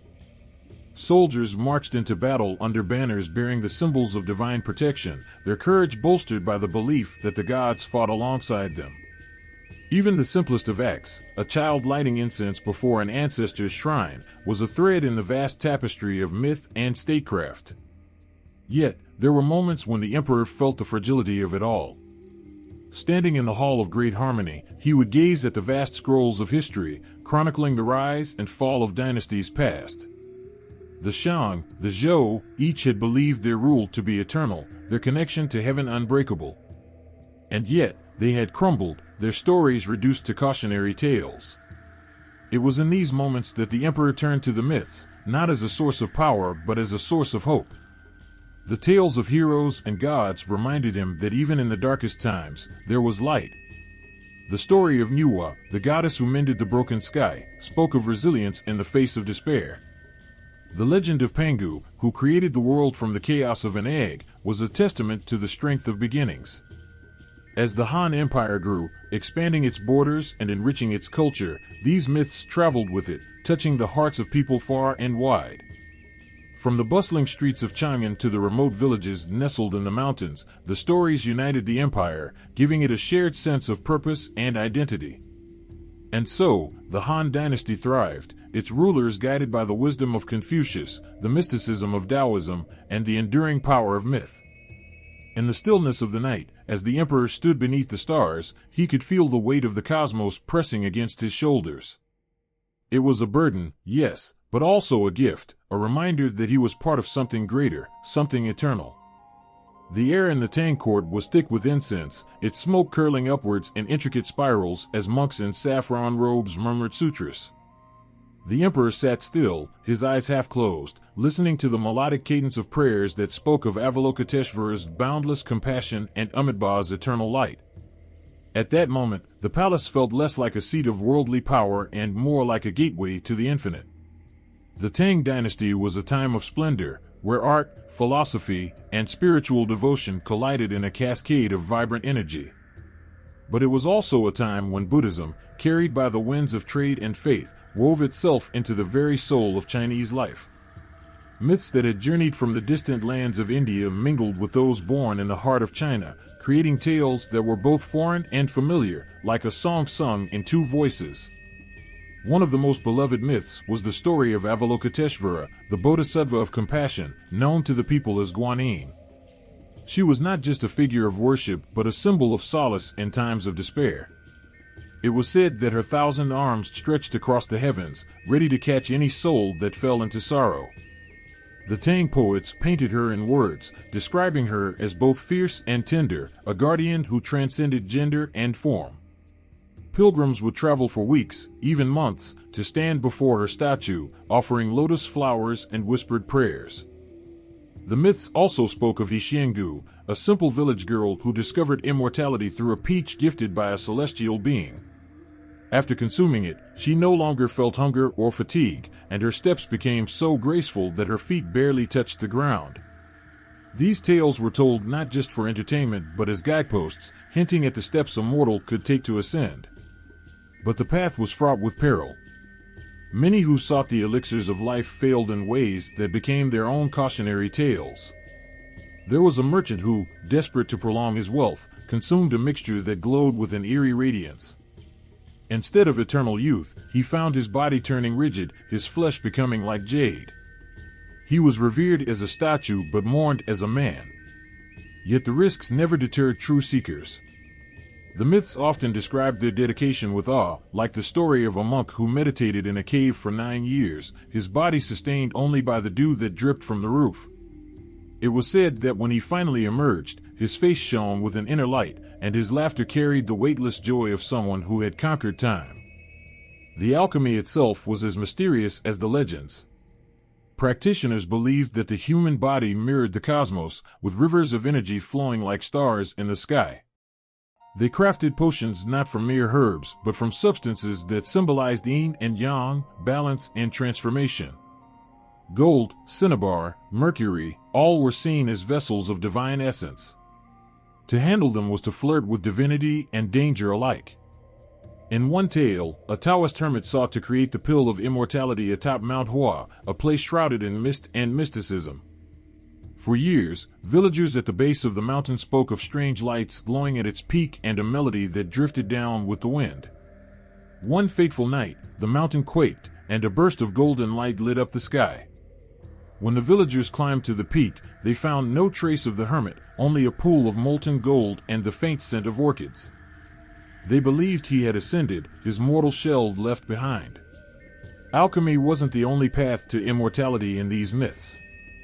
Some spoke of those who mastered the art of Qigong, a martial discipline that made their movements as swift as a breeze, allowing them to leap across rivers and scale cliffs without effort.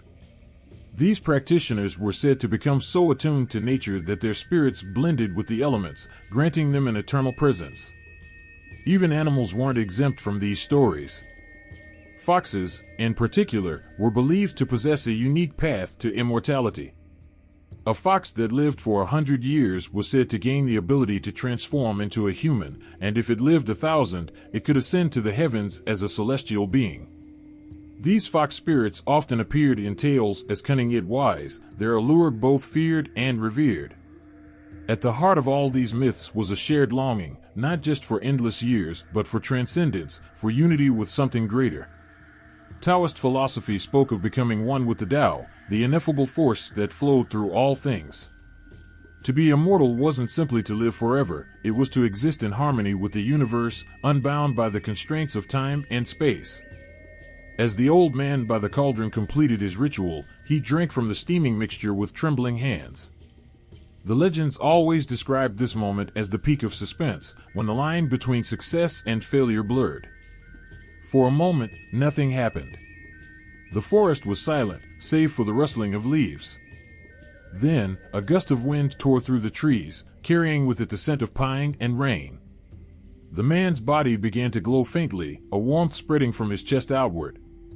He felt light, as if gravity itself had released him. His vision sharpened, the stars above him blazing brighter than he had ever seen. And then he was gone, leaving behind only the jade ladle, now cracked but still warm to the touch. The villagers whispered of his ascension for generations. Some said he had become a star, guiding travelers through the night. Others believed he had transformed into a crane, soaring above the mountains, his cry echoing like a song of triumph. Whether these stories were fact or fable hardly mattered. They stirred the soul, igniting a spark of wonder in those who heard them. For in these myths, people found not just tales of immortality but glimpses of their own potential to rise beyond the ordinary, to reach for the eternal, and to dance with the infinite. Beneath a moonlit sky, a lone poet sat by a river, his brush poised above parchment as the waters shimmered like liquid stars. His eyes traced the mountains in the distance, their jagged peaks rising into a haze that blurred the line between the earthly and the divine. The soft rustle of bamboo swayed with the night wind, carrying whispers that seemed older than time itself. In the quiet of the moment, he felt it, the pulse of myth, the echo of gods and heroes threading through the fabric of the world. Libai often spoke of immortals as if they were old friends, their laughter mingling with the clink of wine cups and celestial revelry. His verses painted scenes of divine feasts, jade palaces floating in the clouds, and rivers flowing not with water, but with starlight. Yet, they were never distant tales. They felt close, personal, as if he had glimpsed these wonders himself. In one of his poems, he wrote of ascending Mount Tai to meet the immortals, his footsteps carrying him closer to the heavens. Each line pulsed with yearning, for escape, for transcendence, for freedom beyond the chains of mortal life. He described a phoenix soaring overhead, its cry a promise of rebirth. The air on the mountaintop, he said, smelled of chrysanthemum and pine, the breath of immortality. It was a world painted in strokes of longing and awe, where mythology wasn't just inspiration, it was life itself, expanded and eternal. Du Fu, on the other hand, walked a different path. His poetry carried the weight of the human condition, heavy with the struggles of war and famine. Yet even in his somber lines, myth wove its way like a thread of gold through the gray. He would speak of the thunder god striking his drum, the vibrations shaking the earth and scattering armies. In his words, the myths were not distant echoes, they were a force, palpable and present, shaping the lives of kings and peasants alike. One of his most haunting poems spoke of the weaver girl and the cowherd, lovers separated by the Milky Way. Du Fu's words painted their story not as a celestial romance, but as a mirror to human sorrow. He likened their annual meeting to fleeting moments of joy in a world otherwise marked by separation. When he wrote of their tears falling as summer rain, it was hard to tell whether he spoke of gods or mortals. Li Bai and Du Fu both carried mythology within them, but where Li Bai's verses leapt skyward, Du Fu's remained grounded, tethered to the earth. Together, their poetry shaped a world where myth and reality were inseparable, each enriching the other. For the people of the Tang dynasty, these myths were not distant stories, they were alive. When a farmer saw the first rays of sunlight pierce through a storm, he thought of Amitabha, whose western paradise glowed with eternal dawn. When a merchant's ship sailed unscathed through rough seas, he would thank Guanyin, believing her presence had stilled the waves. These stories were woven into their lives, offering explanations for the unexplainable, hope in the face of uncertainty. The emperor himself was deeply drawn to these tales. In the stillness of the night, he often found himself gazing at the enormous mural that adorned the palace wall, a depiction of the great wheel of life.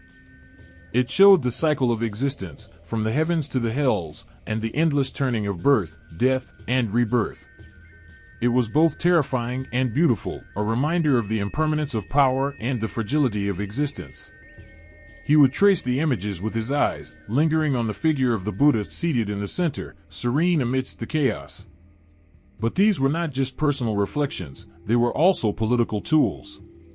The emperor understood that the myths of Buddhism carried profound power. They offered a vision of justice and cosmic order that resonated deeply with his people. The story of Ksitigarbha, the bodhisattva who vowed to save all beings from the torment of hell, became a powerful allegory for a ruler's duty to protect his subjects. Temples were built in Ksitigarbha's honor, their walls adorned with fiery depictions of hell and his steadfast presence within it, offering hope even in the darkest depths.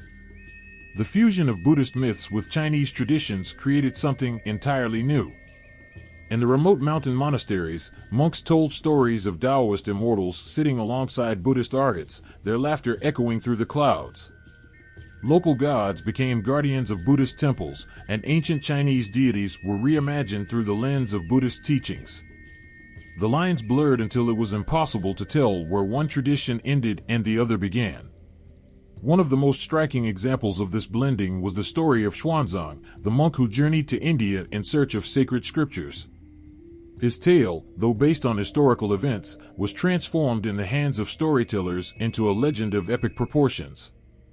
It was said that Xuanzang faced demons and dangers at every turn, but he was protected by Sun Wukong, the Monkey King, a trickster god whose strength and cunning were unparalleled. Together, they crossed rivers of fire, climbed mountains of ice, and battled monsters born from nightmares. This story, immortalized in the novel Journey to the West, became a cultural phenomenon. Children and elders alike would sit captivated as storytellers brought the adventures to life, weaving lessons of courage, perseverance, and faith into their vibrant tales. It was a story that belonged to everyone, from the gilded halls of the palace to the bustling streets of Chang'an. In the bustling markets, you could hear echoes of Buddhist myths in the songs of the bards. They sang of the Buddha's birth, when lotus flowers bloomed beneath his feet, and of his enlightenment under the Bodhi tree, where the stars themselves seemed to bow in reverence. These tales were told with such fervor that they felt like memories, as if the people had lived them in another life. Even the architecture of the Tang dynasty bore the imprint of these stories.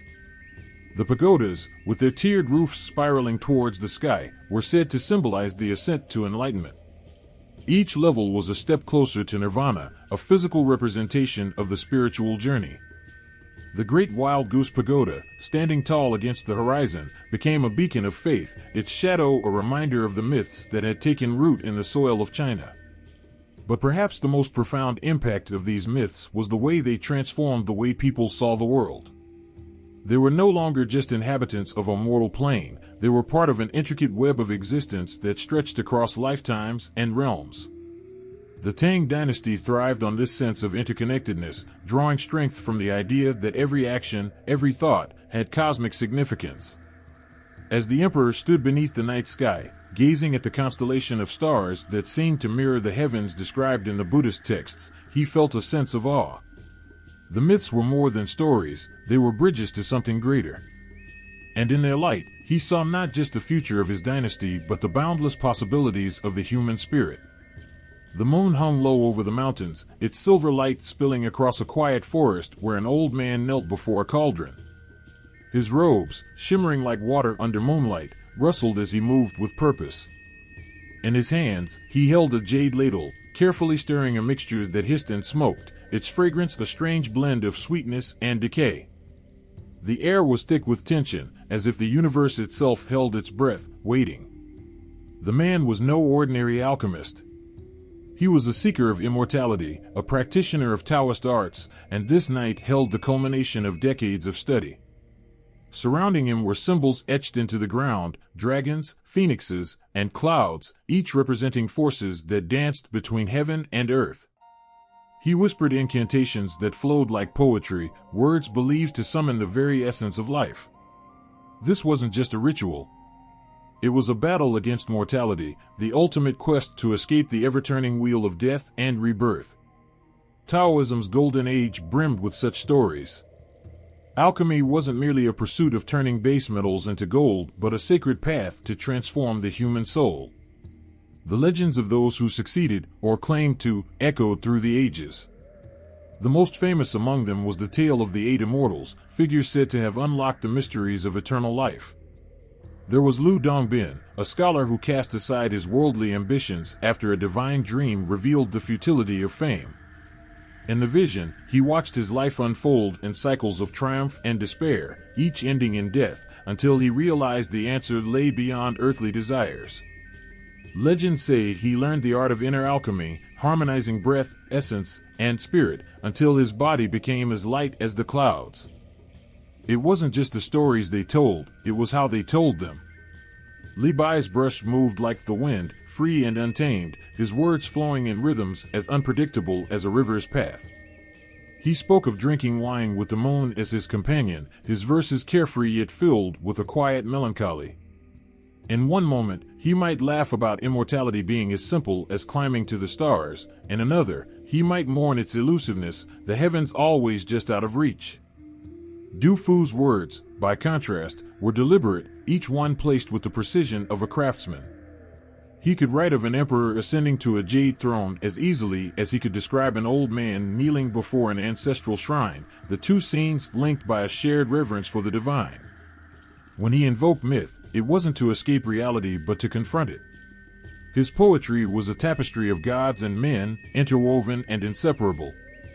One of the most enduring legends that found its way into both poets' works was the tale of Chang'e, the moon goddess. Li Bai's verses described her as luminous, her beauty rivaling the stars themselves. He imagined her gazing down at the earth with a quiet sadness, her immortality a prison as much as a gift. Du Fu, in turn, saw her as a symbol of yearning, her story echoing the lives of those left behind in times of war. The moon itself became a recurring figure in their poetry, a silent witness to humanity's joys and sorrows. For Li Bai, it was a companion, a drinking partner in his solitary nights. For Du Fu, it was a reminder of distance, a light shared by those separated by miles and time. Both saw it not as an object, but as a bridge between heaven and earth, myth and reality, past and present. The Dragon Gate was another favorite motif, a place where carp leapt to become dragons, defying the odds to ascend to the heavens. Li Bai saw himself in the carp, forever striving, forever leaping, his poetry a series of attempts to breach the gate and claim his place among the stars. Du Fu saw the gate as a metaphor for resilience, a reminder that even in the hardest times, the spirit could rise. These poets didn't merely tell stories, they lived them through their words. Each line was a brushstroke on the canvas of the cosmos, their ink flowing with the essence of the myths they loved. They understood that mythology wasn't just about gods and heroes, it was about what it meant to be human, to dream, to struggle, to yearn. And in their poetry, they captured it all, turning the ephemeral into the eternal. The scrolls were unrolled under the flickering light of an oil lamp, the ancient characters dancing like shadows across the weathered parchment. Each line seemed alive, whispering of lands unseen, creatures unimaginable, and gods who walked the edges of the known world. The classic of mountains and seas wasn't just a book, it was a doorway, one that opened into a realm where the impossible wasn't just real, but familiar. There was a mountain where the sun rose, its peak bathed in fire that never consumed, only glowed. The mountain was guarded by a bird with 3 legs, its cry sharp enough to cut through the wind. They said this bird was the herald of dawn, its wings brushing against the clouds as it ascended with the sun. Travelers who claimed to have seen it spoke in hushed tones of the heat that radiated from its feathers, like standing too close to a burning hearth. Farther to the west, the scroll described a valley shrouded in eternal mist, where the ground was littered with shimmering stones of every color. It was said that these weren't mere stones, but the crystallized dreams of ancient gods, left behind when they passed into slumber. In this valley, creatures roamed with bodies like deer but heads crowned with luminous antlers. Their eyes glowed like lanterns, and it was believed that gazing into them revealed the truth of one's soul. There were rivers that flowed not with water, but with molten gold, their surfaces rippling with a brightness that could blind. It was said that the rivers were veins of the earth itself, pulsing with life. Those who dared to drink from them either perished or were blessed with knowledge so profound it drove them to madness. Stories told of an old sage who lived by one such river, his hair turned to strands of gold, his voice a melody that echoed even when he was silent. The text spoke, too, of beasts that defied logic. There was the Jiuying, a serpent with 9 heads, each one spitting a different element, fire, ice, poison, and more. It coiled around entire mountains, its body blending with the terrain so perfectly that travelers sometimes walked on it without knowing, only to find themselves swallowed by a head emerging from the ground. Its breath was said to bring life to barren lands, even as its venom turned rivers black. In the north, a tree stood taller than any mountain, its branches weaving through the stars. The scroll described its fruit as orbs of light, each one containing the essence of a forgotten world. Those who climbed the tree were said to vanish, their laughter fading into the heavens as they became one with the stars. It was whispered that the tree was older than time itself, its roots drinking from the source of all creation. The classic of mountains and seas wasn't just about faraway places, it described a world where boundaries blurred. A mountain wasn't just a mountain, it was a temple, a throne, a prison. Rivers weren't merely water, they were veins, lifelines, conduits of power. And the creatures, they were more than beasts. They were gods in disguise, symbols of fear, hope, and the unknown. There was a story about a man who set out to map the lands described in the scroll. He was no hero, just a humble scribe with an unshakable curiosity.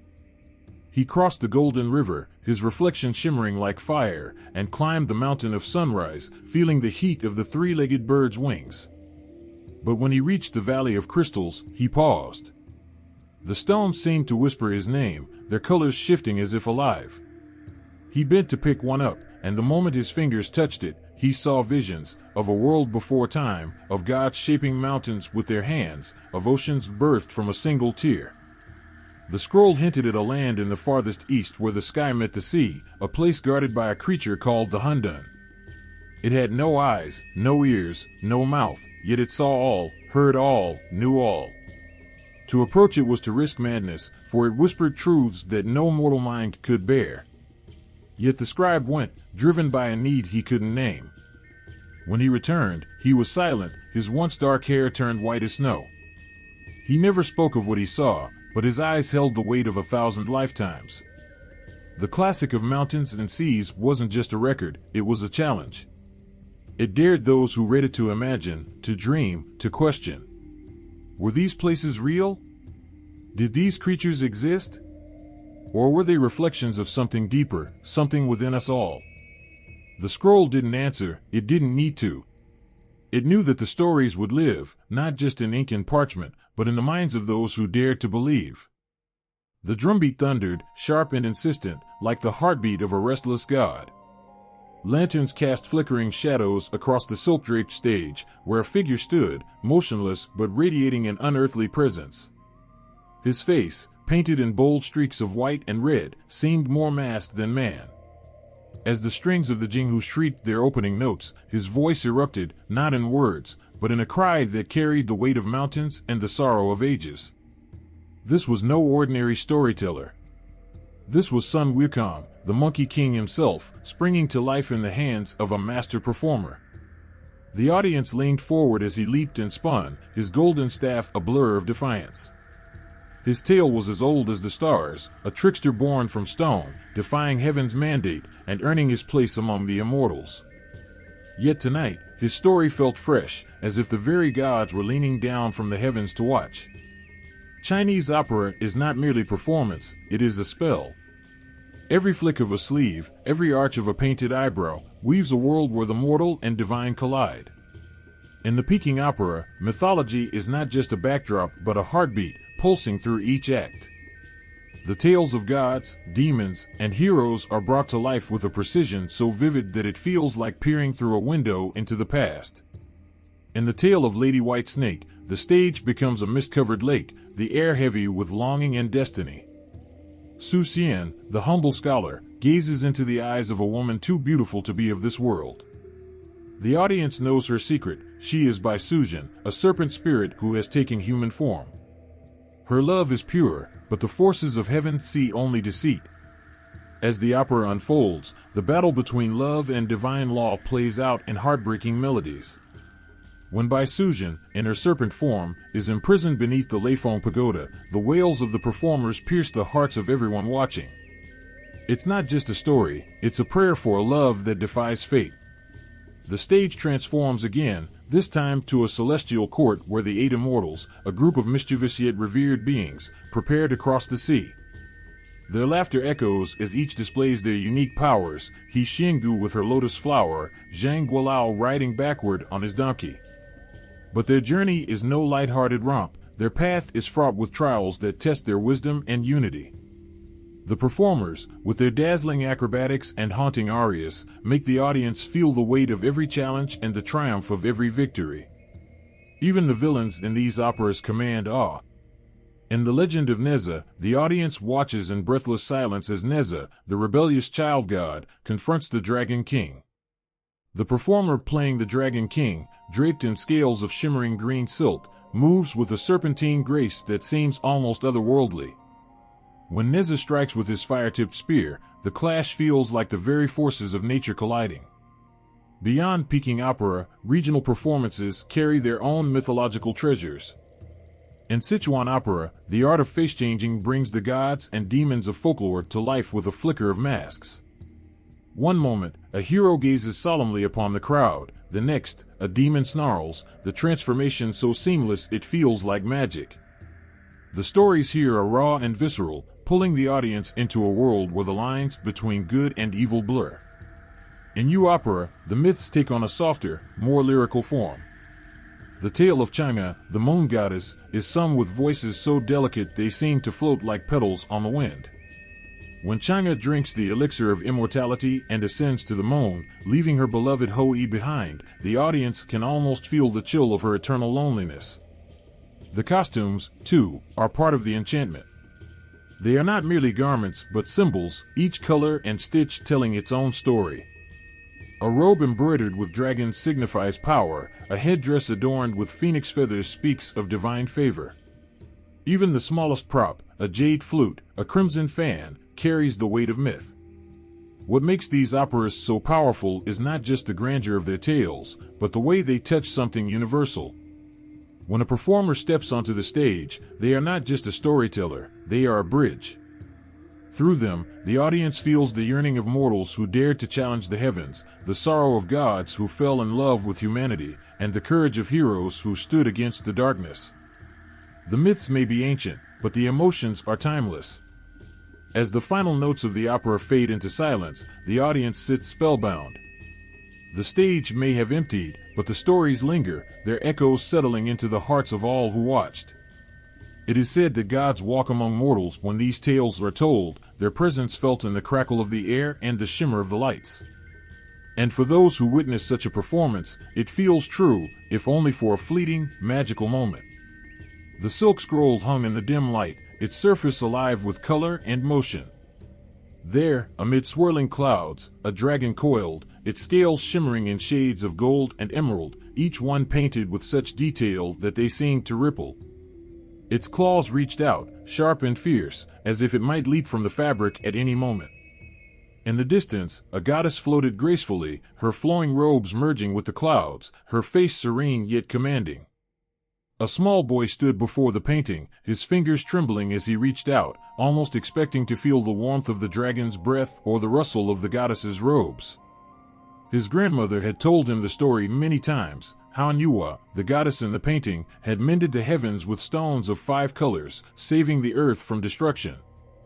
But the story had never felt as real as it did now, standing before her immortalized image.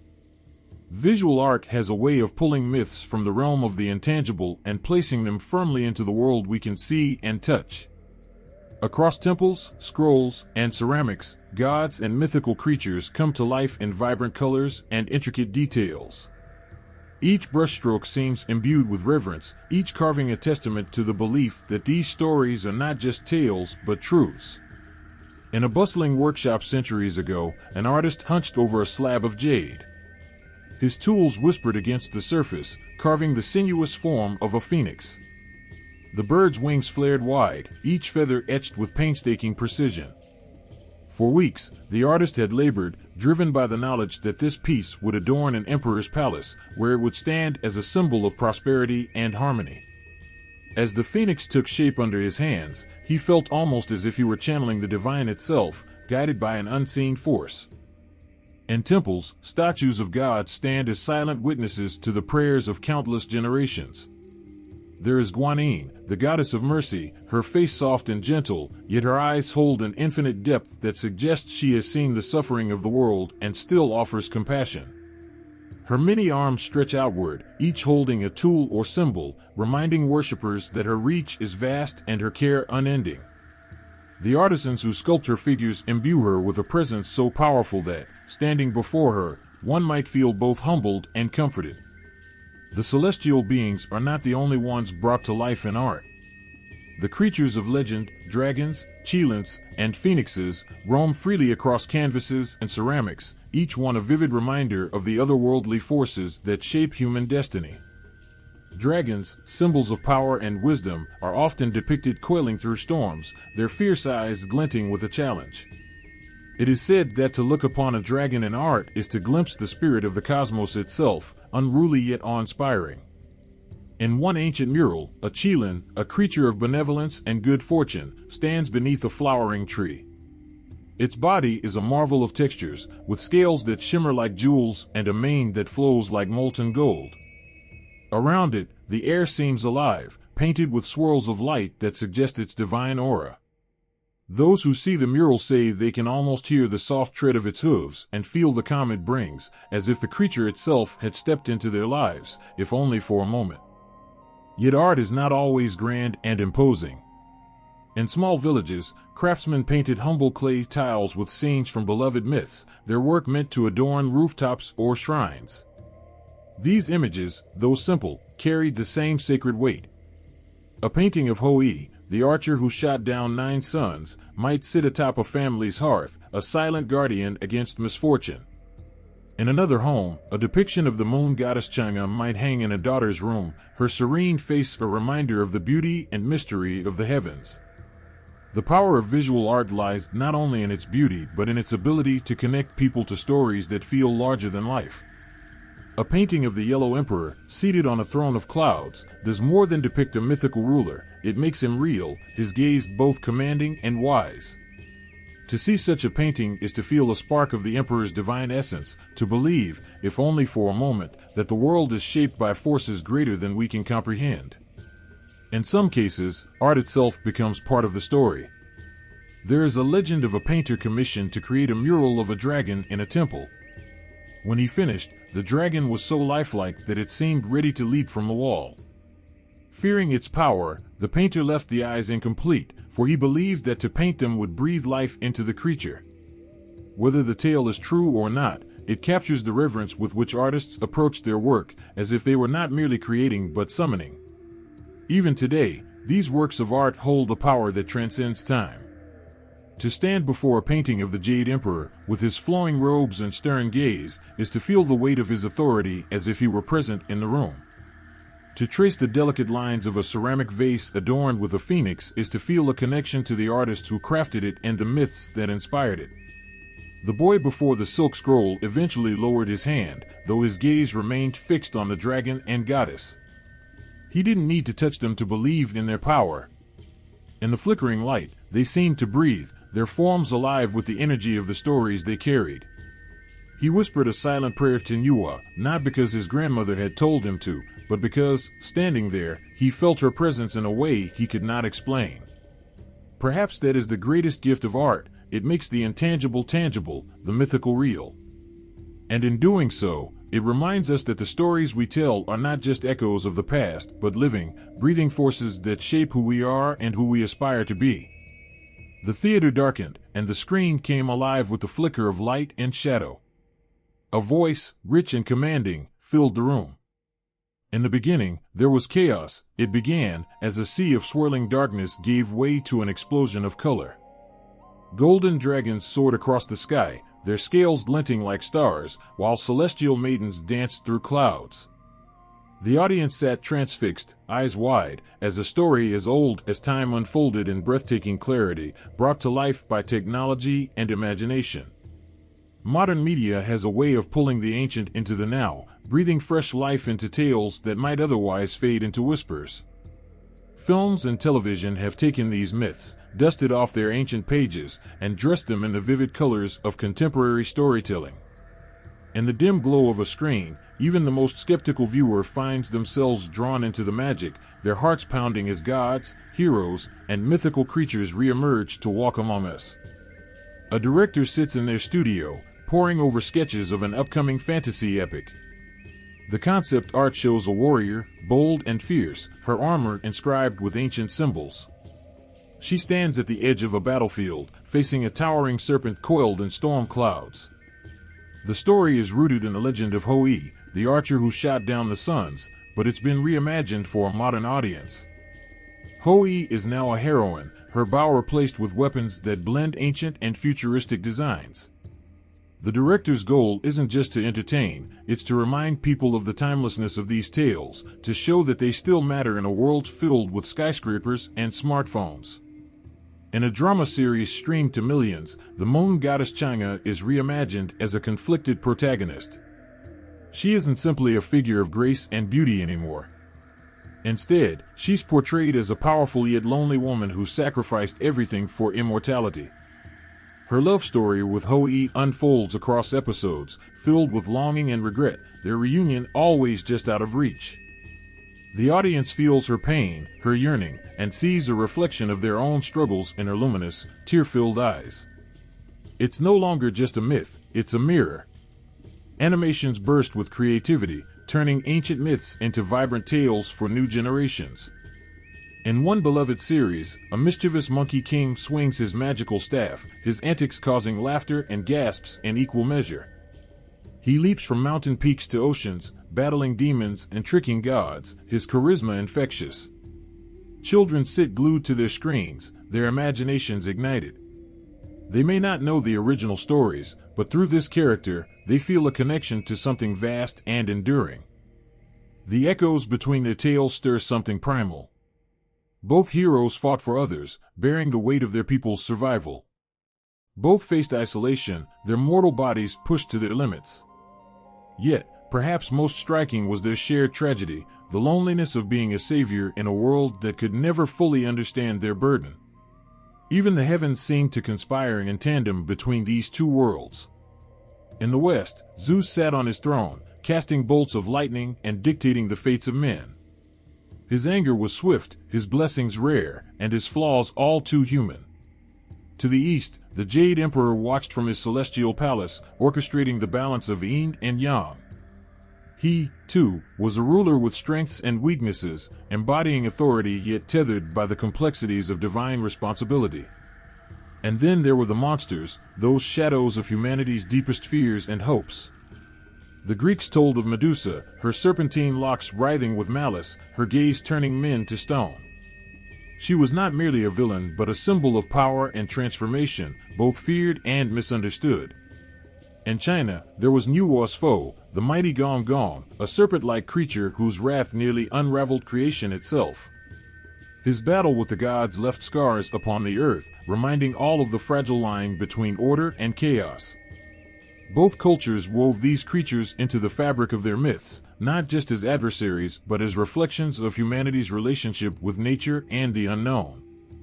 The monsters, much like the heroes, were part of a larger narrative, the endless dance of light and shadow. The underworld, too, loomed in their stories. In the west, Hades presided over the dead, his kingdom a realm of shadow and silence. Mortals who entered rarely returned, their fates sealed by the weight of their own choices. In the east, Du unfolded as a labyrinthine realm of judgment and penance, overseen by Yin Wang. Souls faced trials that mirrored their earthly deeds, each torment a chance for redemption or the finality of their karma. The myths shared a haunting similarity in their portrayal of the afterlife, not as an end, but as a reflection of life's essence. Both spoke of consequences, balance, and the indomitable spirit of the human soul. In quieter moments, the parallels became even more poignant. The Greek tale of Orpheus and Eurydice tells of love so powerful that it defied death. Orpheus, armed with nothing but his music, descended into the underworld to reclaim his wife. His journey was both a triumph and a heartbreak, a testament to the fragility of love and the inevitability of loss. In China, the story of the cowherd and the weaver girl mirrored this yearning. Separated by a celestial river, the lovers could only meet once a year, their tears forming the Milky Way. Both tales carried the same aching truth: love is eternal, but even the gods cannot protect it from sorrow. As the myths flowed through generations, they transformed, yet their core remained intact. They spoke of creation and destruction, heroism and hubris, love and loss. They whispered to both the Greeks and the Chinese that life's greatest truths are universal, transcending time, place, and culture. In the quiet moments between their vibrant battles and grand sacrifices, these myths reminded us of something profound, that we are not so different, after all. Our fears, our dreams, and our stories may take different shapes, but they are all born from the same human heart. The caravan moved slowly, its wheels creaking under the weight of silk, spices, and something far more precious, stories. Through the swirling sands of the Taklamakan Desert and the windswept mountains of the Himalayas, these caravans were not merely trading goods. They carried whispers of gods, tales of heroes, and the echo of myths from distant lands. One night, under a canopy of stars, a Chinese merchant sat beside a fire, sharing tea with an Indian traveler. As the flames flickered, the stories began to flow. The merchant spoke of Nuwa, the goddess who shaped humanity from clay and mended the heavens with stones of 5 colors. The Indian smiled and shared the tale of Vishwakarma, the divine architect who forged the universe with his cosmic tools. In their exchange, the two men marveled at how their deities, though worlds apart, seemed to mirror each other, creators of life, weavers of order from chaos. From these moments of connection, myths began to intertwine. The Silk Road was not just a path for merchants, it was a bridge where ideas crossed, cultures mingled, and stories transformed. In the courts of ancient China, monks from India arrived, their robes flowing like rivers of saffron and crimson. They brought with them the teachings of Buddha, but within those teachings were stories that sparked new flames in the Chinese imagination. The tale of the Monkey King, Sun Wukong, began to take shape, influenced by Indian myths of Hanuman, the divine monkey who leaped across oceans and wielded immense strength. Yet, Sun Wukong became something uniquely Chinese, a trickster, a rebel, a hero who defied heaven itself. Meanwhile, in the temples of Central Asia, gods from Persia and Greece stood side by side with Chinese and Indian deities.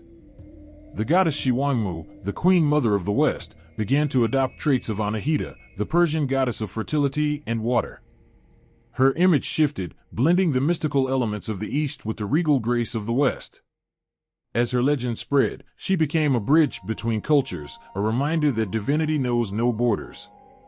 On the other side of the mountains, Central Asian myths flowed into China like the rivers they described. Tales of winged horses from Persia merged with the Chinese legends of the heavenly horses of Fergana, said to sweat blood and gallop like the wind. These majestic creatures became symbols of power and divine favor, celebrated in art and poetry. But it was not just the gods and heroes that traveled. The ideas of life, death, and the afterlife shifted as well. From India came the concept of karma and reincarnation, reshaping Chinese views of the soul's journey.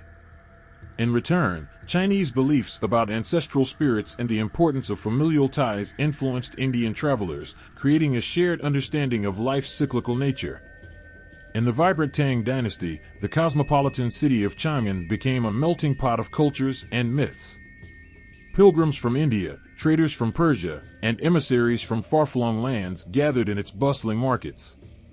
Performers acted out the Mahabharata, while Chinese storytellers recounted the feats of the Yellow Emperor. The stories interwove, creating new narratives that blended the grandeur of Indian epics with the delicate beauty of Chinese folklore.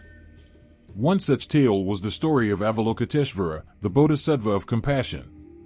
As the story traveled through Central Asia and into China, Avalokiteshvara transformed. She became Guanyin, a goddess whose boundless mercy and kindness resonated deeply with Chinese values. Her image adorned temples, her name whispered in prayers, her essence becoming a symbol of hope for millions. In this transformation, the lines between Indian and Chinese mythology blurred, creating something profoundly universal. Even the landscapes of myths began to shift. The sacred Mount Meru of Indian cosmology found echoes in Kunlun, the mythical mountain of Chinese legend. Both stood as cosmic centers, realms where gods dwelled and mortals sought enlightenment. The rivers that flowed from their peaks were not just waters but veins of life, carrying the essence of divinity to the world below. As the myths mingled, they also adapted, reflecting the needs and values of their new homes. The Persian fire-breathing dragon, Azidahaka, took on new life in Chinese legends as the fierce yet wise Long, a creature of water and harmony. These dragons, once symbols of destruction, became protectors of the natural world, guardians of rivers, and bringers of rain. Through centuries of exchange, myths became a language that transcended words. They carried the dreams of countless generations, whispered across deserts, sung over mountains, and painted in the vibrant hues of shared imagination. Each story, whether from India, Persia, Central Asia, or China, carried a piece of the human soul, a longing to understand the world, to find meaning, and to connect. In the quiet moments of these exchanges, under the same stars that had guided the caravans for centuries, one truth became clear. These myths, though born in different lands, all spoke of the same heartache, the same hope, and the same wonder. They reminded those who listened that humanity, in all its diversity, shares a single, unbroken thread of storytelling. The lanterns swayed gently in the breeze, their warm glow casting dancing shadows on the cobblestone streets of a foreign city. A crowd gathered, faces illuminated with curiosity and wonder, as a storyteller stood beneath the arches of an ornate pavilion. Her voice carried the tale of the weaver girl and the cowherd, their love separated by the Milky Way but reunited once a year by a bridge of magpies. The audience, though far from China, sat entranced, their hearts aching for a love so bittersweet. Chinese mythology, with its rich tapestry of gods, heroes, and celestial wonders, has seeped into the farthest corners of the world. In a small theater in Paris, actors don elaborate costumes to perform an adaptation of Journey to the West. The Monkey King leaps and somersaults across the stage, his cunning and charm drawing laughter and applause. Even as the dialogue unfolds in French, the essence of Sun Wukong remains unchanged, a trickster, a rebel, a hero whose adventures transcend language. In the pages of graphic novels in America, dragons with sinuous bodies and piercing eyes glide across the skies. These are not the fire-breathing monsters of European tales, but the wise and benevolent creatures of Chinese lore. A young artist, inspired by stories her grandmother once told her, paints a dragon coiled around a pearl, its scales shimmering with every color of the rainbow. Her art becomes a sensation, sparking conversations about the differences and similarities in how cultures view these mythical beings. In the bustling streets of Tokyo, a Chinese festival takes center stage. Performers in vibrant lion costumes move in rhythmic harmony to the beat of drums, their movements telling the story of Nian, the mythical beast driven away by noise and fire. Children watch with wide-eyed wonder, their laughter mingling with the cheers of the crowd. Though the tale belongs to China, its spirit finds a home in the hearts of all who witness it. Across the oceans, in the sprawling studios of Hollywood, filmmakers draw from the depths of Chinese mythology to craft epic tales. A blockbuster film reimagines the legend of the White Snake, blending ancient lore with modern storytelling. Audiences around the world watch as the snake spirit falls in love with a mortal, her struggles and sacrifices echoing universal themes of devotion and resilience. The film's stunning visuals and heartfelt narrative leave viewers spellbound, sparking a newfound appreciation for the myths that inspired it. In classrooms in Europe, students pore over translations of the I Ching and the Shanhai Jing.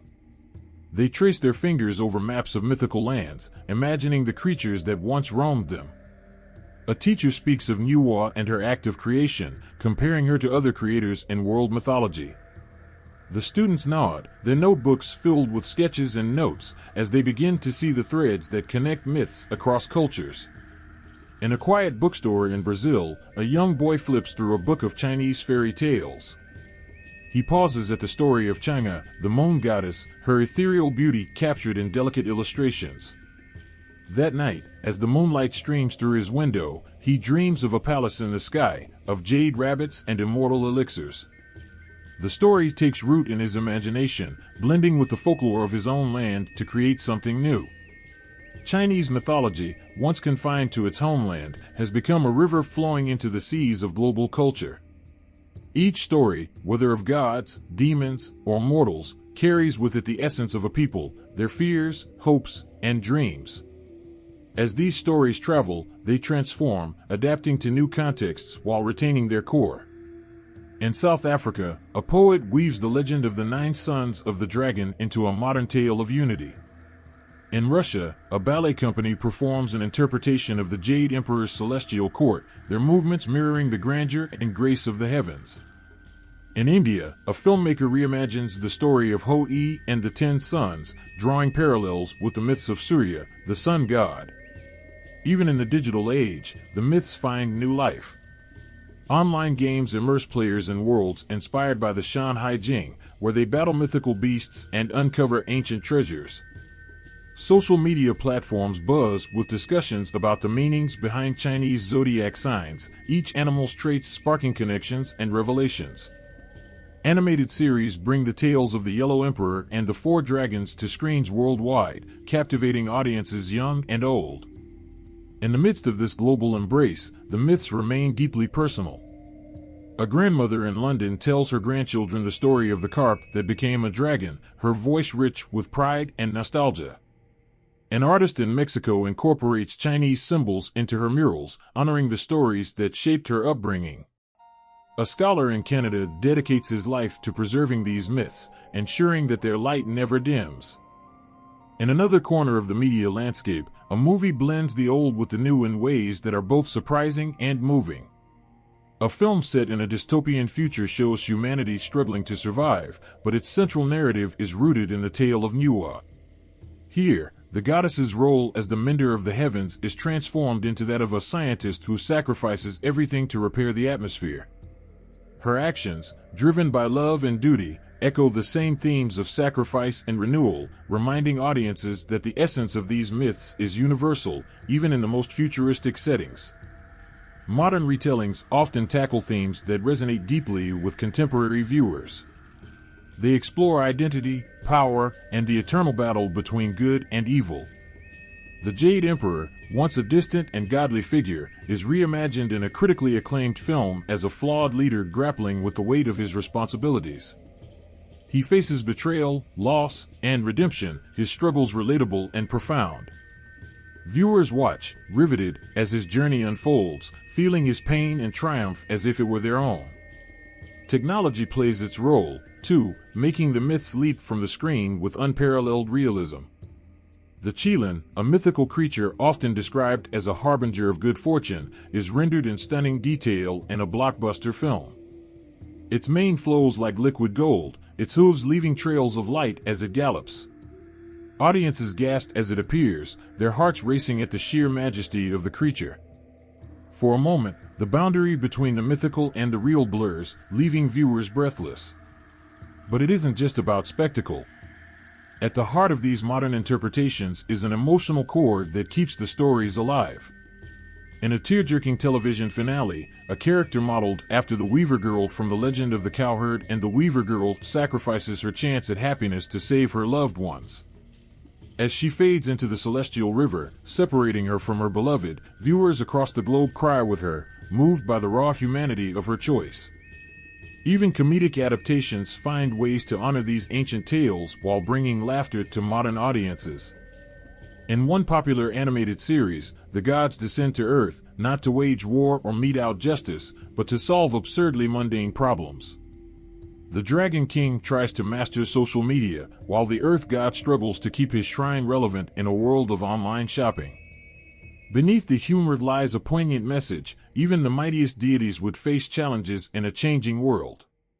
Modern creators often add layers of diversity and inclusivity to these tales, ensuring they speak to everyone. A groundbreaking series features a disabled protagonist who embodies the spirit of Pangu, the mythological creator of the world.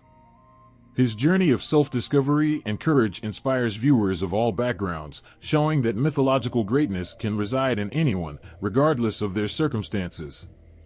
Audiences, too, become active participants in this modern storytelling. Fan art floods social media, depicting characters like the Monkey King or the Moon Goddess in ways that blend traditional motifs with contemporary styles. Cosplayers dress as these mythical figures, bringing them to life at conventions, their costumes a testament to hours of dedication and love. Online forums buzz with debates about the nuances of a myth's reinterpretation, each post a small but passionate tribute to the enduring power of these stories. In a world where stories can be streamed with a click, the myths of the past find new homes in the hearts of millions. They are no longer confined to dusty books or whispered oral traditions. They are alive and electric, shaping and reshaping themselves to fit the world they inhabit. Through the magic of modern media, they continue to inspire awe, ignite imaginations, and remind us all of the beauty and power of the tales that have shaped humanity for centuries. The wind howled through the vast emptiness, stirring the first specks of life from the void. In one corner of the world, the mighty Pangu awoke, his colossal form breaking the formless chaos. He stood between heaven and earth, his body the foundation of the universe.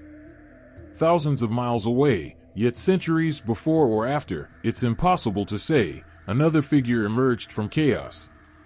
It was Gaia, Mother Earth, rising to shape the world alongside the heavens, bringing balance and form to formlessness.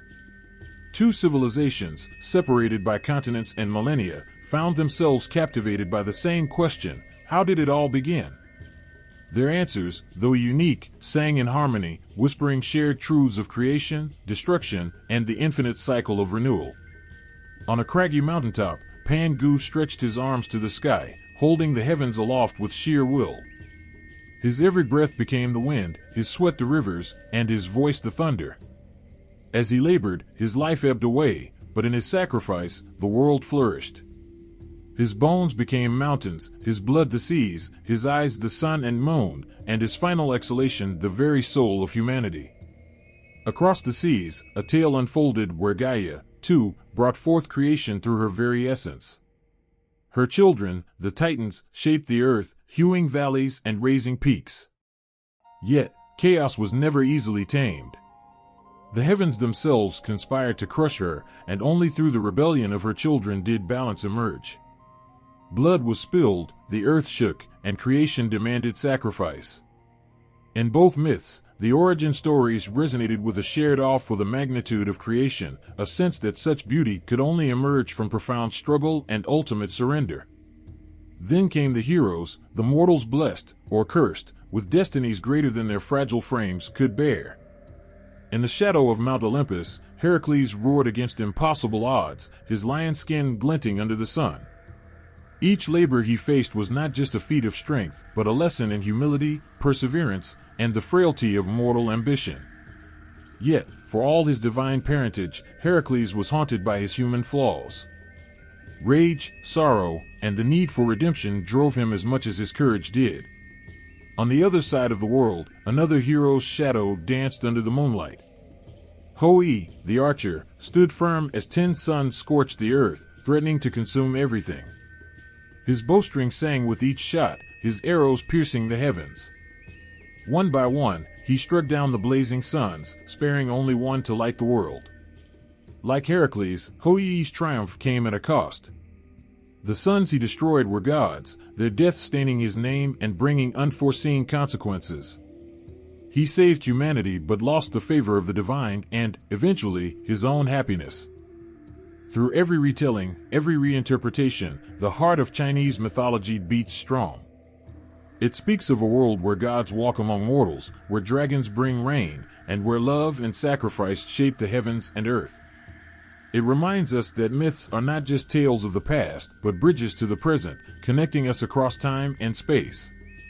The storyteller in the foreign city finishes her tale, her voice softening as the magpies form their bridge in the night sky. The crowd sits in silence, the weight of the story settling over them.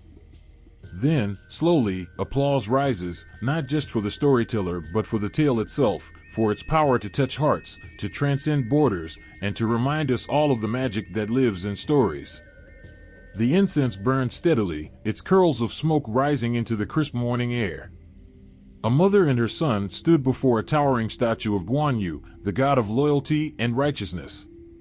The boy, no older than 10, clasped his hands tightly in front of him, his eyes fixed on the red-faced deity wielding his massive guandao. The mother whispered a prayer, her voice barely audible, yet her words carried generations of hope and tradition. The boy felt a tingle run down his spine as if the god himself was listening. In modern cities teeming with skyscrapers and neon lights, the myths of old China quietly weave their way into daily life. They live in the red envelopes exchanged during the Lunar New Year, a nod to the mythical beast Yan, whose defeat by loud noises and bright lights gave birth to the festival's vibrant traditions. Children giggle as they stick paper cuttings on doors, blissfully unaware that their laughter mirrors the cries of ancient villagers celebrating their safety from the monster. During the Mid-Autumn Festival, the moon shines its brightest, and families gather to share mooncakes.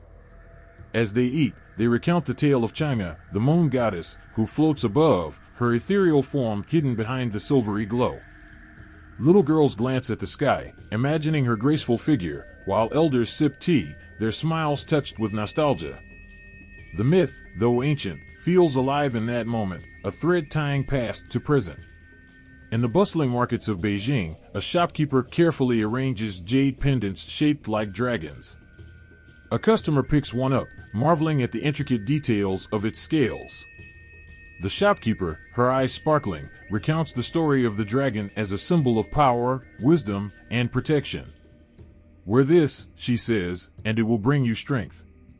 The customer nods, feeling a sense of connection to something larger, something timeless. Temples, both grand and modest, remain places where mythology breathes. At the temple of the city god in Shanghai, a businessman kneels, his suit immaculate despite the dusty floor. He lights incense and bows deeply, seeking guidance and favor from the deity who watches over the city. The myths of guardian spirits, though centuries old, still resonate in the hearts of those who navigate the complexities of urban life. Even in the modern age, where science and technology dominate, the values embedded in mythology shape societal beliefs. The Confucian ideal of filial piety, reinforced through tales of heroic sons and devoted daughters, echoes in the way families care for their elders. A young woman in Shenzhen spends her weekends visiting her grandmother, her actions rooted in a respect that transcends time. In our stories, the grandmother says, "The gods bless those who honor their parents." The young woman nods, her heart swelling with pride. Festivals remain vibrant expressions of mythological influence. Dragon boat races thunder across rivers, their roots tracing back to the legend of Chu Yuan, a poet and statesman whose sacrifice became a symbol of integrity and patriotism. The boats, adorned with fierce dragon heads, cut through the water as crowds cheer, their voices rising like a chorus of ancient spirits. In schools, children learn about the 8 immortals, their adventures offering lessons in resilience and resourcefulness. A teacher draws a picture of Xianggu, the lone female among the group, her lotus flowers symbolizing purity and wisdom. The students listen intently, their imaginations painting vivid scenes of her crossing the seas, her strength and grace inspiring them to dream beyond the confines of their classroom. Modern art and literature continue to draw from the wellspring of mythology. A young filmmaker in Hangzhou creates an animated series about Hou Yi, the legendary archer who saved the world from scorching suns. His retelling, infused with humor and modern dilemmas, captivates audiences across the country. Hou Yi was a hero, a fan comments online, but he also struggled with love and loss, just like us. Even in modern relationships, the myths find a home. Couples visit the temple of the matchmaker, Yu Lao, to tie red strings of fate. The legend of Yu Lao, who binds destined lovers with an invisible thread, sparks hope in those searching for connection. A young man kneels before the altar, his heart pounding as he silently prays for love. Beside him, a woman offers her own wish, their fates perhaps already intertwined. In rural villages, the myths feel as tangible as the earth beneath one's feet. Farmers honor the dragon kings, the rulers of water, with offerings of rice and wine. They speak of the dragons with a mix of reverence and affection, their stories woven into the rhythms of planting and harvest. A farmer gazes at the horizon after a much-needed rain, whispering his thanks to the unseen beings he believes sent it. The myths also serve as moral compasses. The story of Mulan, the warrior who took her father's place in battle, continues to inspire courage and selflessness. In a hospital in Wuhan, a nurse on the night shift recalls the tale as she tends to patients. Mulan fought for her family, she tells herself, and I fight for mine. The thought steadies her hand, giving her strength when exhaustion threatens to overwhelm her. In the fast-paced world of social media, mythology finds new forms. Influencers share videos about mythical creatures like the Qilin, whose presence signals prosperity. Their posts, a blend of ancient lore and modern aesthetics, garner millions of views. Comments flood in, ranging from admiration to personal stories of how these myths resonate in everyday life. Even in times of crisis, mythology offers solace. During a recent typhoon, a child clung to her mother, frightened by the howling winds. The mother held her close and whispered, "The wind god, Pangu, is angry, but he will calm down soon." The child listened, her fear slowly ebbing away, replaced by awe at the thought of a god so powerful. The myths of China, far from being relics of the past, pulse with life in the actions, beliefs, and dreams of modern society. They live in the choices people make, the stories they tell, and the values they uphold. Whether in a crowded city or a quiet village, their presence is felt, a reminder of a heritage that continues to shape the present. The old scholar sat cross-legged beneath an ancient ginkgo tree, its golden leaves falling around him like whispers of time. In his hand, he held a scroll, its edges frayed with age, the ink tracing words as if alive with the wisdom of centuries. He read aloud, his voice soft yet commanding, as if speaking to both the heavens and the earth. The sage rides the dragon of wisdom, bound neither by the mortal nor the divine, but finding harmony in both. Nearby, a young monk paused in his sweeping, captivated by the scholar's words. They resonated deeply, echoing the teachings of the Buddha he had spent years studying. The monk approached, bowing low, and asked, "Master, how does one ride this dragon?" The scholar smiled, his gaze distant yet piercing. "Ah, to ride the dragon is to understand the balance of all things. It is to see the world as Confucius saw it, grounded in order and duty, as Laozi saw it, flowing like water, and as the Buddha saw it, free from attachments. It is to walk the path where myth and philosophy meet." In the tales passed down through generations, there were dragons that symbolized power and divine authority, yet they were also protectors of balance and peace. Confucius himself often spoke of the legendary Yellow Emperor, a mythical ruler who exemplified wisdom and virtue. His reign was said to have brought harmony to a chaotic world, his actions a template for the ideals of Confucian thought. The Yellow Emperor was not just a figure of legend, he became a guiding light for those seeking to understand their roles in family and society. "Be as the emperor," Confucius would say, "firm in your duties, but soft in your heart." At the same time, Laozi would sit by the riverside, gazing at the currents and pondering the great dragon kings who ruled the waters. These mythical beings, born of Taoist imagination, were not simply creatures of strength but embodiments of the Tao itself, flowing, yielding, yet unstoppable. Laozi saw in them the ultimate lesson: to live as the water lives, to follow the Tao, was to move in harmony with the universe. He would whisper to his disciples, "The dragon swims freely because it resists nothing. Be like the dragon." But where Confucianism and Taoism sought balance, Buddhism offered liberation. Monks gathered in mountain temples and spoke of the bodhisattvas, mythic beings of compassion who transcended suffering to guide others. Avalokiteshvara, the goddess of mercy, with 1,000 eyes and hands, became a symbol of boundless empathy. She was a bridge between heaven and earth, her stories inspiring countless believers to seek a life of kindness and inner peace. One cold winter night, a wandering hermit visited a Taoist temple hidden deep in the mountains. The wind howled outside, but the warmth of the temple's hearth welcomed him. As the hermit warmed his hands, he recounted a story he had heard on his travels, a tale of the Great Flood. Nuwa, the mother goddess, repaired the heavens to save humanity, he said. Her selflessness reminds us that the heavens and the earth are bound by care. The temple priest, his white hair glowing in the firelight, nodded. Nuwa's story holds the essence of Taoism, Confucianism, and even the Buddha's teachings. To repair the heavens is not merely an act of power, but one of love and duty. It is, as Laozi said, to act without striving. As Confucius said, to serve others. And as the Buddha said, to let go of oneself. The hermit, moved by the priest's words, whispered, "Then perhaps Nuwa's thread still binds us all." In a scholars' hall in the capital, officials debated the role of the heavens in governance. A young Confucian scholar stood up, his voice clear and firm.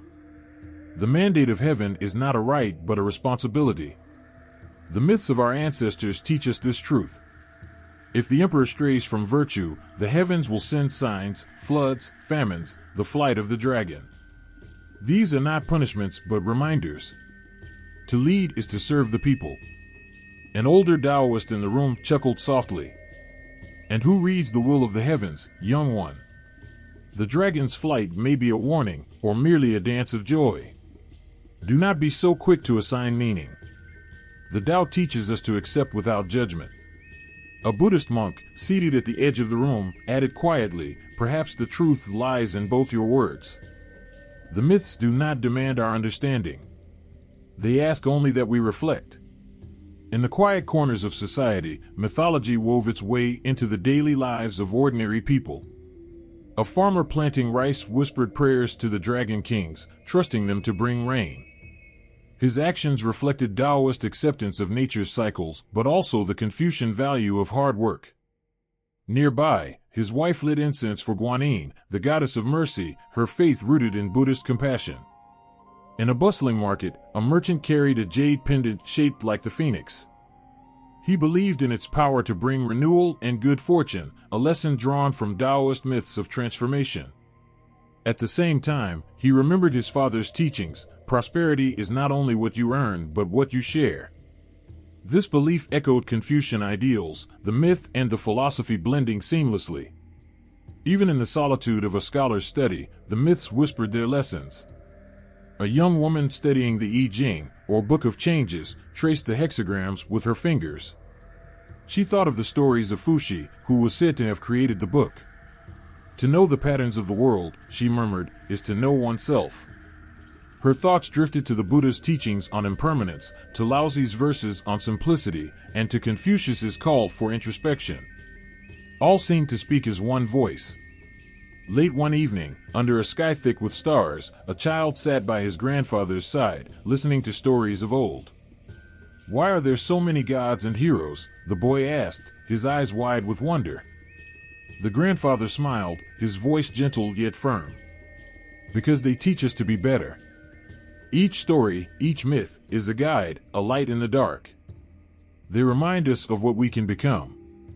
And as the child drifted to sleep, the myths seemed to come alive in his dreams, their lessons carried forward to another generation. The classroom buzzed with anticipation. At the front, an elderly teacher held a chalk in his hand, its white tip poised against the blackboard as if on the edge of a great revelation. His eyes sparkled with the kind of wisdom that only decades of stories could bring. The room quieted as he began to speak, his voice weaving through the air like the thread of a tapestry. "There was once a time when the sky broke open," he began, his tone low and steady, each word pulling the students closer. "Nuwa, the mother of all, saw the chaos that threatened the world. She melted stones of 5 colors to patch the heavens and used her hands to sculpt humanity from clay. That is why our lives are bound to the earth and the stars above." A girl in the front row raised her hand. "But, teacher, was Nuwa real?" The teacher paused, smiling. "Ah, does it matter? What matters is the lesson she left behind. To mend what is broken. To create where there is nothing. And to protect what is sacred." He tapped the board with the chalk, writing the name Nuwa in bold characters. "Now, let's see how this story is told in poetry and art." The girl nodded, her curiosity piqued, as a gong sounded in the distance, signaling the start of the ritual. Men and women dressed as ancient warriors began a ceremonial dance, their movements sharp and deliberate, as if echoing the battles and triumphs of mythic heroes. A roar of approval erupted from the crowd as a towering figure representing a dragon deity emerged, its body shimmering with golden scales. The dragon wove through the streets, children chasing it with laughter and awe. For a moment, it seemed alive, a being not of paper and fabric but of spirit and fire. Across the country, similar scenes unfolded. In mountain villages, people gathered at sacred springs, offering prayers to the water spirits. In bustling cities, families visited temples, their hands clasped in silent hopes for health and prosperity. What had once seemed forgotten was alive again, infused with a fervor that transcended time. At the heart of this revival were the festivals, each one a masterpiece of devotion and celebration. The Lunar New Year, with its firecrackers and red envelopes, felt like a conversation with ancestors who had long walked the earth. The Mid-Autumn Festival, illuminated by the glow of countless mooncakes, retold the tale of Chang'e, the moon goddess, and her bittersweet separation from Ho-I. In every bite, and every lantern released into the night sky, the stories breathed anew. During the Ghost Festival, an eerie yet beautiful stillness settled over the land. Families laid out feasts for their departed loved ones, their gestures a blend of sorrow and love. Streets filled with paper effigies of houses, cars, and even smartphones, all meant to be burned as offerings to the spirits. Children watched the flames consume the paper creations, their faces filled with wonder and questions. "Will they really get the car?" a boy asked his father, pointing at the smoldering ashes. "If they need it, they will," his father replied, his voice both solemn and hopeful. "But mostly, it's a way of telling them we haven't forgotten." The boy looked back at the fire, as if searching for an answer in its dancing light. In the temples, rituals unfolded with precision and grace. Priests, their robes flowing like water, chanted ancient verses, their words resonating through the sacred halls. The clang of bronze bells and the deep hum of drums created a symphony that seemed to transcend the physical world. Worshippers knelt, their faces a mixture of serenity and desperation, as they sought guidance or gave thanks. One woman, standing before the statue of Guanyin, the goddess of mercy, held a small bundle wrapped in cloth. Tears streamed down her face as she whispered a prayer. "Protect my child," she murmured, her voice barely audible. "Let her grow strong and kind." As she lit a candle and placed it at the goddess's feet, the flame flickered, casting shadows that danced across the goddess's serene face. The woman wiped her tears, her expression softening into one of quiet hope. The revival wasn't confined to rituals and festivals alone.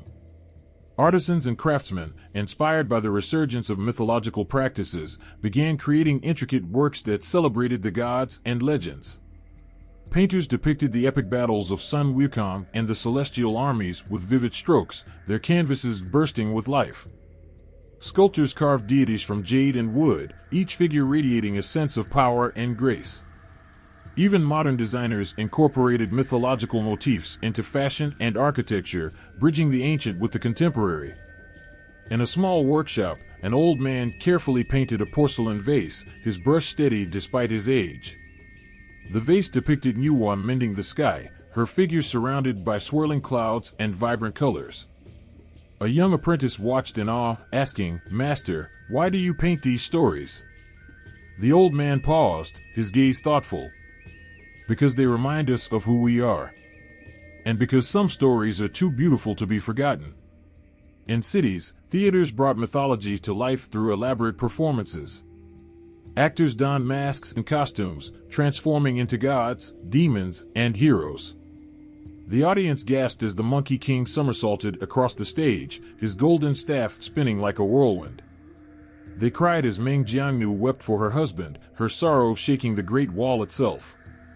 These performances were more than entertainment, they were acts of remembrance, of keeping the myths alive. Even in the digital age, mythology found its place. Video games allow players to step into the roles of legendary figures, battling monsters and solving divine riddles. Animated films retold ancient tales with dazzling visuals, introducing the myths to a new generation. On social media, people shared stories and photos of their festival experiences, their captions filled with wonder and pride. One night, a young girl sat with her grandfather, scrolling through pictures of a dragon dance on her tablet. She turned to him and asked, "Grandpa, did you do this when you were my age?"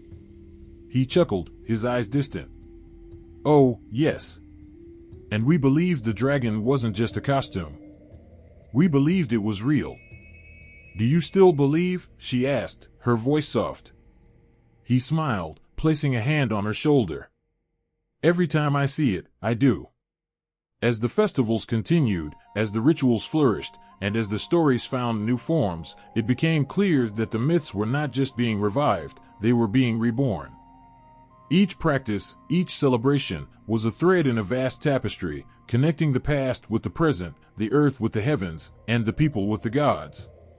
And in every lantern released into the night, and every drumbeat that echoed through the valleys, the myths lived on, their magic as vibrant and unyielding as ever. The air felt different on the mountain, thicker, charged with an energy that seemed to hum beneath the surface. A single path, narrow and winding, disappeared into the mist that clung to the slopes like a jealous guardian. The trees, ancient and gnarled, stood as silent witnesses to countless prayers, offerings, and whispers of hope. Somewhere above, hidden beyond the clouds, rested a temple said to be touched by the gods themselves. At the base of the trail, a man knelt before a small shrine, his head bowed in solemn respect. The shrine, simple yet profound, held a worn stone tablet etched with faded characters. He touched it gently, as if greeting an old friend. A breeze swept through, carrying the faint sound of a bell ringing from above. It was as though the mountain itself acknowledged his presence. In schools across the country, such moments unfolded every day. From grand myths of creation to tales of cunning fox spirits, mythology was not just taught, it was brought to life. Teachers used these ancient stories to ignite imagination, teach morality, and connect the students with their heritage. The myths weren't distant echoes from a forgotten past. They were bridges to understanding courage, kindness, and the complexity of human nature. In a literature class, a boy flipped open a battered copy of Journey to the West. His eyes widened as he read about the Monkey King leaping from the palm of Buddha's hand, thinking he had escaped divine power, only to find himself caught in its grasp. His heart pounded as he followed the Monkey King's adventures, feeling the thrill of rebellion and the ache of redemption. His teacher noticed his excitement and asked, "What does the Monkey King teach us?" "That even the strongest can't escape their mistakes," the boy ventured, uncertain. The teacher nodded. "Yes, and also that strength is not just about power. It's about humility, growth, and knowing when to bow to something greater than yourself." Meanwhile, in another classroom, students examined the tragic love story of the cowherd and the weaver girl, separated by the Milky Way. As they read, the teacher asked them to think about longing and sacrifice, about how myths reflect the human heart. One girl, staring out the window at the distant mountains, whispered to herself, "Maybe the stars really are bridges for love." In universities, the study of mythology became a scholarly pursuit, blending history, anthropology, and literature. Professors dissected the symbolism of dragons and phoenixes, tracing their influence across dynasties. Students debated the moral dilemmas in myths, wondering if the gods were more human than divine. Late-night discussions in dormitories often spiraled into passionate arguments. Was Pangu's act of creation an act of selflessness or necessity? Was the fox spirit a villain or merely misunderstood? One rainy evening, a graduate student sat in the university library, surrounded by ancient texts. She pored over the Shanhai Jing, her fingers trembling as she traced the illustrations of strange creatures, serpents with human faces, birds with 3 legs, and mountains made of jade. Her professor approached quietly, watching her fascination. "Do you know why these creatures are so strange?" the professor asked. She shook her head.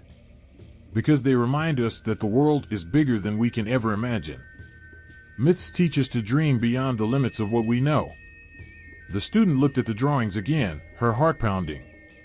"And what do they say about us?" "That we're part of the mystery," the professor replied. In creative writing courses, aspiring authors turned to mythology for inspiration. A young man, eager to craft his first novel, drew from the legend of the White Snake. His story reimagined the tragic romance in a modern setting, blending ancient themes with contemporary struggles. When he read a passage aloud in class, his classmates sat in silence, moved by the depth of his words. "The White Snake's love," he said softly, "isn't about fate. It's about choosing to love, even when it's impossible." Children's books carried these myths to the youngest minds. Picture books told the story of Hoi shooting down 9 suns, his arrows blazing like comets. Parents read these tales to their children at bedtime, their voices rising and falling with the rhythm of the narrative.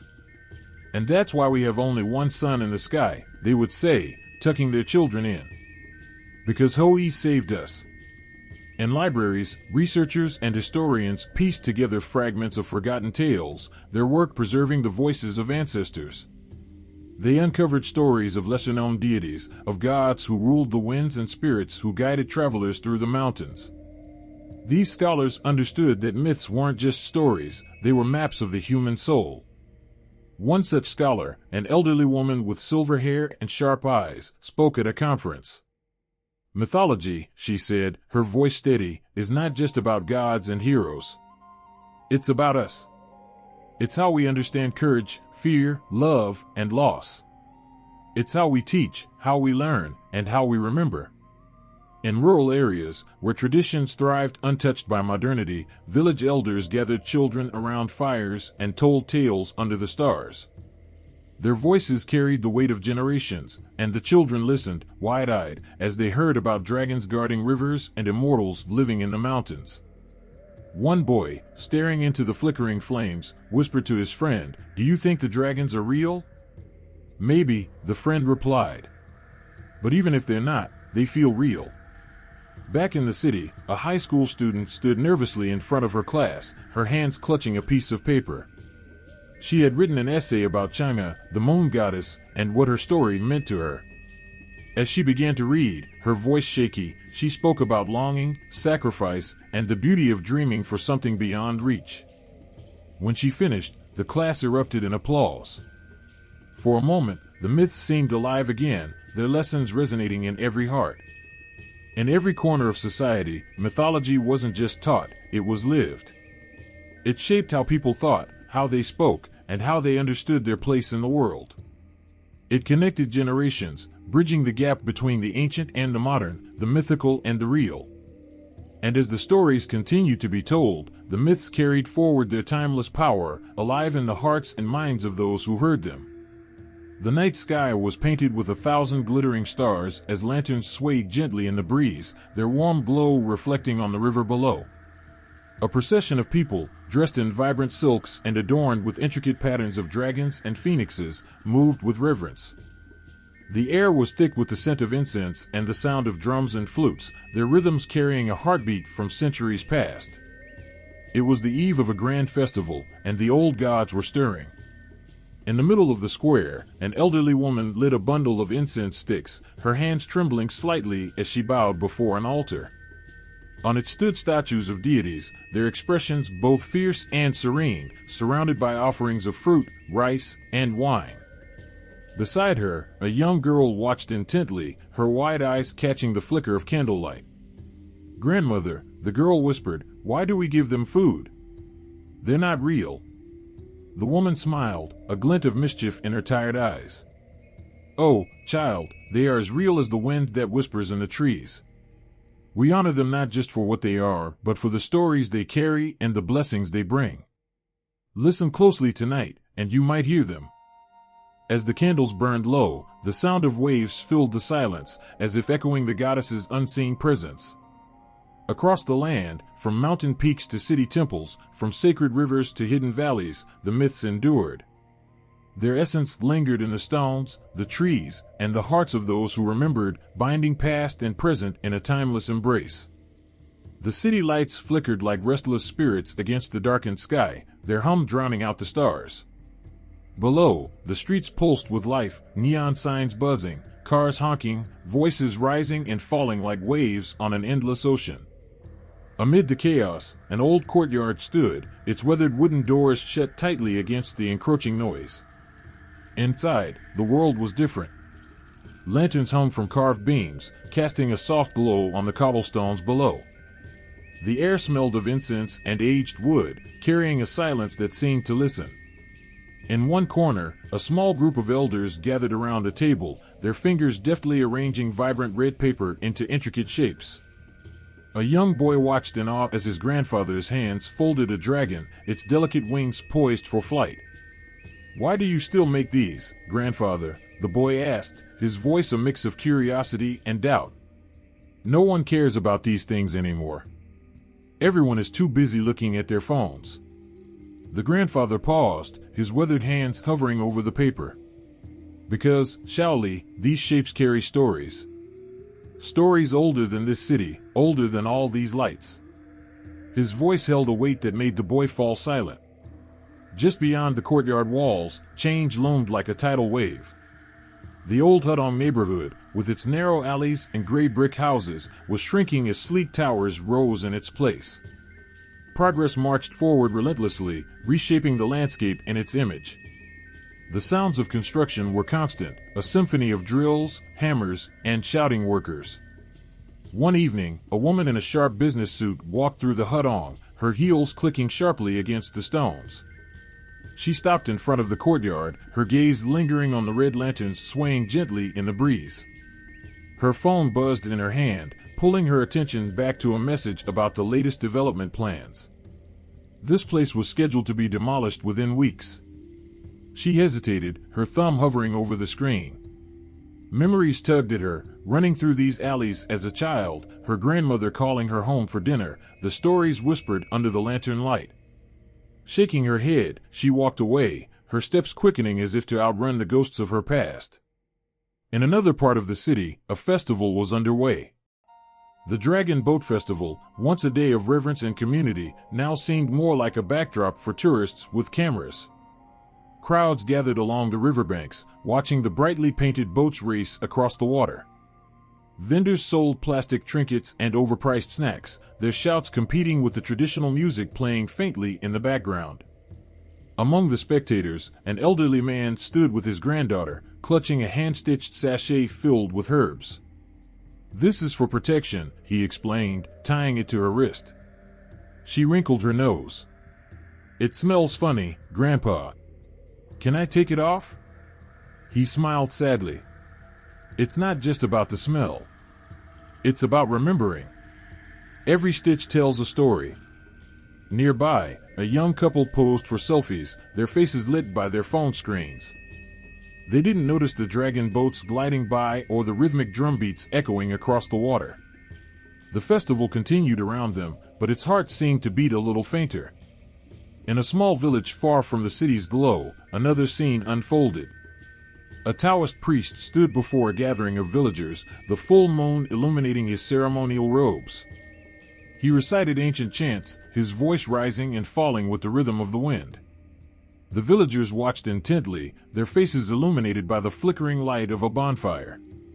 Yet, even here, the pull of modernization was felt.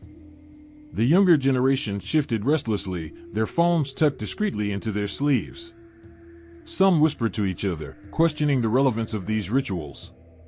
"Why do we still do this?" a teenager muttered to his friend. "It feels so old." The priest paused, his gaze sweeping over the crowd. "These rituals," he began, "are not just for the gods. They are for us. They remind us of where we come from, of the bond we share with this land and each other." His words hung in the air, a fragile thread connecting the past to the present. For a moment, the teenagers fell silent, their expressions softening. But the spell was broken as a phone buzzed loudly, shattering the stillness. The teenager fumbled to silence it, his cheeks flushing as the older villagers shook their heads. In the cities, temples once bustling with worshippers now stood quiet, their courtyards empty save for a few devoted souls. Statues of gods watched with serene indifference as tourists snapped pictures, their voices echoing through the hollow spaces. Outside, glossy billboards advertised the latest gadgets, promising a future that left little room for the sacred. Yet, even in this sea of change, glimmers of resistance emerged. A group of artists, inspired by ancient myths, began painting murals across the city, dragons curling around skyscrapers, phoenixes rising from urban decay, celestial maidens dancing above bustling streets. Their art sparked conversations, drawing attention to the stories that had shaped the land. In classrooms, teachers faced the challenge of keeping tradition alive.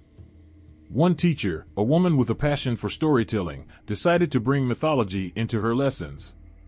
She stood before her students, her voice weaving tales of Pangu creating the world, of Hoi shooting down the suns. The children listened, their eyes wide with wonder, as the stories unfolded. But why does it matter now? One student asked. The world is so different. The teacher smiled. Because these stories are a part of us. They teach us courage, kindness, and wisdom. No matter how much the world changes, those lessons will always matter. As the city lights grew brighter and the ancient paths narrower, the struggle between tradition and modernization continued. For some, the old ways were a weight holding them back, a relic of a world that no longer existed. For others, they were an anchor, grounding them in a fast-moving world. In a quiet corner of the courtyard, the grandfather handed the paper dragon to his grandson. "It's yours now," he said. "Take care of it." The boy held the dragon carefully, its fragile wings trembling in his hands. "I will, grandfather," he whispered, his voice filled with newfound determination. Outside, the world moved on, but within the courtyard, the lanterns continued to glow, their light a small but steadfast beacon against the encroaching dark. The wind whispered through the bamboo forest, carrying a faint melody that seemed older than time itself. It was neither loud nor soft, yet it filled the air with a presence that made the small group gathered there fall silent. A child tugged at her mother's sleeve, pointing to the shimmering figure painted on a scroll hanging from a nearby tree. It was Nuwa, the goddess said to have mended the heavens. The child's wide eyes glimmered with curiosity. "Did she really save the world?" she asked. The mother smiled, brushing a strand of hair from the child's face. "Some say it's just a story. But sometimes stories are what hold the world together." The simplicity of the words carried an unspoken truth. Myths, tales, and ancient beliefs might no longer dominate the way people lived, but they breathed through the world in quiet, unnoticed ways. In bustling cities, where technology reigned supreme, festivals still adorned streets with splashes of red and gold. The names of gods whispered through prayers, and the morals from ancient tales found their way into everyday decisions. In a sleek office, a young woman stared at a presentation on her laptop. The theme was leadership, and the quote she had chosen glowed on the screen: "A hero's strength comes not from power, but from wisdom and kindness." She smiled, thinking of the story her grandmother had told her when she was a child. It was the tale of Du, the hero who controlled the floods, not with brute force, but by listening to the land and working alongside nature. The story had stayed with her, a quiet guide through years of challenges.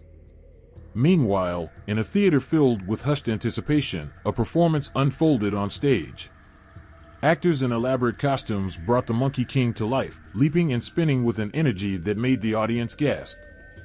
The children laughed at his antics, while the elders nodded knowingly at the layers of meaning beneath his mischief.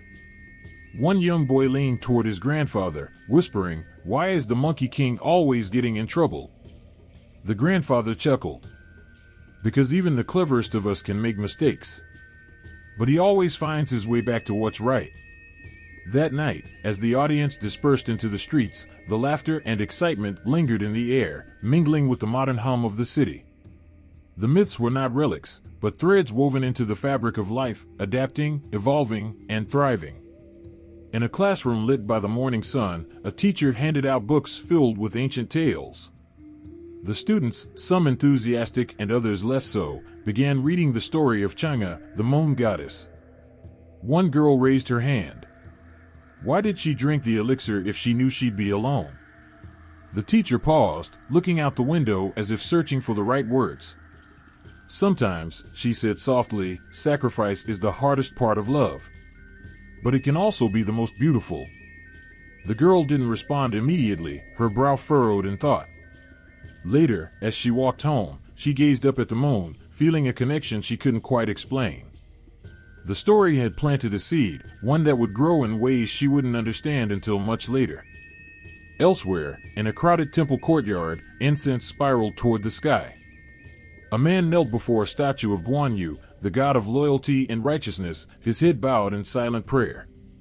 His life had been filled with challenges, choices that tested his morals, times when he had been tempted to stray.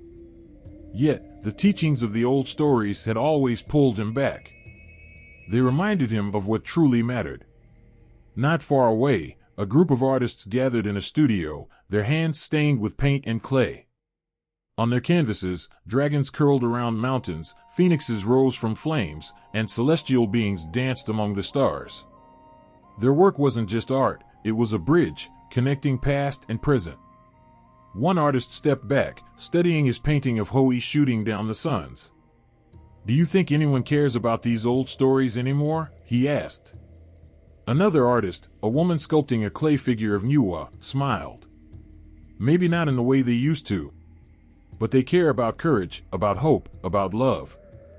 And that's what these stories are really about." Across the world, and places far removed from their origins, the myths of China found new homes. In a small American library, a boy picked up a graphic novel about Sun Wukong, marveling at the mischievous Monkey King's adventures. In a Paris cafe, a writer scribbled notes for a novel inspired by the tragic love of Liang Shanbo and Zhu Yingtai, the butterfly lovers. In Tokyo, a filmmaker discussed the symbolism of dragons in her latest project, her admiration for Chinese mythology evident in her words. The stories crossed borders, transcending language and culture. They weren't just Chinese anymore, they belonged to everyone. And yet, in their travels, they remained true to their roots, carrying with them the essence of the land that had birthed them. In a quiet village nestled in the mountains, an elder sat with her grandchildren around a fire. The night was cool, and the stars above seemed to shimmer with a knowing light. She began to speak, her voice steady and warm, weaving tales of gods and heroes, of struggles and triumphs. The children listened intently, their imaginations painting vivid pictures of what they heard. "Are these stories real?" one of them asked, her voice tinged with wonder. The elder smiled, her eyes reflecting the firelight. "The truth of a story isn't in whether it happened. It's in what it teaches us, and how it makes us feel, and in how it helps us grow." As the fire crackled and the elder's voice continued, the stories came alive, not just in the children's minds, but in their hearts. They would carry these tales with them, passing them on to their own children one day, ensuring that the legacy endured. And so, through the hum of cities and the silence of mountains, through the flicker of screens and the warmth of fires, the myths lived on. They whispered through the winds, danced in the flames, and etched themselves into the hearts of those who listened. Further along, the path gave way to a sweeping view of terraced rice fields far below, their emerald green beauty interrupted only by the faint shimmer of a river. Locals whispered that this river had been born from the tears of a goddess who mourned the loss of her lover, her sorrow carving out its path through the earth. Even now, those who lived nearby refused to pollute its waters, believing that doing so would invite the wrath of the heavens. As the man climbed higher, he passed stone carvings embedded in the rock walls. Each one told a fragment of a larger story: dragons coiled in the heavens, warriors battling monstrous serpents, and celestial maidens descending to earth. He paused at one carving, his fingers tracing the image of Nuwa, her hands holding the sun and moon as she repaired the broken sky. There was something timeless about her expression, a quiet strength that seemed to watch over the mountain and all who dared to tread its paths. At last, the temple came into view. Its red walls stood out against the gray of the rock and mist, as though defying the passage of centuries. The tiled roof, adorned with golden figures of phoenixes and qilin, gleamed faintly in the diffused light. Incense smoke curled upward, merging with the clouds, as if carrying prayers straight to the heavens. Inside, a young monk lit another stick of incense, placing it carefully before a statue of Guan Yu, the god of war and righteousness. His lips moved in silent prayer, his expression one of unwavering devotion. Behind him, rows of offerings lined the altar, baskets of fruit, vases of flowers, and handwritten scrolls bearing wishes and thanks. Visitors, some locals and others from distant lands, moved through the space with reverence, their footsteps muffled by the smooth stone floors. One of them, a mother holding the hand of her son, approached the monk. Her voice trembled as she spoke. "I've come to pray for my husband. He's been ill for many months." The monk nodded, offering her a small talisman. "Hold this close and keep faith. The gods are listening." As she bowed in gratitude, the boy stared up at the towering statue, his eyes wide with a mixture of fear and awe. "Will he help us?" he whispered. The monk smiled gently. "If your heart is true, he will." Outside the temple, a group of workers carefully repaired the steps leading up to the entrance. Each stone was placed with precision, ensuring that the path remained accessible while honoring its original design. The head artisan, a woman in her 60s, wiped her brow as she inspected their progress. Her family had worked on preserving the temple for generations, a responsibility she carried with pride and reverence. "This is not just a building," she told a younger worker. "It's a bridge between the past and the present. Every stone, every beam, holds a story." Far from the mountains, another sacred site lay nestled within a bustling city. A temple dedicated to the Jade Emperor stood amid modern skyscrapers, its crimson gates and golden ornaments defying the encroaching steel and glass. Inside, the sounds of chanting monks mingled with the distant hum of traffic, creating a strange but beautiful harmony. Visitors streamed in, lighting incense and bowing before the god who was said to govern all of heaven and earth. Among them was an elderly man who had visited this temple every year since he was a boy. He carried with him a small pouch filled with rice and coins, an offering taught to him by his grandmother. Placing it carefully at the altar, he closed his eyes and whispered, "Thank you for another year." Not all sacred landmarks were human-made. In a remote valley, a towering rock formation known as the Dragon's Spine drew pilgrims and adventurers alike. Its jagged peaks, shaped by wind and time, resembled the back of a sleeping dragon. Local legends spoke of an actual dragon that had once protected the valley, its body turning to stone as it sacrificed itself to save the people from a devastating flood. Even now, the villagers left offerings of rice wine at the base of the formation, their voices lifting in songs of gratitude and remembrance. Further afield, the Yellow River, often called the cradle of Chinese civilization, was celebrated not just for its life-giving waters, but for its mythical significance. It was said to have been tamed by the legendary hero Yu the Great, who toiled for years to control its devastating floods. Along its banks, monuments and inscriptions paid tribute to his efforts, reminding all who passed of his courage and dedication. Efforts to preserve these sites were not without challenges. Urban expansion threatened ancient temples, while environmental changes posed risks to natural landmarks. Yet, individuals and communities continued to fight for their protection. Volunteers organized cleanup drives at sacred mountains, while architects and historians worked to restore crumbling structures. Each act of preservation was a labor of love, a testament to the enduring power of myth and the deep connection between people and their heritage. One evening, as the sun set over the sea, a group of fishermen gathered around a small shrine on the shore. They lit candles and offered fish to Mazu, the goddess of the sea, praying for safe voyages and abundant catches. The flickering flames illuminated their weathered faces, each one etched with the stories of countless storms and calm waters. A young fisherman, new to the trade, asked one of the elders, "Do you really believe she watches over us?" The elder gazed at the shrine, his expression unreadable. "When you've faced waves taller than this shrine and come back alive, you'll understand."